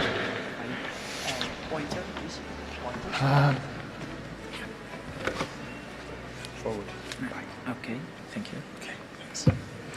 السلام عليكم ورحمة الله وبركاته. أسعد الله مساءكم جميعا. بداية I will speak in Arabic, my presentation in English. سعيد هذا اليوم بلقائكم وتمثيل البرنامج السعودي لتنمية وإعمار اليمن. نتحدث اليوم عن مشاريع البنية التحتية المقامة من البرنامج السعودي لتنمية وإعمار اليمن في الجمهورية اليمنية ومعايير الجودة المرتبطة بتلك المشاريع والتحديات التي تواجه مشاريع البنية التحتية في اليمن. بداية التعريف في البرنامج الذي أنشئ بموجب أمر ملكي في 2018 لتوفير الدعم الاقتصادي والتنموي لكافة القطاعات في اليمن، مما يحسن البنية التحتية وجودة الخدمات الأساسية المقدمة للشعب اليمني وكذلك خلق فرص العمل. كان هذا البرنامج هو نقطة تحول أساسية للانتقال من مرحلة الإغاثة إلى العمل التنموي المستدام. بدأ البرنامج منذ بدايته أو حرص البرنامج منذ بدايته على وضع خطة استراتيجية تتواءم مع أهداف التنمية المستدامة بما يخدم الشعب اليمني. فكانت الرؤية واضحة لدى البرنامج بأن يحقق الريادة على المستوى الدولي في دعم التنمية والإعمار في الجمهورية اليمنية، وكان ذلك من خلال 4 ركائز أساسية مثل ما قلنا أنها ارتبطت ارتباط وثيق بأهداف التنمية المستدامة. وضمن استراتيجية البرنامج ومما يحرص عليه وبما يحقق أهداف التنمية المستدامة، حرص البرنامج على تفعيل الشراكات في سبيل تنفيذ مشاريعه، فكانت نتج عن ذلك أكثر من 40 شراكة مع جهات محلية في المملكة العربية السعودية بطبيعة الحال، بالإضافة إلى الجهات الحكومية اليمنية ومؤسسات المجتمع الدولي والمنظمات الأممية. ونفخر كثيرا بهذه الشراكة التي نتج عنها ولله الحمد حتى هذا اليوم أكثر من 260 مشروع في مختلف القطاعات التنموية. لدينا مشاريع مقامة في اليمن في مجال دعم القدرات الحكومية والبرامج التنموية والزراعة والثروة السمكية والطاقة والصحة والتعليم والمياه والنقل. هذه القطاعات الأساسية 8 التي يعمل عليها البرنامج، وكما نرى توزيع المشاريع على مختلف تلك القطاعات. بما أن الحديث عن المشاريع البنية التحتية والجودة المتبعة فيها، نستعرض الآن بشكل سريع أهم القطاعات المتعلقة في البنية التحتية ودور البرنامج فيها. فنجد في قطاع النقل أكثر من 30 مشروع بتكلفة تزيد عن 100 مليون دولار. هذا القطاع الاستراتيجي المهم في البنية التحتية الذي يساعد بشكل كبير في تحقيق الوصولية وتعزيز القدرات اللوجستية لمنظومة النقل في اليمن. نقوم بمشاريع في مجال النقل بعدة قطاعات في المطارات والطرق والموانئ وغيرها. وهذه بعض الصور للمشاريع المقامة، ونلاحظ التنوع ما بين المطارات والطرق وكذلك مبنى الميناء. أما في قطاع المياه فلدينا 58 مشروع تتجاوز تكلفتها 18 مليون دولار. هذه المشاريع يستفيد منها ملايين المواطنين اليمنيين. هذه المشاريع استطاعت أن توفر كامل الاحتياج من المياه في بعض المحافظات مثل سقطرى وغيرها من المحافظات. أيضا في الغيضة أكثر من حققت مشاريع البرنامج نسبة تحقيق الطلب من المياه بنسبة 100%. نجد أيضا هذه صور لبعض مشاريع قطاع المياه تتواءم مع مشاريع الطاقة المتجددة، حيث يستخدم في أغلب هذه المشاريع عبارة عن الطاقة المتجددة، والهدف منها ضمان استدامة والاستفادة من تلك المشاريع. أما في قطاع الطاقة أكثر من 27 مشروع تتجاوز تكلفتها 690 مليون دولار. هذه المشاريع متنوعة. هذه المشاريع هي لتخدم قطاع الطاقة بشكل مباشر، بينما لدينا العديد من مشاريع الطاقة الجانبية التي تخدم قطاعات أخرى. مثل مشاريع الطاقة المتجددة التي تساهم في تعزيز الأمن المائي أو تعزيز الأمن الغذائي من خلال خدمة الزراعة بالطاقة المتجددة، وكذلك تعزيز فرص التعليم من خلال تزويد المدارس بالطاقة المتجددة، وكذلك تعزيز الخدمات الصحية من خلال توفير الطاقة المتجددة للمراكز الصحية، خصوصا التي في مناطق نائية وتبعد عن مصادر الطاقة. وهذه بعض الصور لبعض المشاريع المنفذة فعليا اليوم ومستفاد منها في اليمن. بما أن الحديث عن معايير الجودة، حرص البرنامج منذ انطلاقه على اتباع أفضل معايير الجودة المطبقة دوليا في مشاريعه، لإيماننا التام بأهمية تلك المعايير، بالإضافة إلى أنها نرى أن البنية التحتية ليست هدف بحد ذاتها رغم أهميتها، إلا أن البنية التحتية هي الممكن الأساسي لأي قطاع آخر. اليوم في هذا المنتدى الحديث عن السياسات الصناعية، من الصعب الحديث عن السياسات الصناعية ما لم يكن لدينا صناعة أصلا، ومن الصعب أن يكون لدينا صناعة ما لم يكن هناك بنية تحتية قوية، وهذا ما عمل عليها البرنامج من خلال مشاريعه. نلاحظ الأكواد والستاندردز المتبعة في كافة المشاريع في مجال الطاقة، وكذلك في المعايير البيئية المصاحبة لمشاريع الطاقة، وفي مشاريع الطرق، وفي مشاريع المباني، حيث نستخدم أفضل المعايير ومحدثة باستمرار بما يخدم جودة واستدامة تلك المشاريع. من خلال تجربة البرنامج في اليمن يوجد العديد من التحديات التي تواجه إجمالا البنية التحتية في اليمن، فمن ضمنها الوضع الأمني الذي يعيشه اليمن ونقص التمويل. الوضع الراهن للبنية التحتية هو أيضا تحدي، وكذلك البنية التحتية الرقمية والاتصالات والموارد البشرية والمتطلبات البيئية، وكذلك ضعف الرقابة النسبي والتنسيق بين الجهات الحكومية اليمنية، والظروف المناخية التي تواجه بعض المحافظات اليمنية. استطاع البرنامج ولله الحمد بالتغلب على تلك التحديات التي كانت واضحة من بداية انطلاق أعمال البرنامج. استطاع التغلب عليها من خلال إنشاء مكاتب في اليمن تحظى بكفاءات إدارية وفنية لمتابعة وتنفيذ تلك المشاريع، بالإضافة إلى نقل المعرفة وبناء القدرات كأحد أهم الأهداف التي نعمل عليها لضمان استدامة مشاريع البرنامج بما يعزز الخدمات في اليمن، وكذلك من خلال إقامة الشراكات مع الجهات الحكومية ومع منظمات المجتمع المدني يساعد كثيرا في نقل المعرفة وبناء القدرة والمعرفة والمهارة لدى اليمن لتطور والاستفادة من تلك البنى التحتية والخدمات الأساسية. من أهم النقاط التي استطاع بها البرنامج تخطي العقبات التي تواجه مشاريع البنية التحتية هو تعزيز الوصولية. استطاع البرنامج تعزيز الوصولية من خلال تعزيز القدرات اللوجستية لتحسين خدمات المناولة وكفاءة الموانئ، وكذلك المطارات، وكذلك الطرق البرية بطبيعة الحال، وتطوير المنافذ البرية التي تربط اليمن خصوصا بالمملكة العربية السعودية. ونعتقد أن تعزيز الوصولية هو من أهم الأمور التي تساعد على استدامة البنية التحتية وإمكانية توفيرها وتطويرها. شاكر لكم، وأتمنى أن نكون إن شاء الله التزمنا بالوقت حسب طلب الإخوان. شاكر لكم.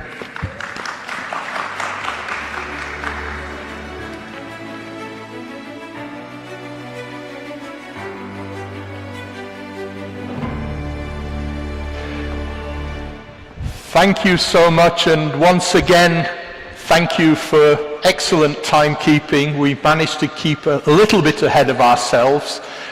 Our original scheme said I now have 15 minutes to sum up, and I'm going to try to do that in 2 minutes. So hopefully that will recover a little bit of the time on the program.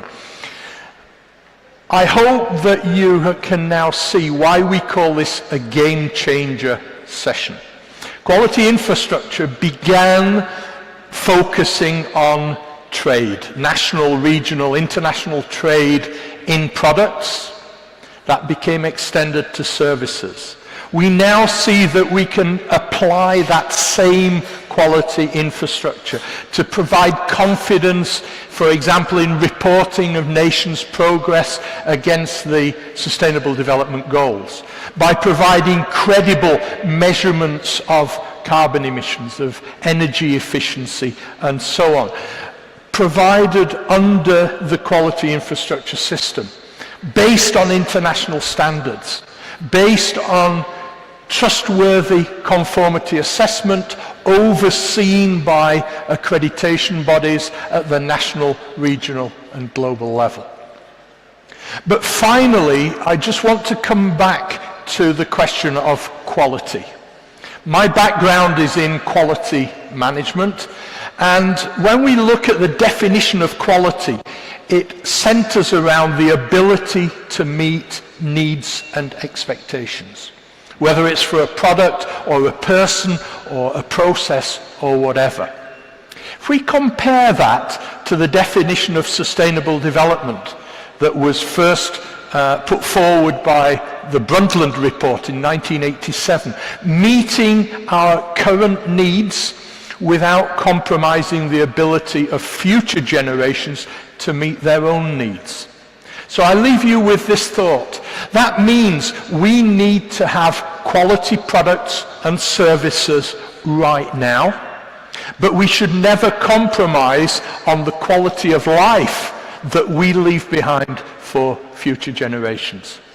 So thank you so much for your participation. I hope this has been useful for you, and I expect a little bit of a bonus from France, who's been keeping me under control time-wise.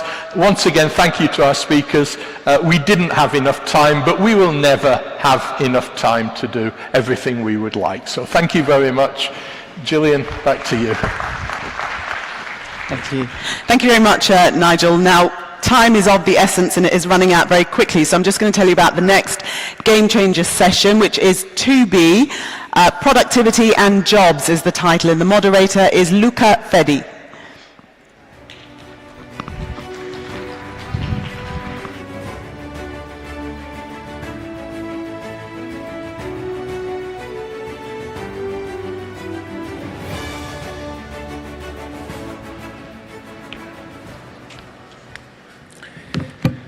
Good afternoon.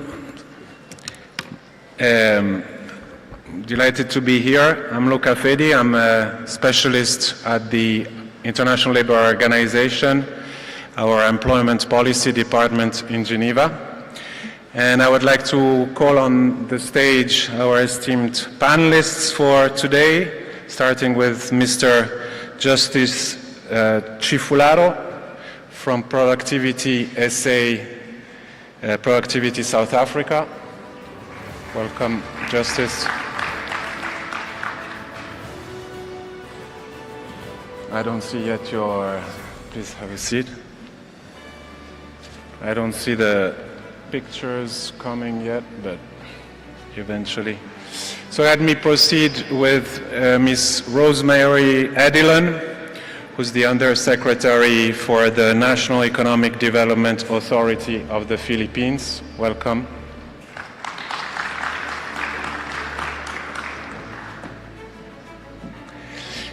And finally, Ms. Intan Hamdan Livramento, who is a senior economist at the World Intellectual Property Organization in Geneva.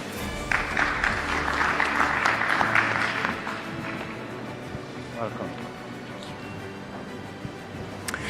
So grateful to the organizers of this event for this opportunity.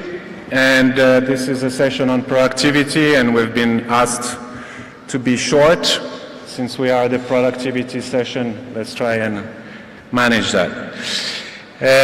Productivity has come to be thought as central to economic and social development. It's when a country is able to produce more value with its given resources that it can sustainably grow and more income becomes available to its people. It is central to the ILO mandate as well, and if one looks at data we have at the ILO for 130 countries, you can see there is a very close association between labor productivity and the quality of work. Countries with higher levels of labor productivity also have better jobs. That is a two-way relationship. We like to see it like that, as rising productivity levels allow for better wages and better working conditions, but conversely also better jobs make for more productive work. We have launched at the ILO a global program called Productivity Ecosystems for Decent Work, supported by Switzerland and Norway at present, and that is trying to foster such a virtuous cycle of productivity and decent work growth. It's now operating in Ghana, South Africa and Vietnam, and looking forward to expanding. So, as I said, we can observe at the level of a nation or at the level of an enterprise that productivity and quality of jobs moves together, but there is also a catch.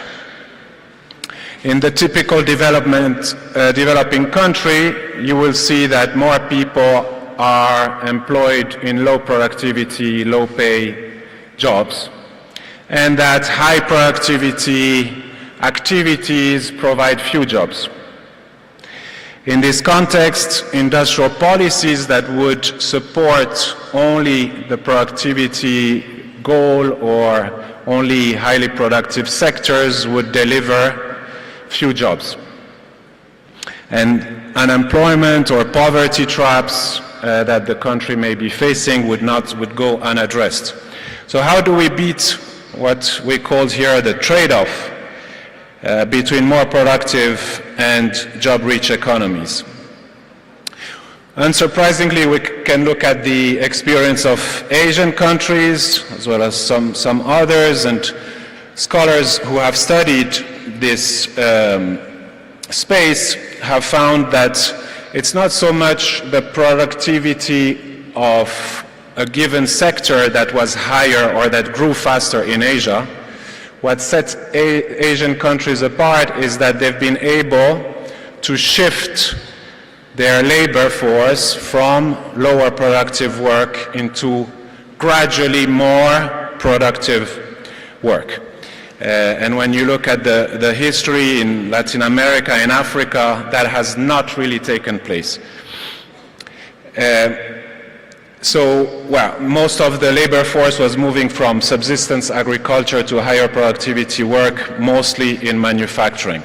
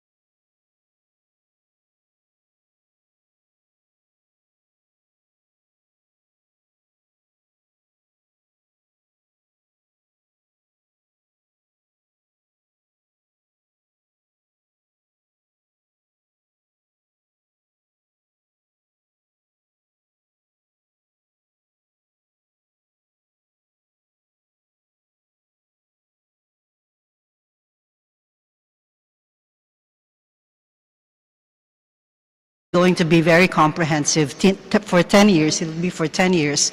And it will actually cover the labor demand, the labor supply, and also labor market governance. So for the labor demand, what we want is to have in place the policies and also incentives, if you may, to make sure that we will be attracting the investments or encouraging the investments that will produce for us the goods and services that the Philippine society requires, because we have a long-term vision. Saudi has a vision 2030, Philippines has a vision 2040. So we know what we want, we know what will be in demand. And then alongside that, we want to make sure that the labor supply will be adequate to support this, and also that it will be very inclusive. And of course, the labor market governance, which is about job facilitation, about skills training, education, and also about skills, social protection even, and about industrial peace. So we, and even though we have not yet finished with that 10-year plan, we already have in place the Philippine Development Plan, which also has a chapter actually about labor market, improving employability, and like I said, actually 4 chapters dedicated to the labor demand. And so we are actually set for the next 6 years and then on to the next 10 years. Thank you. Thank you very much. Thank you. Mr. Justice, I'll turn to you. At Productivity SA, you have a broad mandate supporting enterprises, sector, also feeding into policy decision-making. I wanted to ask you if you can tell us about how you see your role specifically at the sectoral level, how to foster collaboration, dialogue, participation between the private sector, within the private sector, between the private and the public sector, and if you have something to share for our audience on this. Thank you. Thank you very much.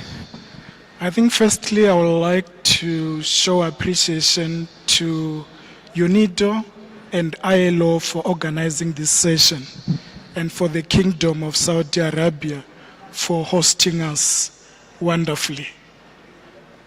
I would want to start with a profound quote from a management guru, Peter Drucker. He once said, "Growth that increases volume while not improving productivity is fat." He goes on further by saying, "Growth that diminishes productivity is cancer." What we should take from that statement is that when we pursue growth, we should choose the kind of growth we want, the kind of growth that will improve the quality of life of citizens in our countries. So there cannot be one size fits all. We need to make sure that we use evidence on the ground to come with policies that addresses the kind of gaps that we see. Because growth that is based on fat or cancer is not sustainable. So growth that is not anchored on productivity is not sustainable in the long run. In South Africa, we appreciate the fact that the Sustainable Development Goals as they stand, being 17, should not be looked at in isolation. They are all interconnected for the greater good.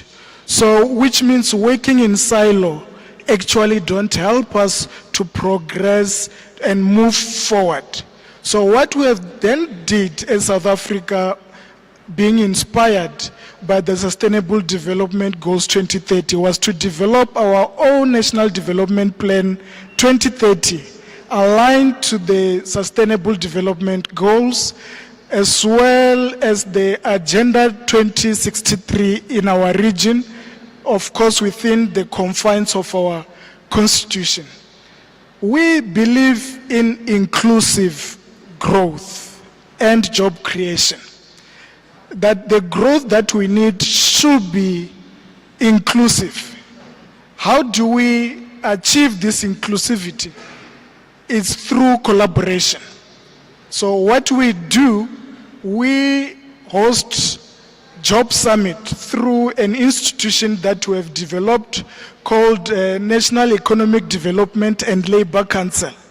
This institution is a social dialogue institution which becomes a clearinghouse for policies that we come with to change the socio-economic situation for the better in our country. It's made up of representatives from government. Yes, government take the lead in terms of development of policy, but to also accommodate organized business, organized labor, as well as the community constituency. So the Job Summit, which happens around 5-year cycle, role is to look at the challenge of productivity and decent work in general. How do we ensure that the kind of productivity roadmap that we follow also lift the levels of employment at the same time? And you could just appreciate with these 4 stakeholders, there could be various views, but we like it that way. Because if we are going to do something that people will own, we need to involve them from the planning phase onwards. So this Job Summit have come up with different programs, such as programs for job preservation, which is called Business Turnaround, that focuses on industry with potential to grow but that are facing difficulty at this particular point in time. That's where we deploy turnaround strategies. We also have programs that focus on businesses with huge potential for future growth, where we focus on competitiveness. All this work is supported by strong monitoring and evaluation research, where Productivity South Africa will provide productivity statistics for all key industries within our economy, as well as competitiveness studies in collaboration with the Institute of Management Development at the university in Switzerland, so that we can see how we are doing as a nation. We have that mirror. It helps us to develop the gap closing measures to be able to do that. Furthermore, we have collaborated with International Labour Organization on productivity ecosystem for decent work. So ecosystem means that you have to realize that there are many players that you need to bring together and work together in order to achieve these 2 key objectives. We do it in partnership with the Department of Trade and Industry, as well as industry bodies within our country and even organized labor, so that whatever journey we move on, we don't leave anyone behind. Thank you. Excellent. Thank you very much. And with you, Ms. Intan, obviously, intellectual property, technology, knowledge has a big role to play on productivity growth. And perhaps if you want to say a few things on what are the different levels and how progression in the intellectual property and technology advancements from the least development or lower development context into the more advanced context, how do you see and approach that? That's a difficult question to answer. But maybe let's start from what we see has happened, and especially in discussions about digitalization and AI. So a lot of the challenges, but also opportunities that we see with AI is that it's not just labor augmenting, but there is a potential of labor displacement. In the sense that what we know is, so for example, if you use ChatGPT and you use it to edit your documents, it's really, arguably, a productive way of time, right? Using your time. Is it going to replace editors? I'm not so sure, right? There's still some steps to take there. Now, where we see there will be concerns is if a huge, let's say, share of the private sector in a specific country adopts specific technologies that displaces the current labor force. So then what do? Then there are ways to go about this. You could, as a government, provide incentives that reduces or mitigates the risks. You could provide, for example, incentives for skills upgrading. You could also incentivize the private sector, say, listen, we know that you're going through automation. Could you, if we were to give you, let's say, a tax break or something that then helps you upskill your labor, would you be interested in doing that? So there are ways that governments can mitigate this risk. But there are also opportunities, right? In the sense that if you think about what's happening in Kenya, and Kenya is a lovely example because they have a very robust digital ecosystem. And part of this came from the government's incentive to actually create a mobile banking platform. You could argue what the mobile banking platform did was that it replaced the banks, but that's not necessarily the case. What it has done is allowed for farmers to have access to finance. It's also unleashed an opportunity in the digital services sector. So when you look about job displacement, you have to think about the whole big picture, your whole innovation ecosystem. You might be losing something here, but you're gaining something here. So the question for you as the public sector, or as the governments and officials, is how do I mitigate this risk? How do I incentivize that then my economy and my people can have this inclusive growth? So I think that's part of the discussion, and we can go on to specific incentives that we've seen governments have done, for example, in Germany, and the adoption of the solar panels and how they've made it actually, they've incentivized the private sector to learn about the solar panel, to figure out how to place it. They've also created a demand in the sense of, if you as a German consumer, you want to use renewable energy, here's a specific scheme that we give you to allow you to profit from that, to allow you to adopt this new technology. So there are ways of doing it, and then we can discuss it, but you need to look at it in the whole big system. All right, I think for the sake of time and efficiency and productivity, I will just ask you to, following the tradition of the previous two panels, to just give us your 2-3 words of wisdom looking ahead. What would be your key words in terms of advancing industrial policies that advance jobs and productivity together? Maybe I start with you, Mr. Justice. Thank you. Productivity and competitiveness improvement. Yes, on the part of government, especially policymakers, needs to be vigilant, needs to be strategic, forward-looking. It's going to be a couple sentences. Appropriate technology. The importance of adopting technologies that are relevant for your local context and to help you slowly perhaps improve, upgrade, upskill. Local context matter. Excellent. Thanks a lot. I hope this has been interesting and has opened some ideas or confirmed some thoughts that you may have had on these important topics. We heard in the previous discussions many talking about not just, job creation, employment as the key aspects of industrial policies. We firmly believe at the ILO that this is essential, and jobs do not come just at the end of the process if things work, but they need to be part of the strategy and a tool and central to industrial policies. And I wish you a great continuation of this event, and thanking our distinguished panelists, Mr. Justice from South Africa, Ms. Edilan from the Philippines, and Ms. Intan from Geneva. Thank you very much.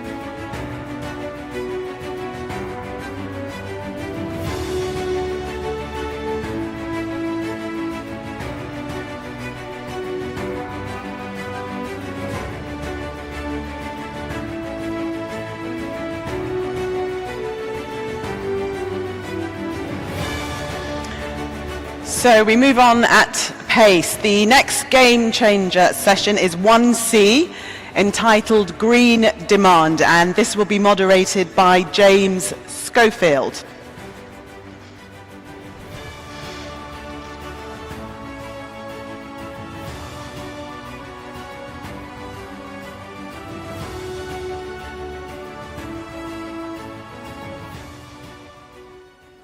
So good afternoon, everybody. Welcome to this discussion on the role of government policy to build demand for green industrial products. And I would like to welcome to the stage my co-panelists. First of all, Mr. Abdulrahman Ahmed from City Cement Company of Saudi Arabia.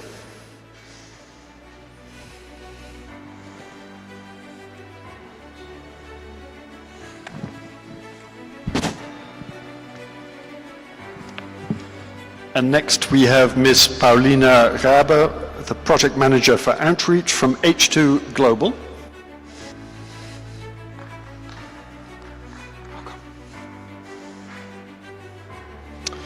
Ms. Rasha Abdrabu from the an industrial development expert from UNIDO, from the Energy and Climate Action Division.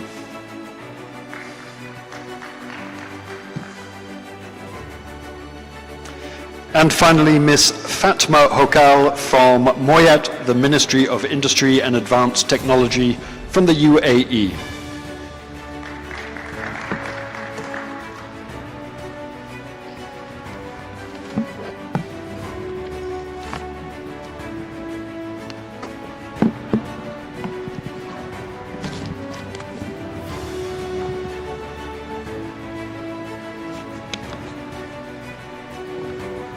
Welcome, everybody. So let me get going. A few statistics or numbers for you to get us going. 30%, that is the contribution of the hard-to-abate sectors to global energy-related CO2 emissions. 700, the number of deeply decarbonized industrial production facilities in those sectors that we need to be up and running by 2030. 130, the number of projects that have so far been FID'd, which have reached final investment decision, which is the critical moment before which you cannot construct and go into production. 6, the number of years left to build and construct those 700 facilities. 2, the number of years that we have to reach final investment decision on all those projects, which, by the way, account or are valued at over $1 trillion of investment need and therefore investment opportunity. And 4, the number of expert panelists we have to discuss the importance of building demand to provide the investment certainty to get those projects built. So I'm James, I'm the Deputy Director of the Industrial Transition Accelerator. It was launched at COP28 with gracious funding from the COP28 Presidency and Dr. Sultan Al Jaber, as well as Bloomberg Philanthropies. And the purpose of the ITA is to work in countries partnering with industrial investment project developers and to understand why they cannot get their projects from design to final investment decision. It's not typically a problem of capital, of the availability of finance. It is typically a problem somewhere with the commercial business case, whether that is a policy obstacle, a lack of sufficient infrastructure, availability of power, for example, or, and we hear this more and more, the lack of certainty of demand. By certainty of demand, I mean firm contracts to those project developers that a certain company will buy a certain volume of that green product over a certain period of time for a certain price, and with that contract, the project developer can secure the finance necessary to get that production facility built and into operation. So we work at country level. We're working in Brazil. We're working in the UAE. We hope soon in the next few weeks and months to initiate work in other countries in the MENA region and potentially third countries, including India. From our deep engagement with project developers, we know that the #1 challenge is this question of demand to enable the bankability of projects. So with that, I would like to now ask my first panelist from City Cement in Saudi Arabia to, no, excuse me, I'm going to go to Paulina first. Paulina, could you tell us, part of the problem with these green products is typically they command an additional price, a green premium as it's called. Could you tell me how H2 Global is reacting to that challenge and providing a solution towards the green premium? Thank you, James. And I will use this excellent question as an opportunity to elaborate a bit more what H2 Global actually is and does, but I will be brief. So basically, H2 Global is the only green market maker up to date. We were established around 4 years ago. And our key aim is to accelerate and create green markets. And by this, we really react to the fact that there is no market for clean hydrogen and its derivatives yet, because so many obstacles prevail. May it be certification, right? So that companies, investors, off-takers, they don't know whether the definition of green premium will prevail over the next 5 to 10 years. There is no liquidity in the market yet, and on top there is no price transparency. And price, I think this is one of the key issues that we address with this mechanism. It's a market-based double auction mechanism. What does it mean? So basically there is an intermediary called HINTCO, and HINTCO is backed by concessional capital, so mostly government subsidies. And HINTCO conducts auction both on the supply and the demand side. And on the supply side, the company or the project that gets awarded will receive a long-term contract. And this means that this company will have investment security. In turn, HINTCO, acting as a market participant but also as an off-taker, then sells this product back into the market. And the key here is that there is a long-term on the supply side, a long-term contract. So this creates investment security. And then there is short-term contracts on the off-take side, which means that there are as many price signals produced as possible. And this again then informs the market creation. We conducted our pilot auction and we do have the results announced in July this year. So basically there were 3 lots, and the first lot was about green ammonia. And the contract awarded went to Fertiglobe and the project Egypt Green Hydrogen, located in Suez Canal Economic Zone. And what we reached there was the price signal, a very good outcome in our perspective, of 811 euros per ton net price and 1,000 euros flat price. And this means that we finally generated some of the long-awaited price signals that can then also inform future auctions. Regarding your second part of the question, what do we see as potential market dynamics? So basically, we expect, and there also the contracts for difference approach comes in, that's key of the mechanism, that over time the price will decrease for green premium. So now what HINTCO is currently doing with these auctions is to basically cover the price gap between the price for the grey product and the green premium.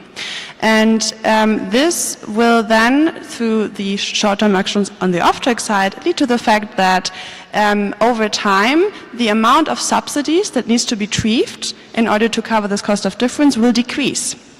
So this is a very efficient manner of covering this cost of difference, but also we expect that at one point, may it be in 10 years, may it be in 15 years, there will be no need for H2 Global anymore. Thank you, Paulina. A really exciting market mechanism that can be applied to multiple products, multiple geographies, and multiple sectors. So we look forward to seeing the take-up of that mechanism globally. If I could now turn to Russia from UNIDO. Russia, tell us about the role and the activities of an organization like UNIDO in driving demand, building that demand for green industrial products. Thank you, James. Maybe as you mentioned in your introduction, deep decarbonization of heavy emitting industries require major investments. Industry and private sector need the certainty to make these investments and to ensure that the market is willing to pay the green premium. So green public procurement offers like interesting opportunity to create that demand and ensure the certainty and the security of the market.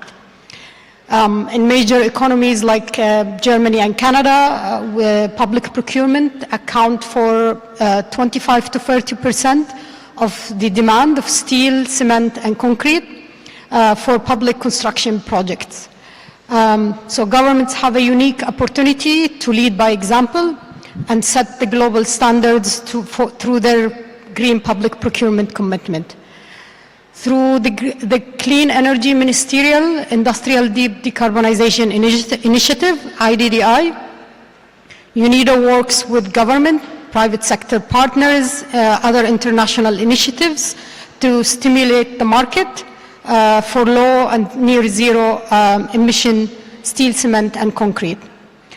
UNIDO, in collaboration with previous COP presidency like UK and UAE, developed the Green Public Procurement Pledge, which is a call to national and subnational governments to help cut carbon from their public construction projects by leveraging their purchasing power to create demand for decarbonized products and send the clear message to the industry.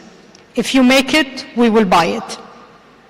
There is 4 levels of the Green Public Procurement Pledge.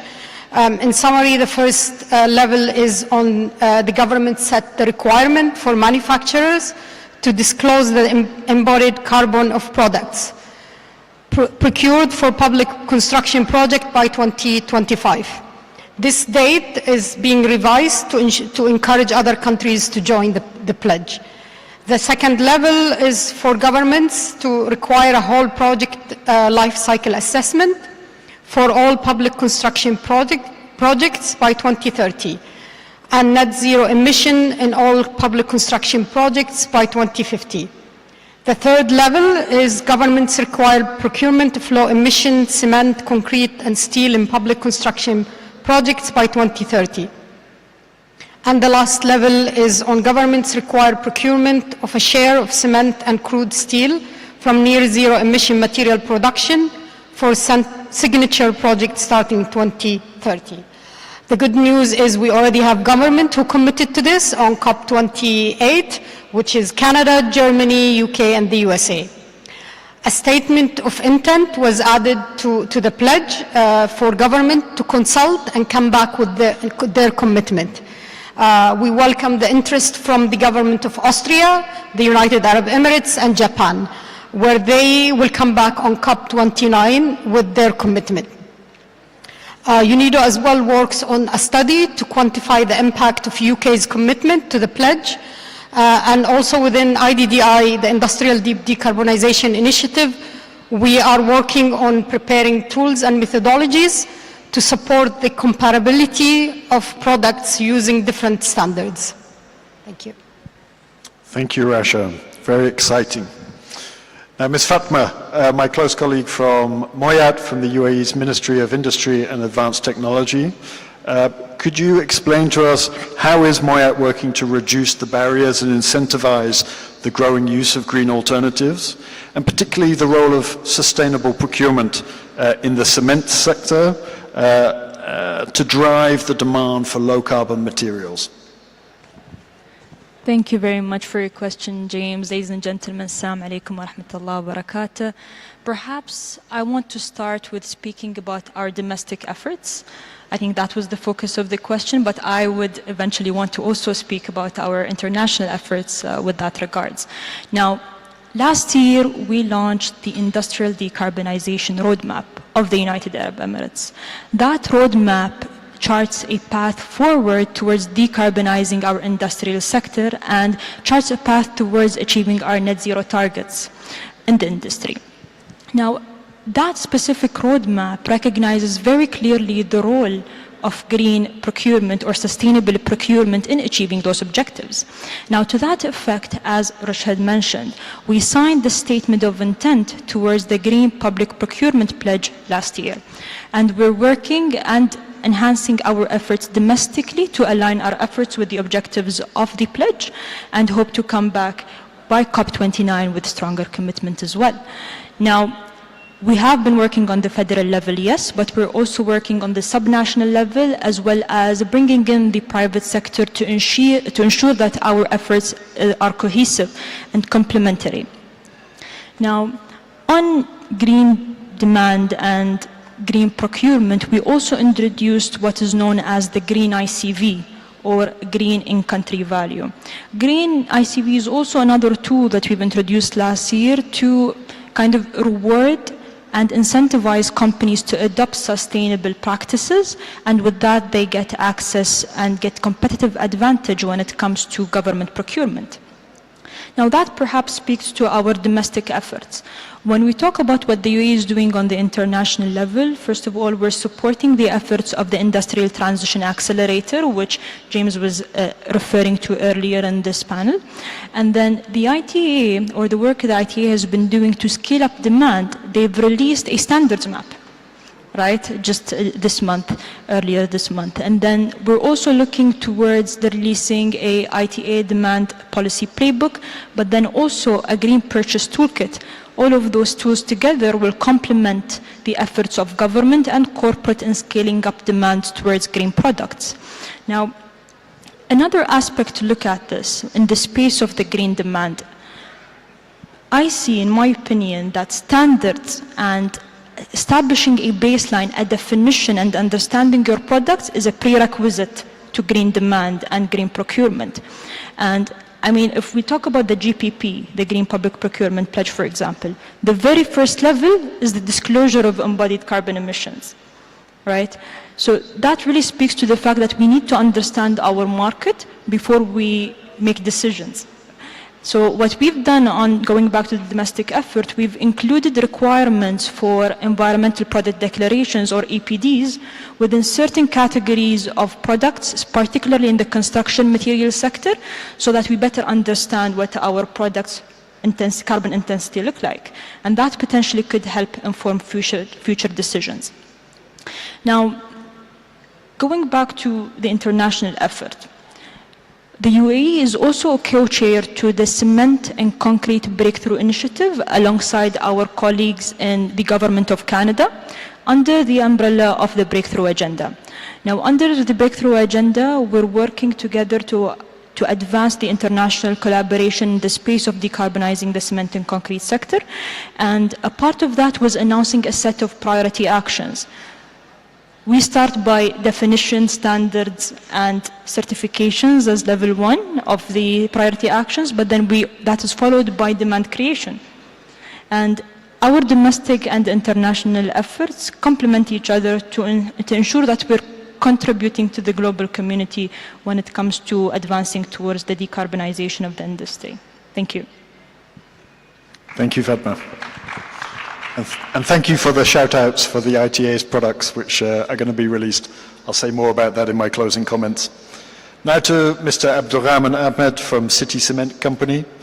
As Saudi Arabia advances its Vision 2030 goals, what are the key policies that you think could drive the decarbonization in your sector, the cement sector?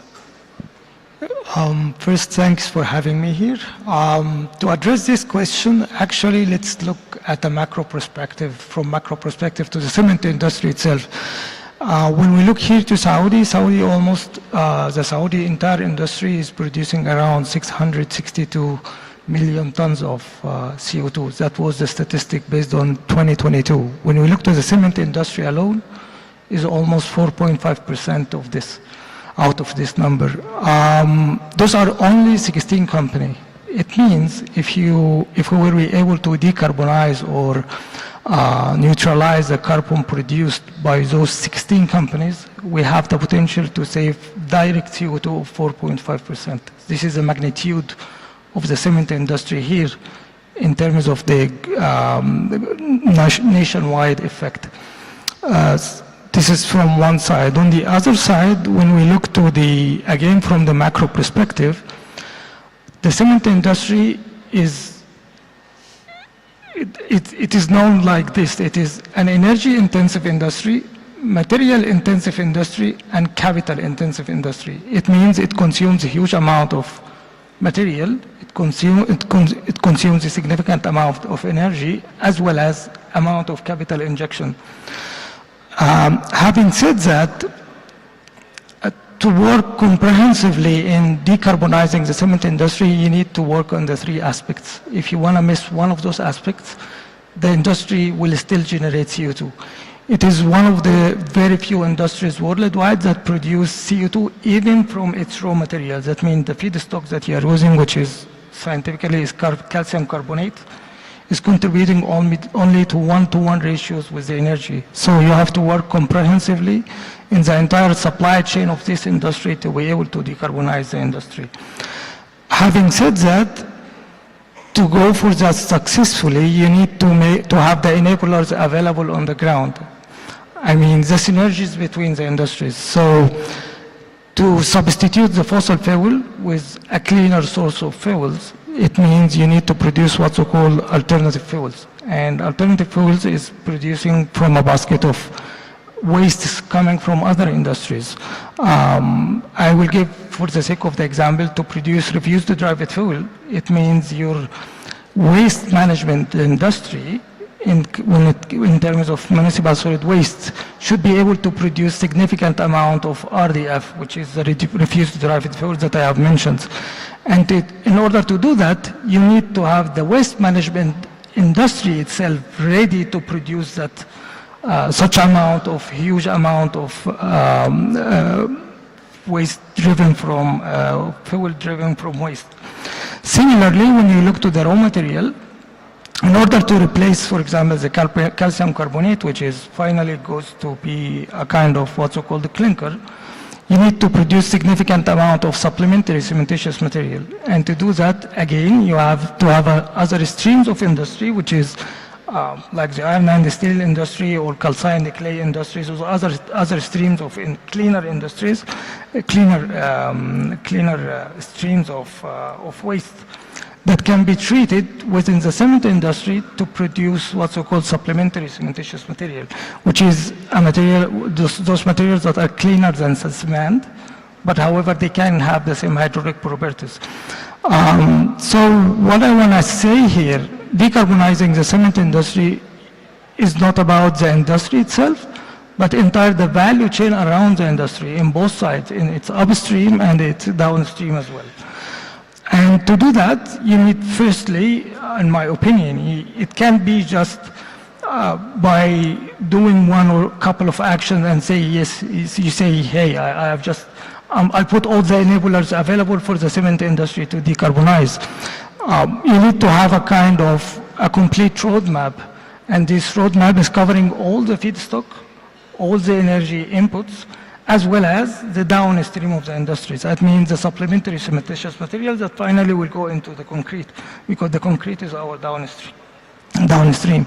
So to have this roadmap in place, you need to have the, I wouldn't go in that detail just not to consume that much time, but you need to have what's called the energy reforms.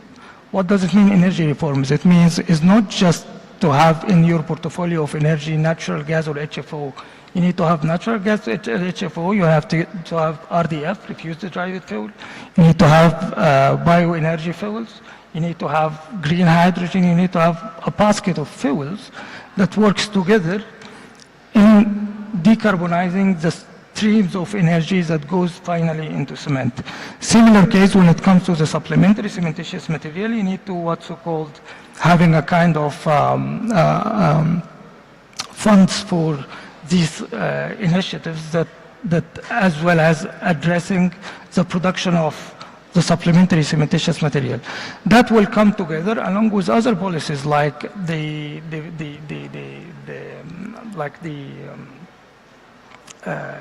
streaming some of the reports like the energy or the environmental reports that being coming from the companies. Those also will push the companies in order to address the decarbonization activities within their strategies as well as the medium and long-term strategies that they are working on. I hope I was able to address the question, and thank you. Thank you, Abdurrahman. Before we move to final comments that I'd like to invite from the panelists, I'd like to build on what we've heard a little bit. The importance clearly of policy, government policy, to build demand is essential. There are also many tools available for governments to do so. What we have found is that the combination of policies on the supply side plus voluntary action by governments or by private sector companies to buy green early and the willingness to pay a premium has been really useful to get the first few projects of a kind off the ground, to get them financed, to get them into production. But as I said earlier, by 2030 we need 700 facilities, and clearly something is missing. And what the ITA and others are now calling upon from governments is to really consider the broader range of policy tools available to structurally embed demand for green products across all the sectors of the economy. To support that, the ITA in just a couple of weeks from now in Baku at the UN Climate Conference will be releasing what Fatma referred to, the ITA Demand Policy Stimulation Playbook. Apologies, I'm sure we could find a better, snappier title for that, but it kind of says what it does on the tin. It is a list of about 8 types of policy levers that governments are already applying around the world to drive demand. It analyzes the effectiveness of their implementation and considerations for governments of how to implement it effectively in a way that works for their economic development goals and decarbonization goals. And we'll be launching that in 2 weeks together with a call to action for governments between COP29 and COP30 to take a look at that and to see what policies they could implement to really embed demand that sends the signal to investors that they have confidence, they should have confidence in order to invest in these production facilities. So please look out for that. We'll be launching it in 2 weeks. We have a couple of minutes. That provides literally 20 seconds each. What is your one takeaway or your one call to action that you would like to leave this audience with? I'll start with Fatma. Thank you, James. Well, from what I've heard today during this panel is that the tools, the programs, the initiatives already exist. So all we have to do is get involved. Thank you. Rasha. From our side, I think we need to increase the impact of the Green Public Procurement Pledge, so we would need countries to join. Thank you. Berlina. 2 calls to action. First one, H2 Global is an agnostic instrument that can accelerate growth across sectors, so use us. We are there for kickstarting markets wherever. And second, I think what you are already doing with ITA, but also Zemba, H2 Global and other initiatives is really to take leadership and to see how we can have targeted interventions. And I think that this is really needed to keep us going and to reach our energy transition goals. Thank you. And Abdulrahman. Yeah, a country-wise roadmap, decarbonization roadmap that streamlines all the efforts within the kingdom rather than to be an individual effort, but it to be a collective effort and going all in the same direction. Thank you. And a big round of applause, everybody, please, for the panelists. Thank you.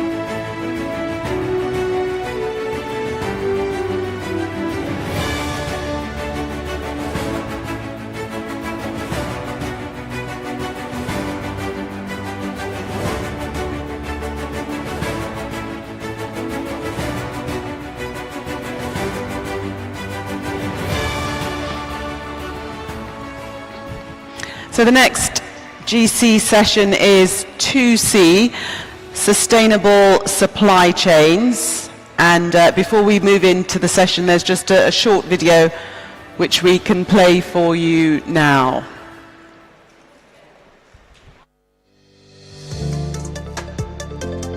UNIDO, the United Nations Industrial Development Organization, supports fair and environmentally responsible local industrial production and trade.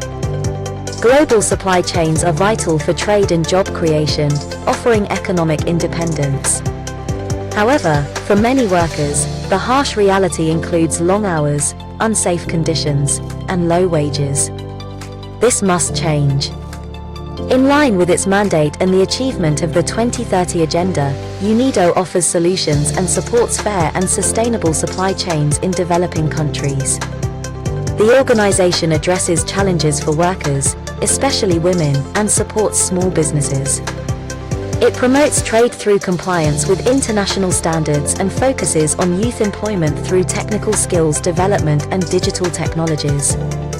UNIDO advocates for fair global business practices aligned with human rights and environmental standards and strives for sustainability by promoting circular economy principles.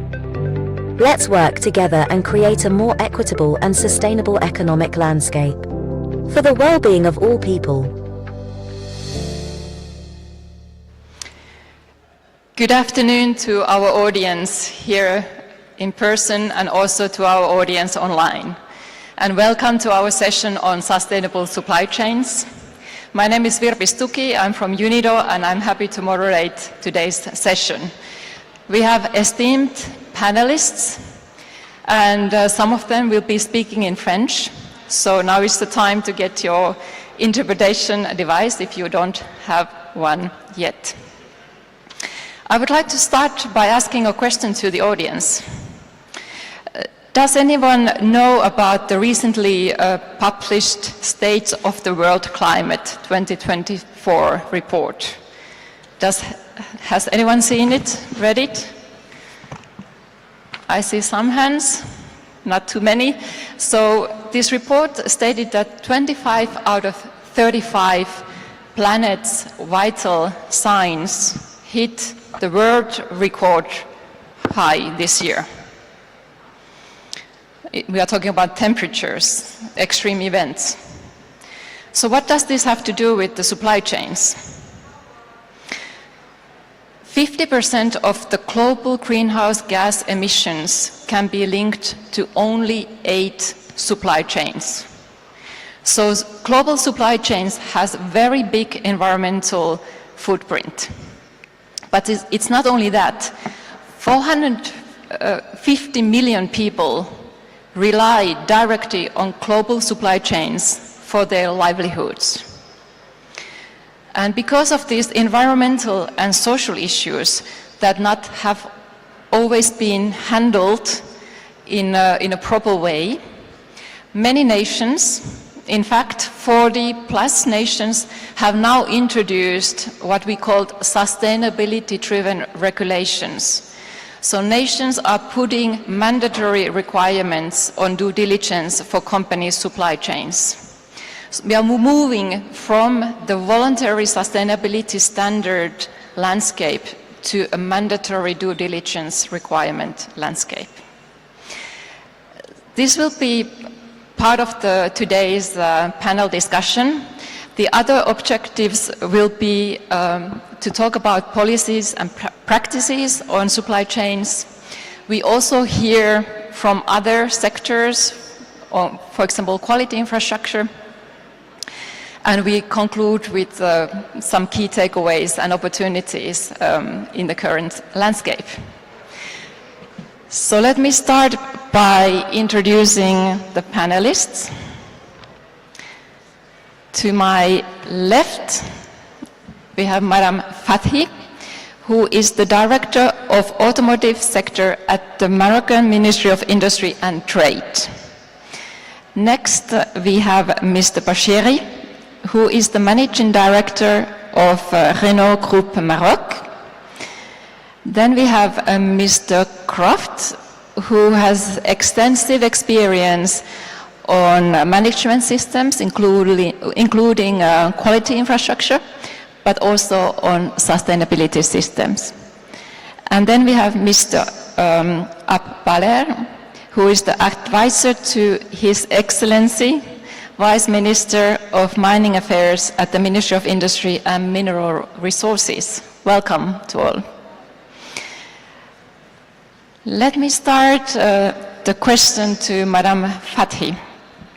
In few words, can you explain the importance of the automotive sector to Morocco? And also, how can the national policies on responsible business conduct help companies being competitive in the changing landscape that we just mentioned about? Over to you. Assalamu alaikum. Je commencerai par remercier le Royaume d'Arabie Saoudite pour nous avoir invités et pour nous avoir donné l'opportunité de partager ce que le Maroc a réalisé dans ces thèmes importants. Je remercie aussi l'UNIDO qui nous accompagne d'ailleurs dans plusieurs programmes dans ce sens. Alors pour parler de l'industrie automobile au Maroc, je commencerai par parler de l'industrie, parce que c'est depuis 25 ans, depuis le 25 ans de règne de Sa Majesté le Roi, que Dieu l'assiste, nous avons pu réaliser des avancées majeures dans l'industrie. Quelques chiffres à l'appui pour mesurer ces avancées en termes d'emplois industriels. Depuis 25 ans, nous avons doublé les emplois industriels. Nous avons presque triplé au Maroc les entreprises dans le domaine industriel. Nous avons multiplié par 5 fois, presque 5 fois le chiffre d'affaires industriel et les exportations industrielles fois 6 fois. Donc tout ceci a été possible grâce à une vision long terme, grâce à un partenariat public-privé qui d'ailleurs prime dans toutes nos stratégies industrielles et autres. L'industrie, et en particulier l'industrie automobile, est fortement concernée par la résilience des chaînes de valeur. Et je pense que tous les pays en ont fait les frais pendant Covid et autres crises internationales, d'où ce besoin d'avoir des chaînes de valeur durables, résilientes, de raccourcir les chaînes de valeur. Et notre industrie est fortement ouverte à l'international. D'ailleurs, c'est le premier pourvoyeur des investissements directs étrangers au Maroc. C'est pour des projets industriels. Et l'industrie pèse pour 27% dans notre PIB national. Donc tout ceci pour dire que l'industrie est importante, que toutes les démarches entreprises dans ce sens, dans le cadre de la sustainability, sont importantes pour l'industrie et pour l'économie marocaine.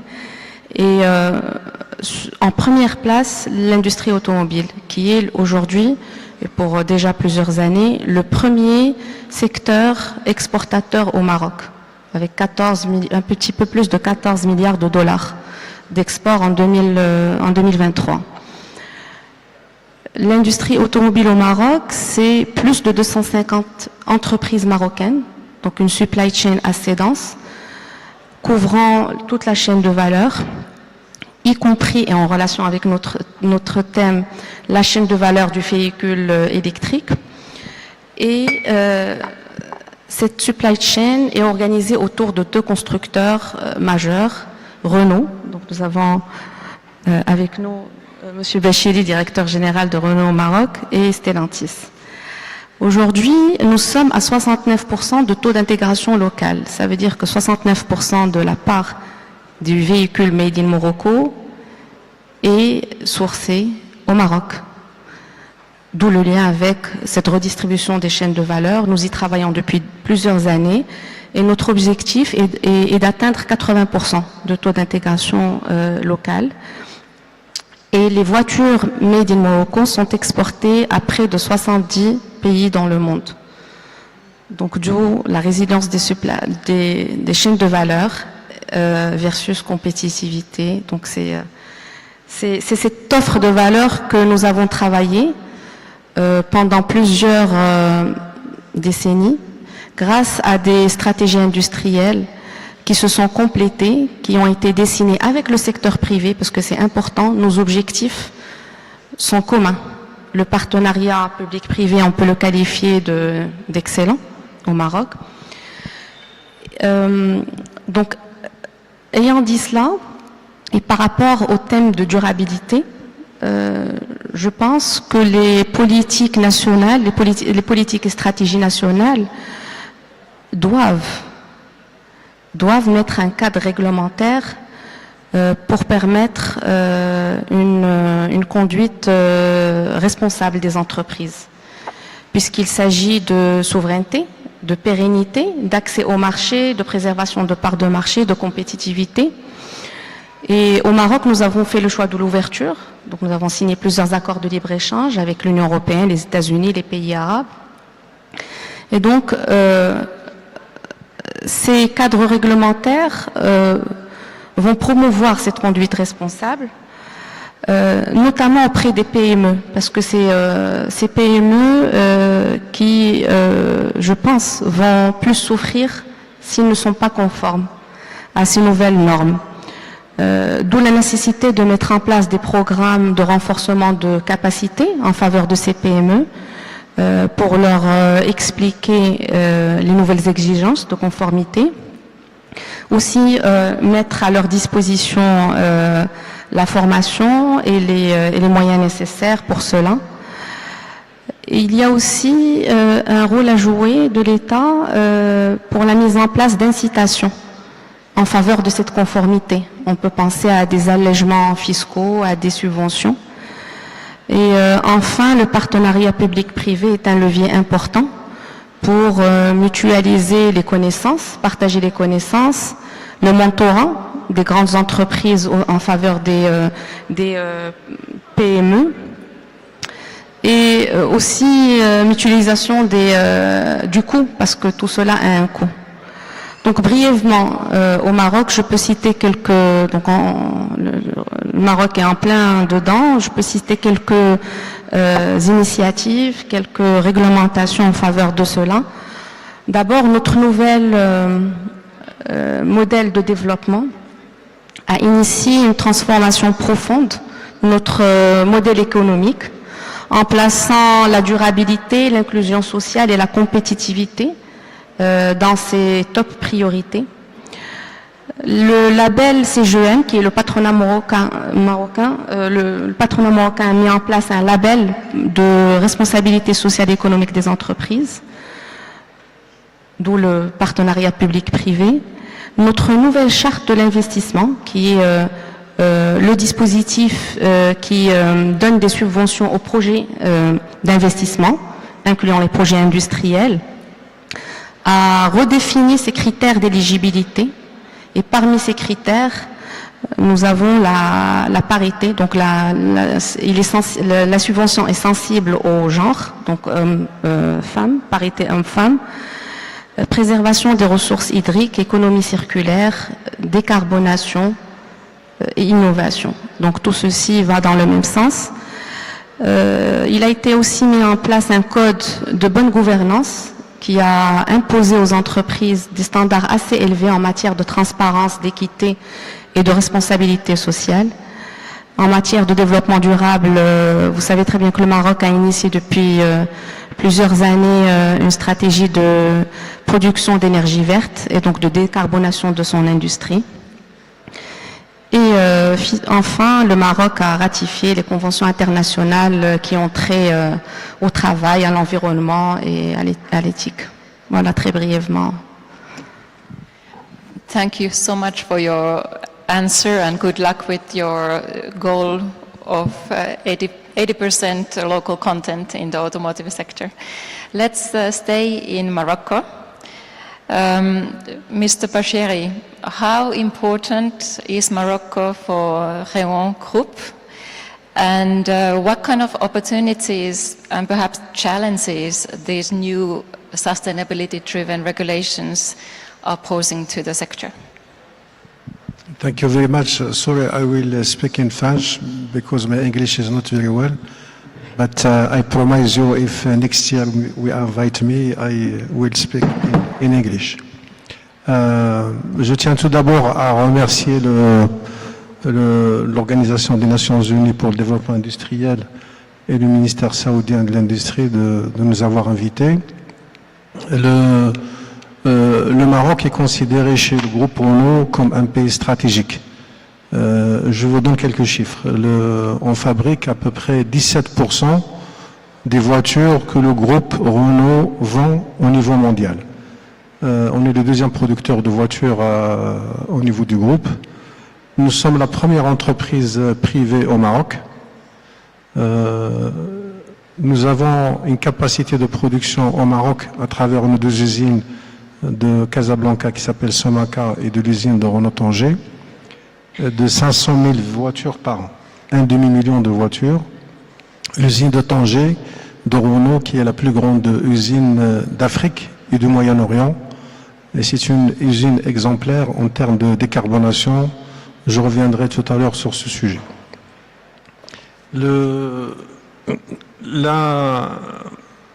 Nous exportons 90% des voitures qu'on fabrique.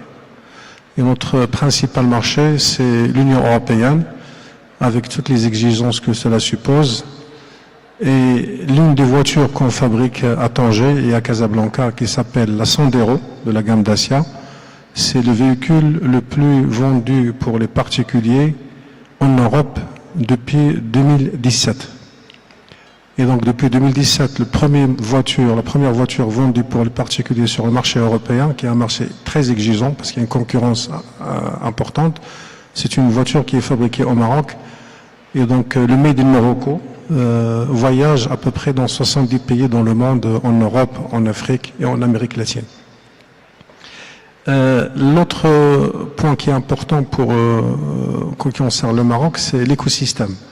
Nous avons, avec les autorités marocaines depuis quelques années, réussi à construire au fil des années un vrai écosystème pour nous supporter et supporter la compétitivité de nos usines.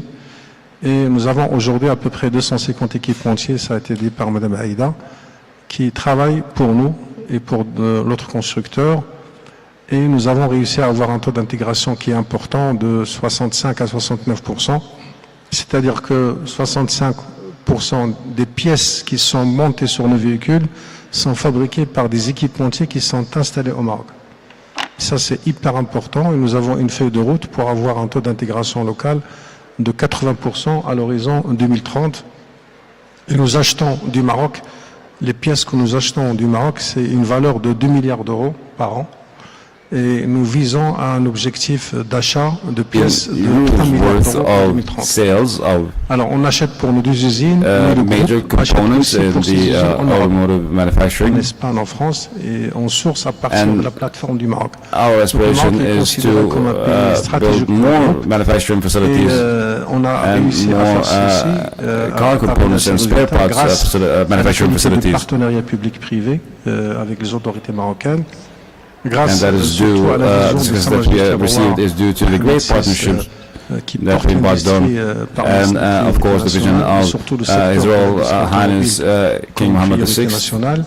Et grâce aussi à tout le travail qui est fait par le and that is also due to the joint efforts and the great partnership with the on a private aussi sector. commencé à industrialiser de nouvelles technologies dans nos deux usines en lien avec l'électrification des voitures. Nous avons déjà lancé un modèle hybride et nous avons aussi, nous sommes en train de lancer le premier véhicule électrique fabriqué qui s'appelle la Duo Mobilize. Donc nous sommes en train aussi de prendre ce virage électrique que la filière mondiale et ça me renvoie à la deuxième partie de votre question sur la durabilité. La durabilité suppose beaucoup de conformité And we always thinking of sustainability. en réglementation notamment. Mais en some même way temps, we il are faut qu'on trying réponde à to ces achieve exigences alignment with the en maintenant international notre legislations. compétitivité. C'est ça So qui est we must important. be able to follow these international standards in manufacturing, and we must be committed to manufacture according to these standards to maintain competitiveness in our markets. En termes d'infrastructure, en termes d'énergie renouvelable, en termes réglementaires et aussi en termes de ressources humaines pour développer des compétences. Je reviendrai sur ce point tout à l'heure. Mais il y a aussi un point qui est important, c'est qu'il faut qu'on s'assure aussi que la chaîne de valeur qui est pour nous soit elle aussi conforme par rapport à cette durabilité et ces exigences. C'est l'un des sujets sur lesquels on travaille au quotidien pour s'assurer de cette conformité. Alors il y a un autre sujet, c'est que si je prends les pays marocains, ils sont aussi confrontés à ce type d'exigence, notamment quand ils exportent sur le marché européen. In this sector, we are exporting to the European markets. The European market is a very important market to us. Exigences, mais en même temps, ces exigences, des fois au niveau local, as we are faced in some instances with many restrictions, and je pense que c'est une réelle opportunité our standards differ from the international standards, but yet we see it as a great opportunity for us in Morocco to develop this industry as to notamment sur la filière automobile. Raise the level of standards nationally to be compatible with the international standards. Dans la table ronde And we're quite proud with la décarbonation. Our products Et la décarbonation, pour the Made in Morocco l'usine de Renault à Tanger, c'est la première usine au monde, tout factory in Tanger is the first qui a été conçue dès le départ manufacturing facility that was designed je vais expliquer ça. C'est que sur la partie énergie, 60% de l'énergie qu'utilise l'usine de Tanger vient des éoliennes aujourd'hui. Et 30% de l'énergie qu'elle utilise, ça fait 60 plus 30, ça fait 90, provient de la biomasse. On utilise des grêlons d'olive qu'on collecte des coopératives agricoles. Parce que le Maroc, c'est un pays qui produit de l'huile d'olive beaucoup. Et on a une filière qui travaille avec nous. Et avec ces grêlons d'olive, on chauffe les installations de peinture. Qui consomment beaucoup d'énergie. Donc ça, c'est le premier point, c'est sur l'énergie. Le deuxième point, c'est sur le recyclage des eaux usées industrielles. Nous avons mis en place, dès le démarrage de l'usine, un système de recyclage des eaux usées qui permet de gagner en termes de consommation d'eau, notamment dans le cas du stress hydrique que connaît le Maroc en ce moment. Et par jour, on fait à peu près 900 mètres cubes de gain d'eau par jour. Et par rapport à l'éolien, ça nous permet de faire un gain d'émission de 100 000 tonnes de CO2 par an. L'autre sujet important sur lequel on a investi beaucoup ces dernières années, c'est l'efficacité énergétique. Il ne suffit pas d'avoir une énergie propre, mais il suffit aussi de savoir comment utiliser cette énergie pour l'optimiser dans notre process. Et pour cela, on s'appuie beaucoup sur l'intelligence artificielle qui nous aide à analyser nos installations, à savoir à quel moment on peut utiliser la consommation et à nous apporter des solutions, notamment au niveau des équipes de la maintenance par rapport à ce sujet. Et le dernier point, je vais m'arrêter, c'est que le Maroc a investi énormément sur les énergies renouvelables depuis un certain temps grâce à la vision de Sa Majesté. Nous avons un mix énergétique aujourd'hui national de 38%, c'est-à-dire 38% de l'énergie consommée au Maroc provient soit du solaire, soit des énergies renouvelables. Nous avons un objectif de 52% de mix énergétique en l'horizon 2030. Thank you so much, Mr. Bashiri, for your inputs. It's a perfect example of a public policy and private practice. So thank you for being here today. Let's move now to Mr. Croft. You have a lot of experience on product-related standards and certification. What can we learn when we talk about sustainability-related processes? Well, I look upon it as a transition from what I call narrow quality to broad quality. Narrow quality being the quality of the product itself, the traditional, as a customer, I'm buying a product, I expect it to do what it says on the label, I expect it to meet my needs. But as we move towards the concept of broad quality, I want to go beyond that. I want to know a little bit more about how the product is made. Is it made in an ethically responsible manner? Is it made in an environmentally responsible manner? Not just by the company that I'm buying from, but throughout their supply chain. And I think we've seen a number of instances in the past where this whole question of sustainability goes hand in hand with modern technologies and digitalization. Today, if you are a responsible company managing your supply chain, you don't just ask them for proof that they can provide a quality product. You need to do the due diligence. Because if not, then if some consumer finds out that one of your sub-tier suppliers, for example, is using conflict minerals or is using child labor across some other part of the world, that goes into social media, and you could have the best product in the world, but you will find your excellent product being boycotted because of the practices that you employ throughout your supply chain. And I think we see that more and more. That's what I call broad quality. It's no longer just quality of the product. But as far as the supply chain is concerned, the business-to-business aspects, I think it's appropriate just for us to consider for a minute the policy alternatives that governments have. First, they can use just free market principles.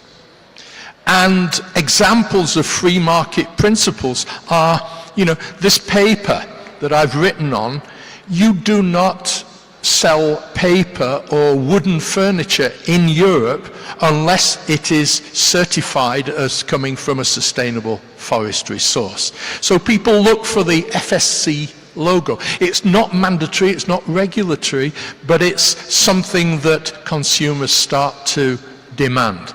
Likewise, bananas in the UK. People look for fair trade bananas because they know that those bananas have been grown in an ethically responsible way.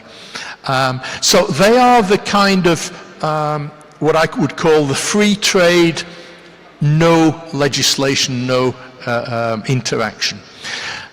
Second, we can have the policy of objectives, of incentives. Good example of that, Germany. Germany has the largest number globally of organizations certified to the ISO 50001 energy management system standards. Not because they require it, but because they give incentives to organizations who can demonstrate that they have a responsible attitude to energy use. And then, of course, we get into the regulatory arena, which is sometimes needed to keep a level playing field, to avoid, in some cases, bad actors who are trying to get around, play the system. And I think one good example of that is the new EU policy, the CBAM, the Carbon Adjustment Mechanism, which mainly aimed at heavy industry, steel, cement, and so on, but aims to level up the playing field for those suppliers who are in countries that have a relatively lax attitude towards emissions. The idea is that they will be taxed, in inverted commas, as part of the regulatory environment. So I think there are varying degrees of regulation, but ultimately we all are concerned not only in what the product is, but how it's made. Thanks. Thank you so much, and thanks for bringing the power of the carrot, the incentive, and not always talk about the stick. You mentioned also minerals, so let's move to minerals. Mr. Ahmed, how can governments and international organizations collaborate to design policies that advance resilient supply chains? Well, thank you very much. I think we've had a wonderful information from the rest of the panel on supply chains. And when we talk about minerals, I think collaboration between entities and governments is not just desirable, it is indispensable.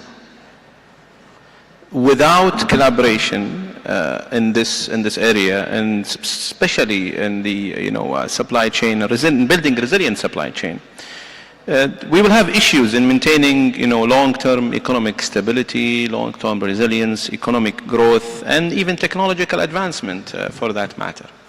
So, especially in this increasing multipolar world where there is a huge geopolitical tension. In these days, there is a lot of issues with supply chain resilience. There is concentration, there is geopolitical tension, there is you name it. So governments really need to think about, playing their role, and the governments have a serious pivotal role to play here. And I think, coming back from normal public good government perception, where governments needs to preserve the public interests. And the global public interest in this matter is about making sure that the supply and the resilient supply is consistent and resilient and, not to say indefinite, but at least very, very reliable. Because for example, if you look about it, there are organizations that controls oceans. There are organizations that controls space. Any shared medium that public interests plays on or actually operates in needs to be somehow controlled or at least guided. Now, again, if you consider critical minerals are a public good, which they are, I think there needs to be some form of control. Now, if you look at issues like global competitiveness theory, all of these, they always maintain that in order to achieve competitiveness, you really need to align the players. In this game, for example, you have organization in minerals at least, you have people that have alliances and everywhere across the globe. For example, you have the IRA in the United States, which is one effort to manage the critical mineral supply and mineral supply in general. You have also the Europe Critical Raw Mineral Acts or Critical Mineral Acts. They are trying also to build that. So there is also organizations like the WTO and the United Nations that are also trying to build some form of guidance and resilience. And I think it is indispensable in order for us to preserve our future and our economic growth, our industrial growth, to have some form of control or some form of alignment between all the parties to make sure that the supply chains are resilient. And for example, the most recent one, I think in the African countries, you have the African Mining Vision Frameworks. They recently promoted the shared vision, the shared supply chain. They're trying to compete less and cooperate more. Supply chain is about cooperation. It's never about serious, bloodthirsty competition. Thank you. Thank you so much also for highlighting how sustainability can drive resilience in supply chains.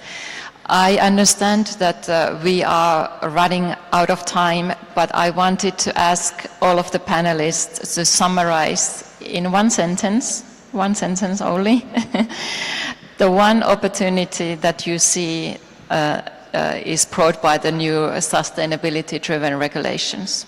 Over to you, Madame Fachi. Je vais dépasser une phrase.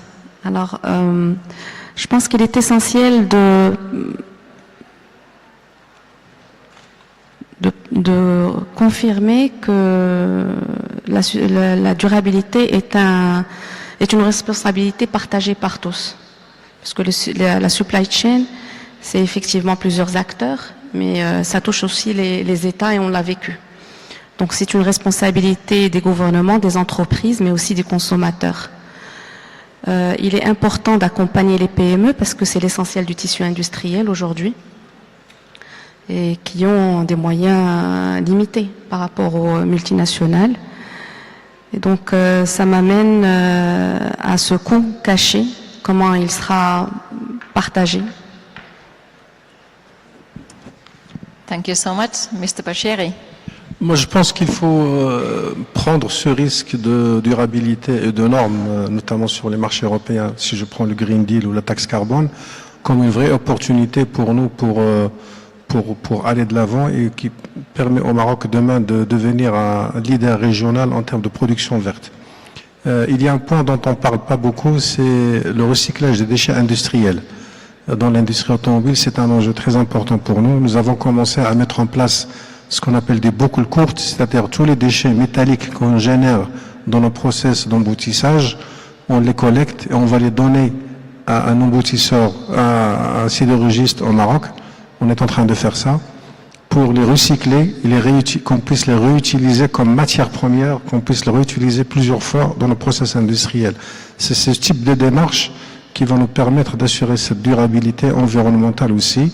Et l'autre point, c'est le développement des compétences. Nous avons beaucoup investi au-delà du respect des droits sociaux au Maroc et tout ce qu'on fait au niveau de la Fondation Renault par rapport aux formations sur la sécurité routière ou sur les sujets en lien avec l'éducation.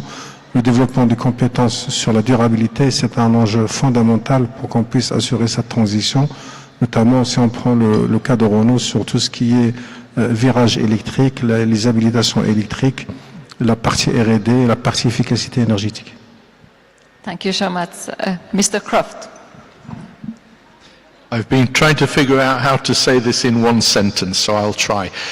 I would say that for organizations to be successful in the long term, they have to embrace sustainability internally, embed it into their internal processes, and deploy it throughout their supply chain.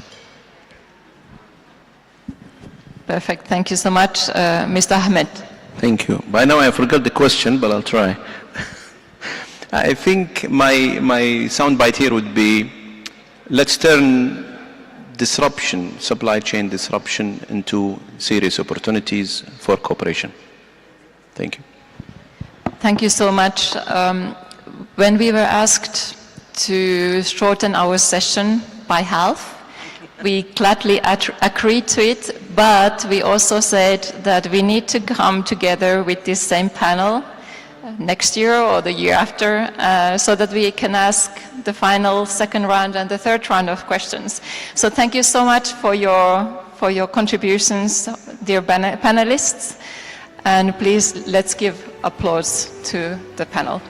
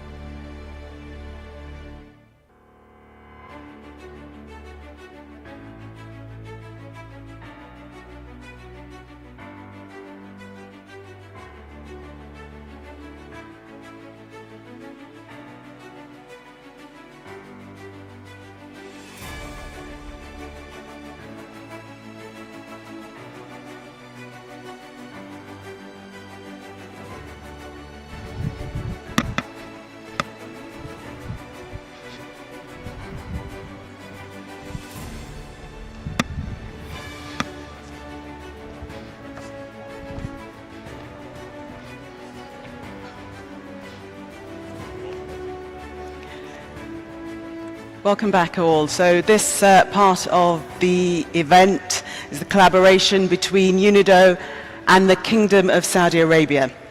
There's deep joy that this forum provides space to formalize such a collaboration. Now there will be a signing of the Strategic Collaboration Framework by the Minister of Industry and Mineral and Resources and the Director General of UNIDO. This will be moderated by Ms. Hanan Hanzaz Ferri, Special Representative for the Arab Region, UNIDO, and Engineer Abdulaziz Alawash, Director of Strategy Implementation at the Ministry of Industry and Mineral Resources, Saudi Arabia.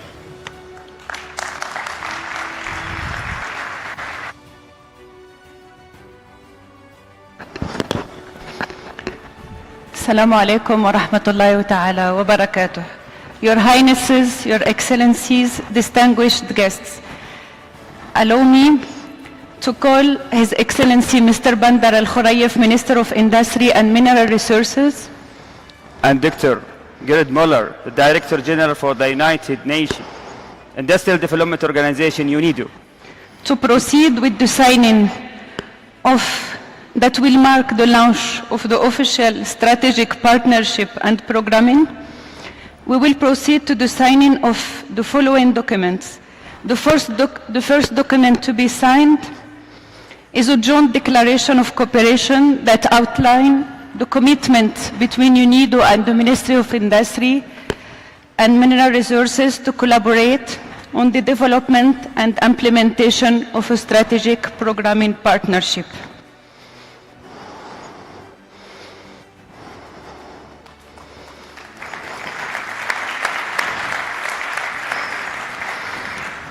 This joint declaration determines the objectives, scope, and area of cooperation aiming at promoting inclusive and sustainable industrial development in Saudi Arabia and beyond.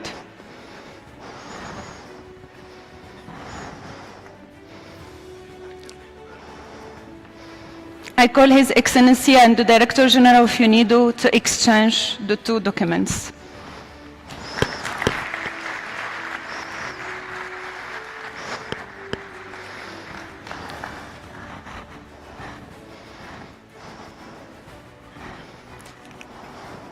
and to proceed further to sign an exchange letter related to the allocation of the Ministry of Industry and Mineral Resources to UNIDO Industrial Development Fund, and that's going to serve for the formulation and the implementation of a jointly determined projects related to the areas of cooperation outlined in the joint declaration.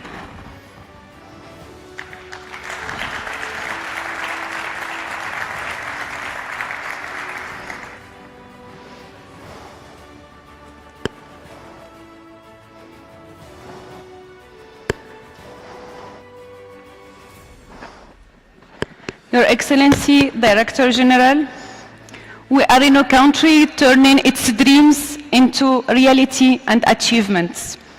And we are not only dreaming in this cooperation, but we are turning our dreams into reality and achievement.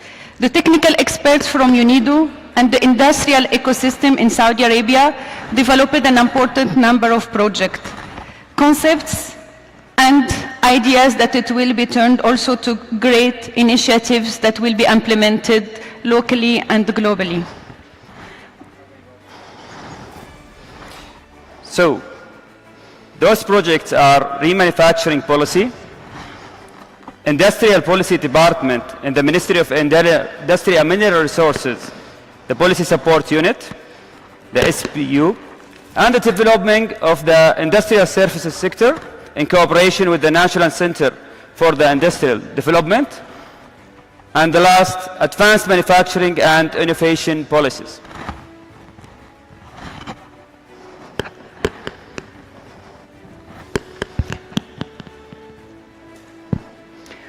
We signed today the joint declaration, but also an exchange of letters.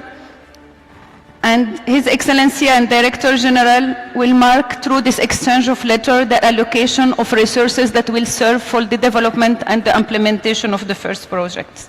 We are happy today to announce 4 first initiatives that we will implement together. The first initiative is a remanufacturing policy that will be implemented together between UNIDO and the Ministry of Industry and Mineral Resources. Industrial Policy Department in the Ministry of Industry and Mineral Resources, the Policy Support Unit as well. As I mentioned in the beginning, the initiatives will be implemented not only with the Ministry of Industry, but the whole industrial ecosystem in the kingdom. One of the important initiatives that we will implement is the development of the industrial services sector in collaboration with the National Center for Industrial Development.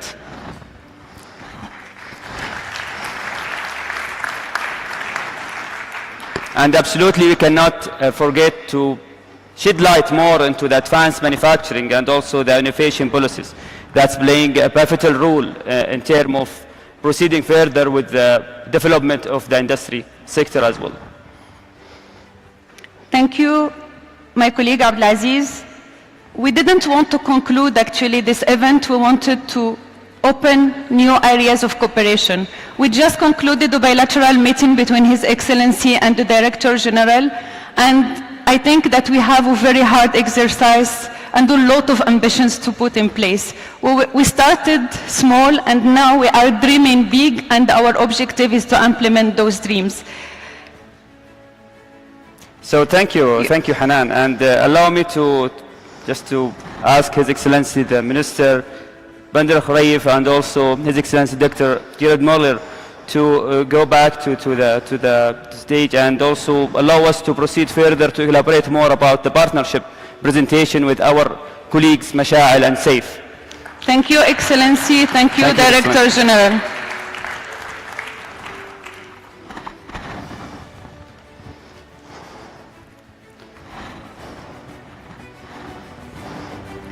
كما قلنا في البداية، ارتأينا أن نحتفل قبل اختتام أشغال هذا المنتدى الذي كان ناجحا نوعا وكما ومضمونا. ليس احتفالا بالاختتام، بل هو احتفال ببداية قصة نجاح أخرى، قصة تعاون استراتيجي بين المملكة العربية السعودية ومنظمة الأمم المتحدة الصناعية، منظمة الأمم المتحدة للتنمية الصناعية. شراكة بدأت كحلم وأصبح الحلم حقيقة بل إنجاز. ضيوفنا الكرام، في بلد يحلم ويحقق، وفي إطار رؤية ملكية طموحة، رؤية ترجمت لبرامج، برامج ترجمت لسياسات، وسياسات حققت أهداف بل فاقت أهدافها. رؤية تتماشى مع أهداف التنمية المستدامة 2030. شكرا زميلة حنان. شراكة المملكة العربية السعودية مع منظمة الأمم المتحدة للتنمية الصناعية اليونيدو بدأت بانضمام المملكة رسميا لليونيدو في عام 1985، ومنذ ذلك الحين ساهمت المملكة كعضو فعال في دعم جهود وأنشطة المنظمة لتسريع التنمية الصناعية المستدامة والشاملة، وبالأخص للدول النامية والدول الأقل نموا. شراكتنا الجديدة بدأت بزيارة لمعالي وزير الصناعة والثروة المعدنية في المملكة العربية السعودية لمقر المنظمة في فيينا من العام 2022. تلتها زيارات ونقاشات فنية رفيعة المستوى بدأت بأفكار وترجمت لبرنامج استراتيجي يتماشى مع استراتيجية وطنية صناعية للمملكة شعارها وطن يصنع. شكرا زميلي عبد العزيز. حلمنا أصبح أن نشارككم حلمكم ونسرع سويا تحقيق حلمكم، أو بالأحرى حلمنا أصبح هدفا مشترك. لن أطيل عليكم، فخير الكلام ما قل ودل. أود أن أستدعي على المنصة واحدة من الكوادر السعودية التي شاركت في سرعة هذه الشراكة نظرا لتفانيها وحسها المهني العالي، السيدة مشاعل الجندل، مدير برنامج في وزارة الصناعة والثروة المعدنية بالمملكة العربية السعودية، لتسليط الضوء عن الشراكة عن طريق عرض وجيز لأهم محاور هذه الشراكة. الزميلة مشاعل الجندل، فلتتفضلي مشكورة.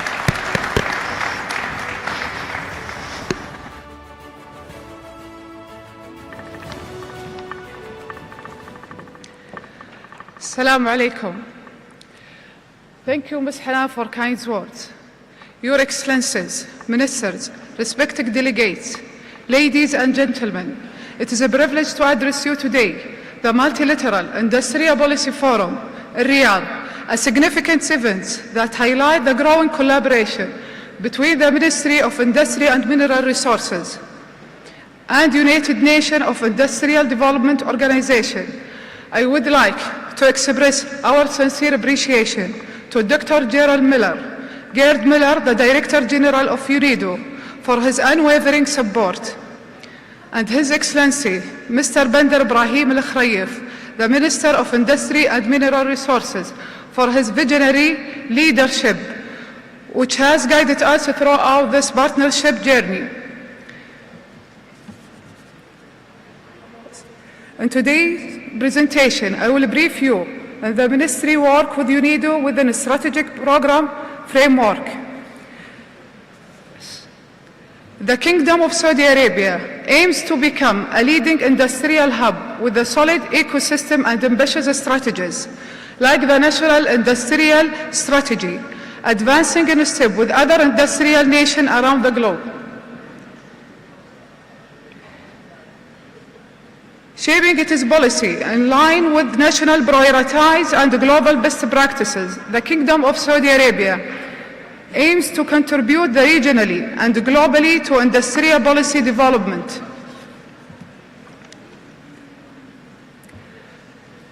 The Ministry of Industry and Mineral Resources has been collaborating with UNIDO for the past years.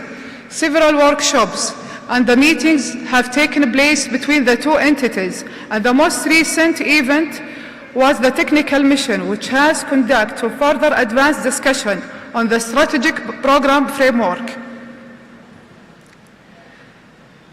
The collaboration with UNIDO has evolved into two streams. The first stream, the Industrial Partnership Program, aims to further develop and grow industrial sector in Saudi Arabia.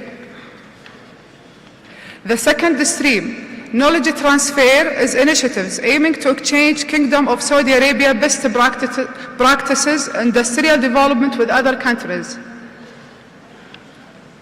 The UNIDO and the Ministry of Industry and Mineral Resources Partnership Program aims to enhance the industrial sector by addressing critical areas of development, with the 22 workshops already held to support these efforts. The key streams under this collaboration include policy development, investment facilitation, sustainability, and others. Under the knowledge transfer stream, the Ministry aims to play active role, knowledge exchange of several topics, including National Industrial Strategy and the Future Factory Program with other countries that will be identified based on specific guiding principles such as economy size, industrial maturity, and visions. Today, a joint declaration between UNIDO and Ministry of Industry and Mineral Resources will be signed, aiming to solidify commitments to industrial development. This marks the beginning of a long-term partnership with UNIDO, where we anticipate achieving impactful and fruitful results. Thank you, everyone.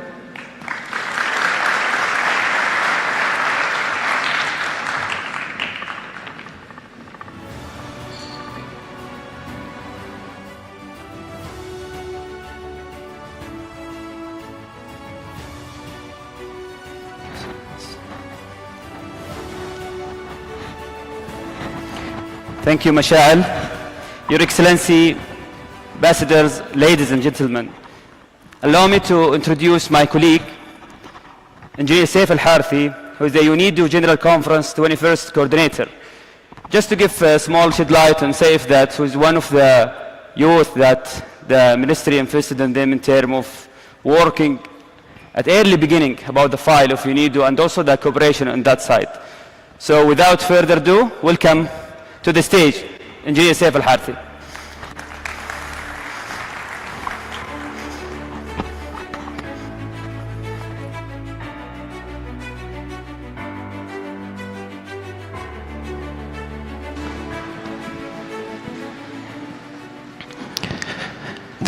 much. What a long year, Your Excellency. A very grateful year, a very enjoyable year. Your Excellency, your Prime Minister, and Your Excellencies, ladies and gentlemen, allow me first to thank you all for being here today and to compliment the work that has been made by my colleague Masha'al Al-Jandal and the team. I just would like to briefly give a little bit of a history before or until we receive to that place today. So in the beginning,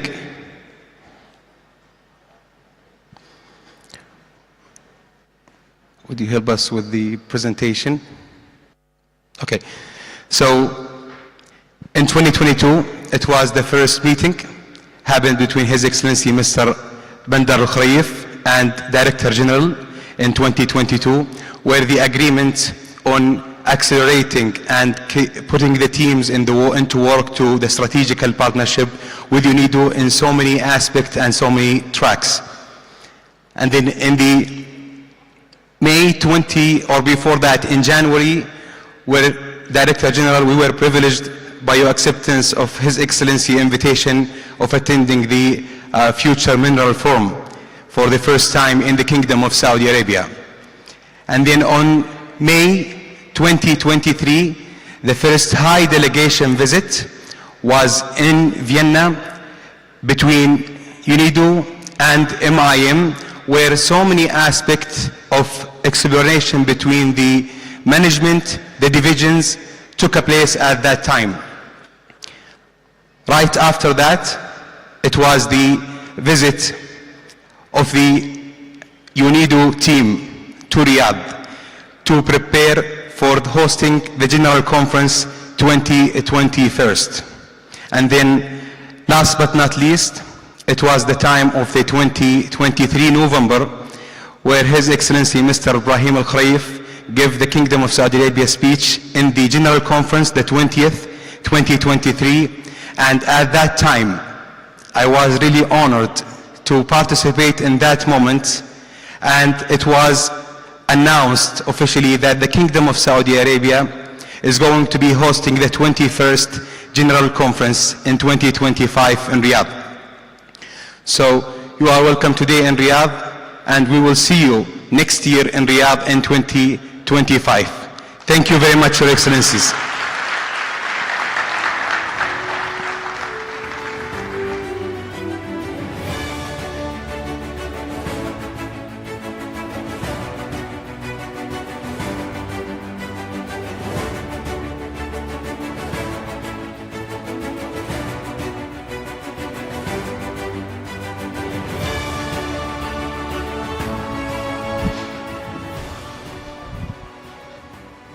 Thank you so much for those remarks. Now, let's hear again from Mr. Seong-Zhu, who will report on the key messages and outcomes from the event, and particularly how the collaboration between UNIDO and its member states can transform those outcomes into tangible solutions. Please welcome him to the stage.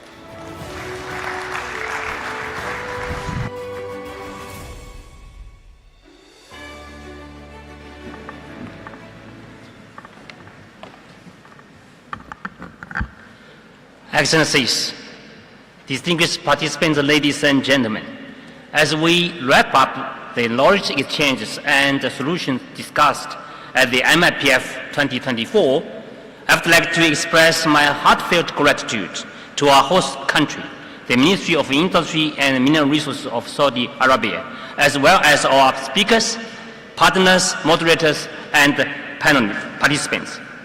Shukran jazilan, as we say thank you very much in Arabic, for your generous hospitality and continued support to the MIPF.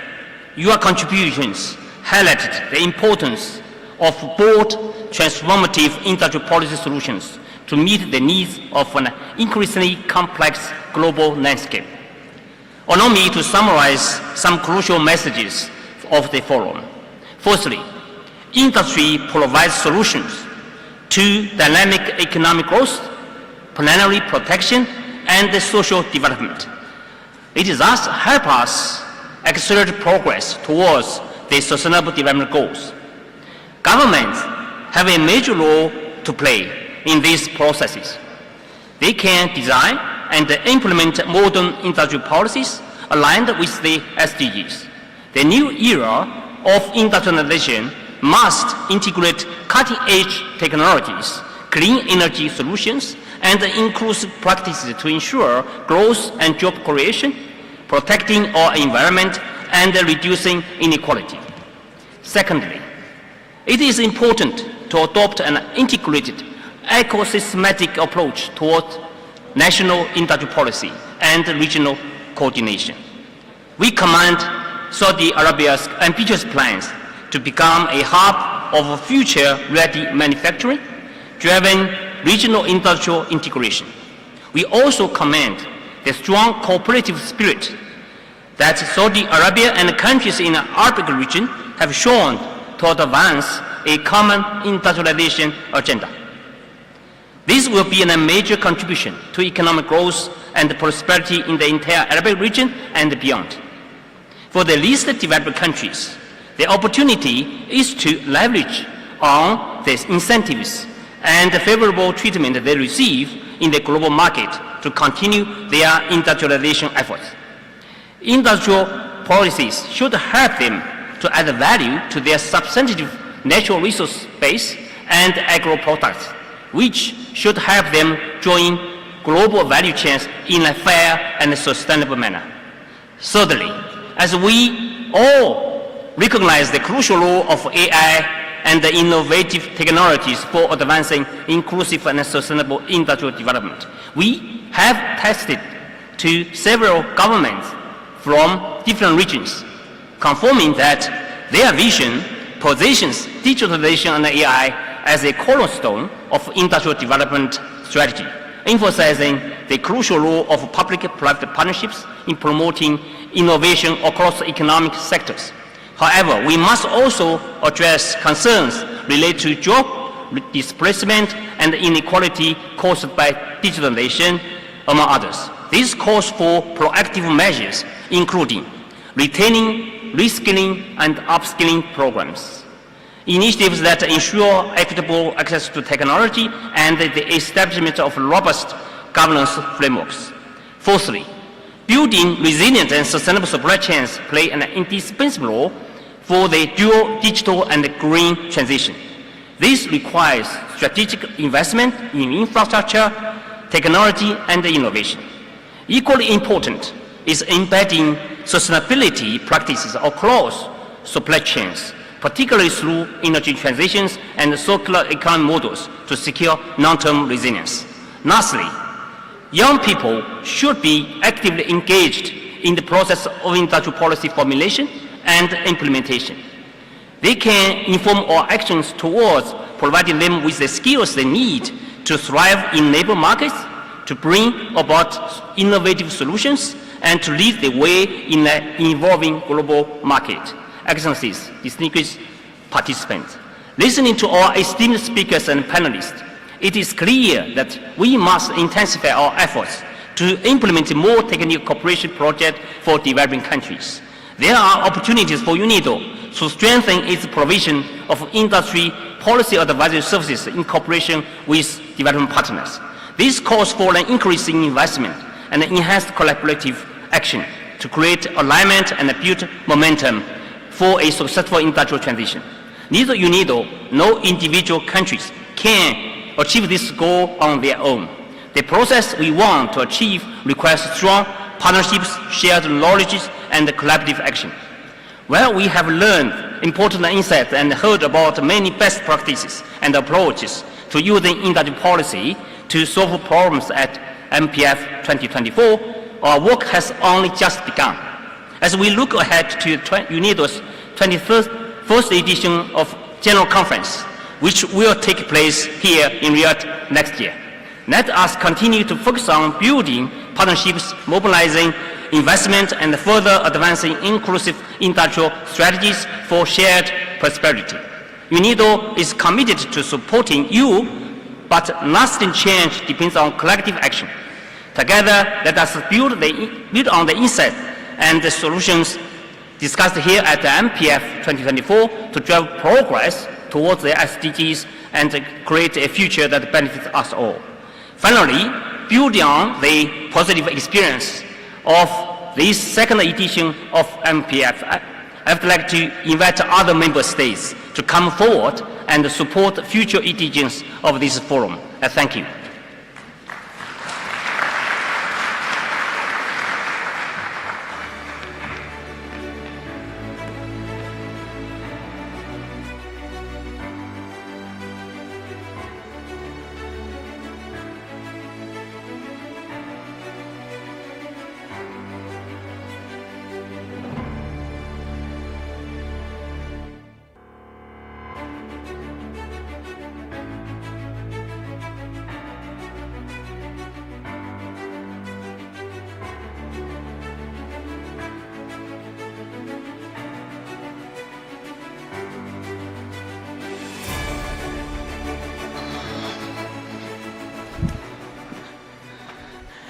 So that final slide that you see on the stage is correct.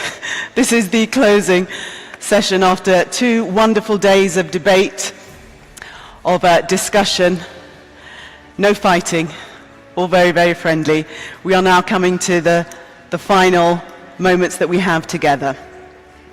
Will you please join me in welcoming His Excellency Mr. Bandar Ibrahim Al Khoef, Minister of Industry and Mineral Resources, Saudi Arabia, for some closing comments.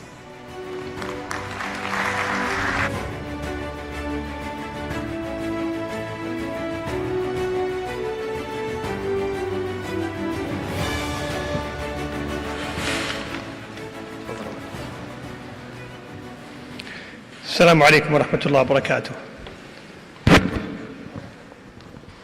Good evening, everyone. It's great to be here. It's great to see everybody also here. It's not easy to say goodbye, but everything has to come to an end. Before I start my official speech, I would like to express my emotions at this moment, where this couple of days we have been able to be much closer together, know each other on a personal level, and really perform like one family. So thank you for this spirit.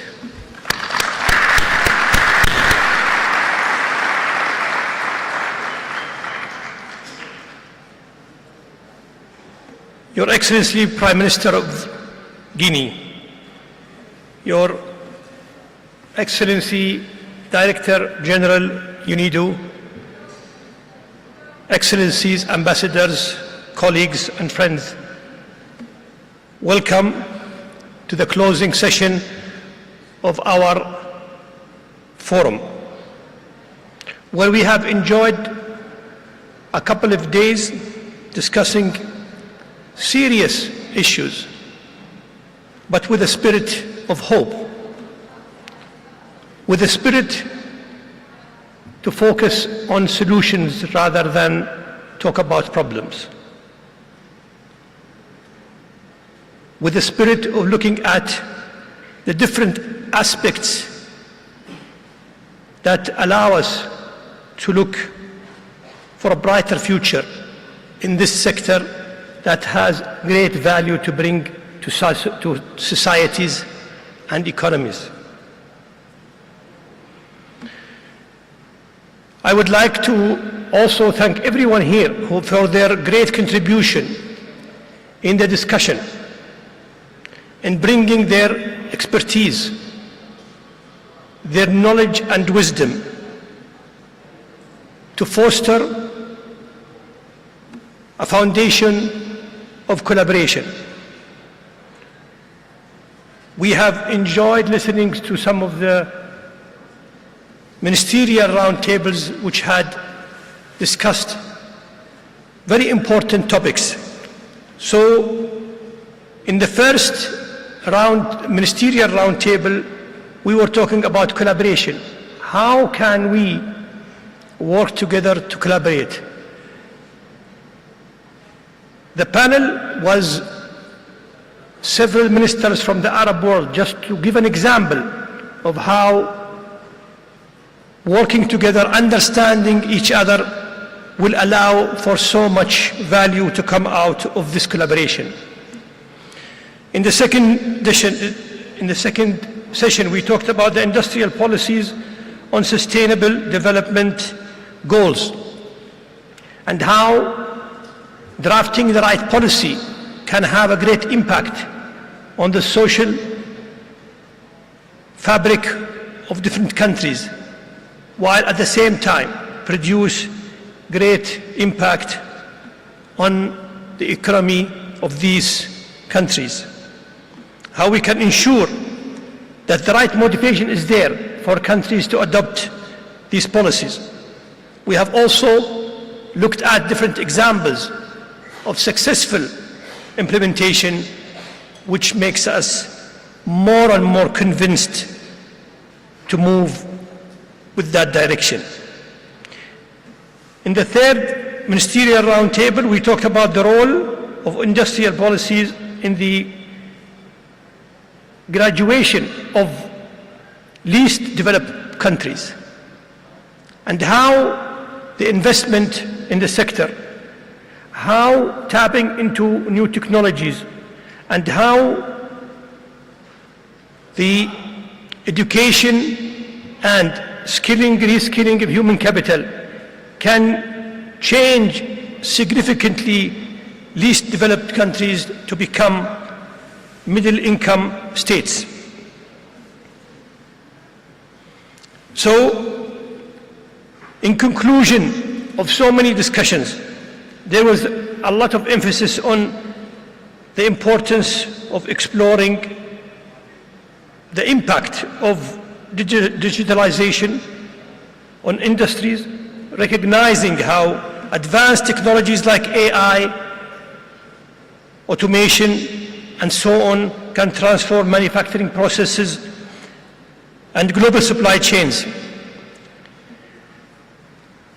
The importance of being ready to help our workforce to be ready for future jobs that would be created in the sector. Human capital development is a key component, not only to help the industrial sector grow, but also to help nations grow. Ensuring these skills are available for everybody.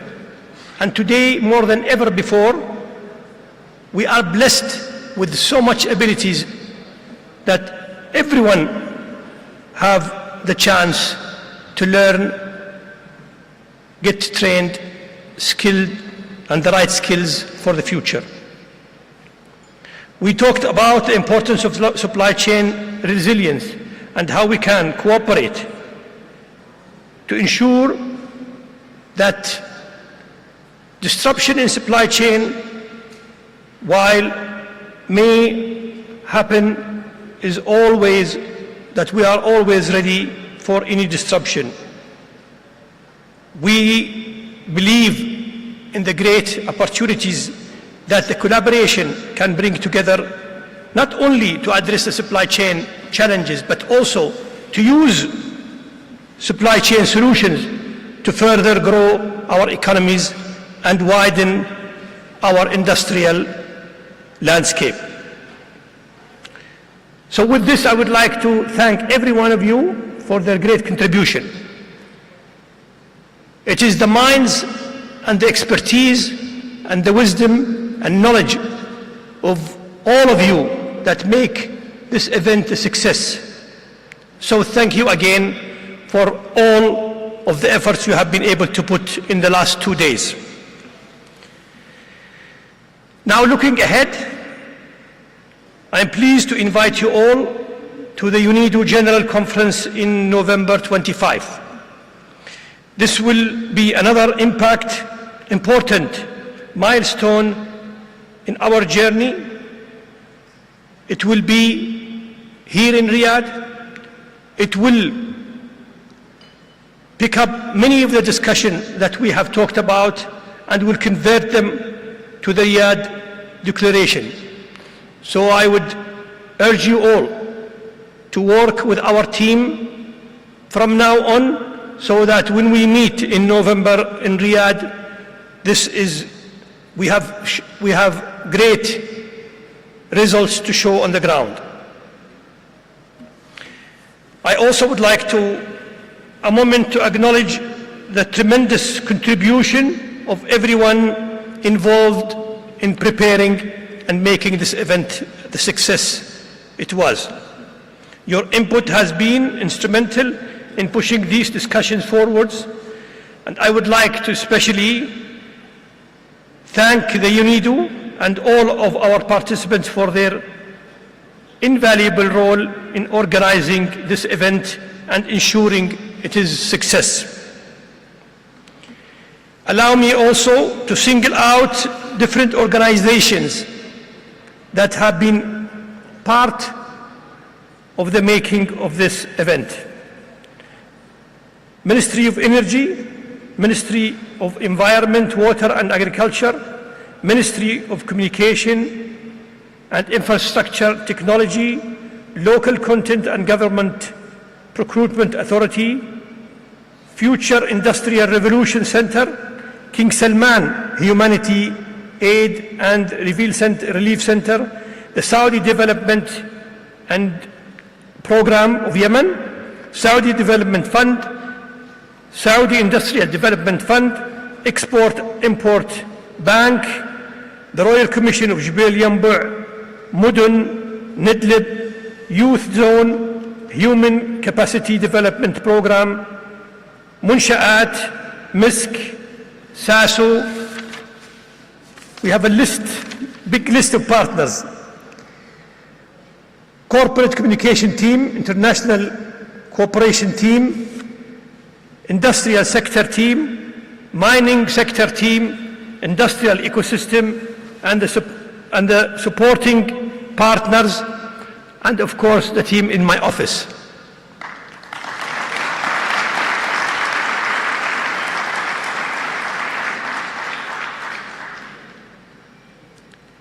But a special thank to two individuals who deserve to be appreciated in this speech. Suleiman al-Mazrou', who led the work,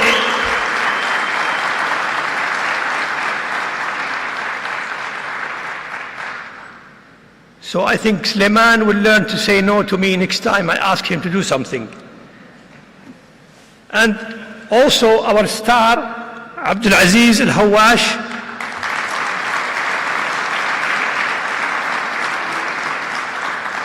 for the great work they have been doing.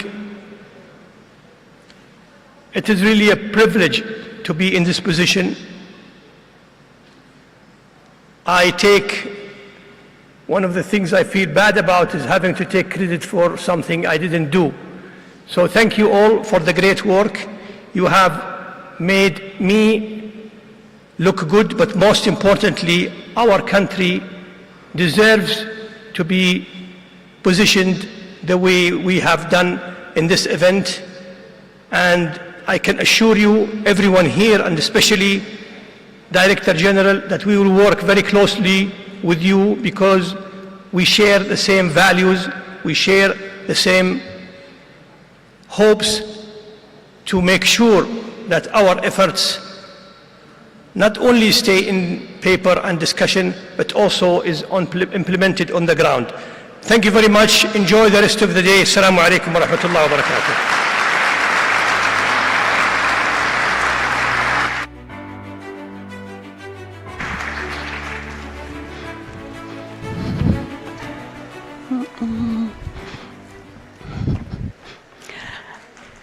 And now, please welcome the Director General of UNIDO, Mr. Gerd Müller, to give his final remarks.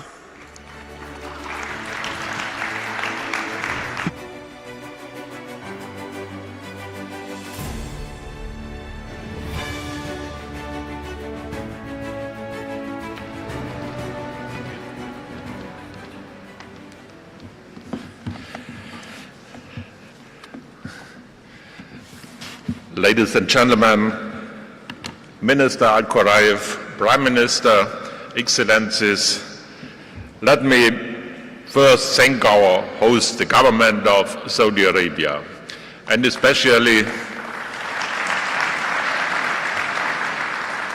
you, Minister Al-Khuraif, and the Saudi Ministry of Industry and Mineral Resources, your Vice Minister and the whole team for your outstanding, great hospitality, excellent organization,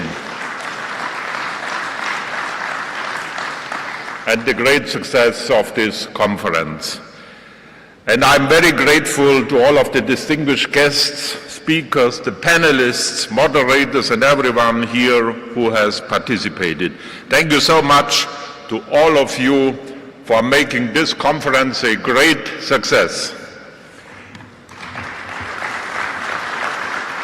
I am so glad to see and feel the energy, the commitment, Minister, and passion here at this forum from all of you. And that is really great. It helps confirm my basic optimism.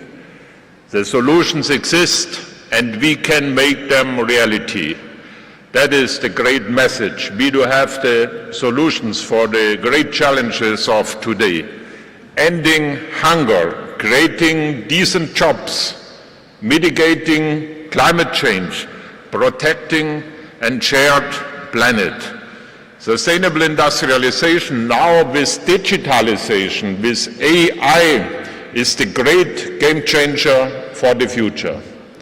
That was one of the key issues of this conference. Ladies and gentlemen, we all now know we live in a globalized world. Everything is connected to everything. The crises and challenges we face are global. And what is most important? The gap, Prime Minister, the gap between the poor countries and the rich must not get any bigger. That is a very important message for solidarity, global solidarity. On the contrary, we must overcome it together. And central to all of our efforts must be working for fair and sustainable supply chains. Vice Minister, we talked about this just, multilateral cooperation and the spirit of global solidarity. Everything we have done here at this forum shows that multilateral cooperation is the key. Our discussions here will feed into the Riyadh Declaration, Minister Khuraif, the Riyadh Declaration to be adopted at our next General Conference in 2025, also here in Riyadh. A new approach for sustainable industrialization. Industrialization based on the Vision 2030, the Saudi vision. And so I'm very glad that UNIDO and the Kingdom of Saudi Arabia have just signed a new joint declaration which marks the beginning of a new strategic partnership framework.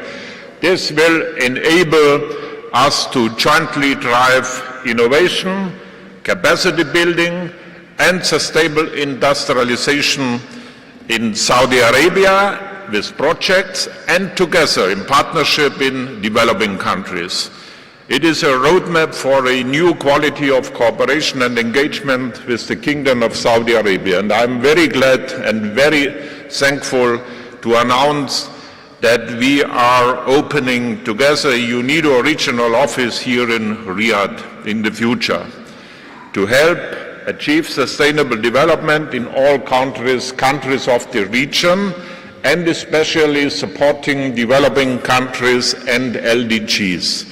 Here in Saudi Arabia, we see enormous progress through innovation. That's the slogan of UNIDO. Progress by innovation. It is an inspiration for what is possible worldwide. And we see concrete solutions for the global challenges of this century. So let us work together UNIDO here is your partner for multilateral partnership. Thank you so much.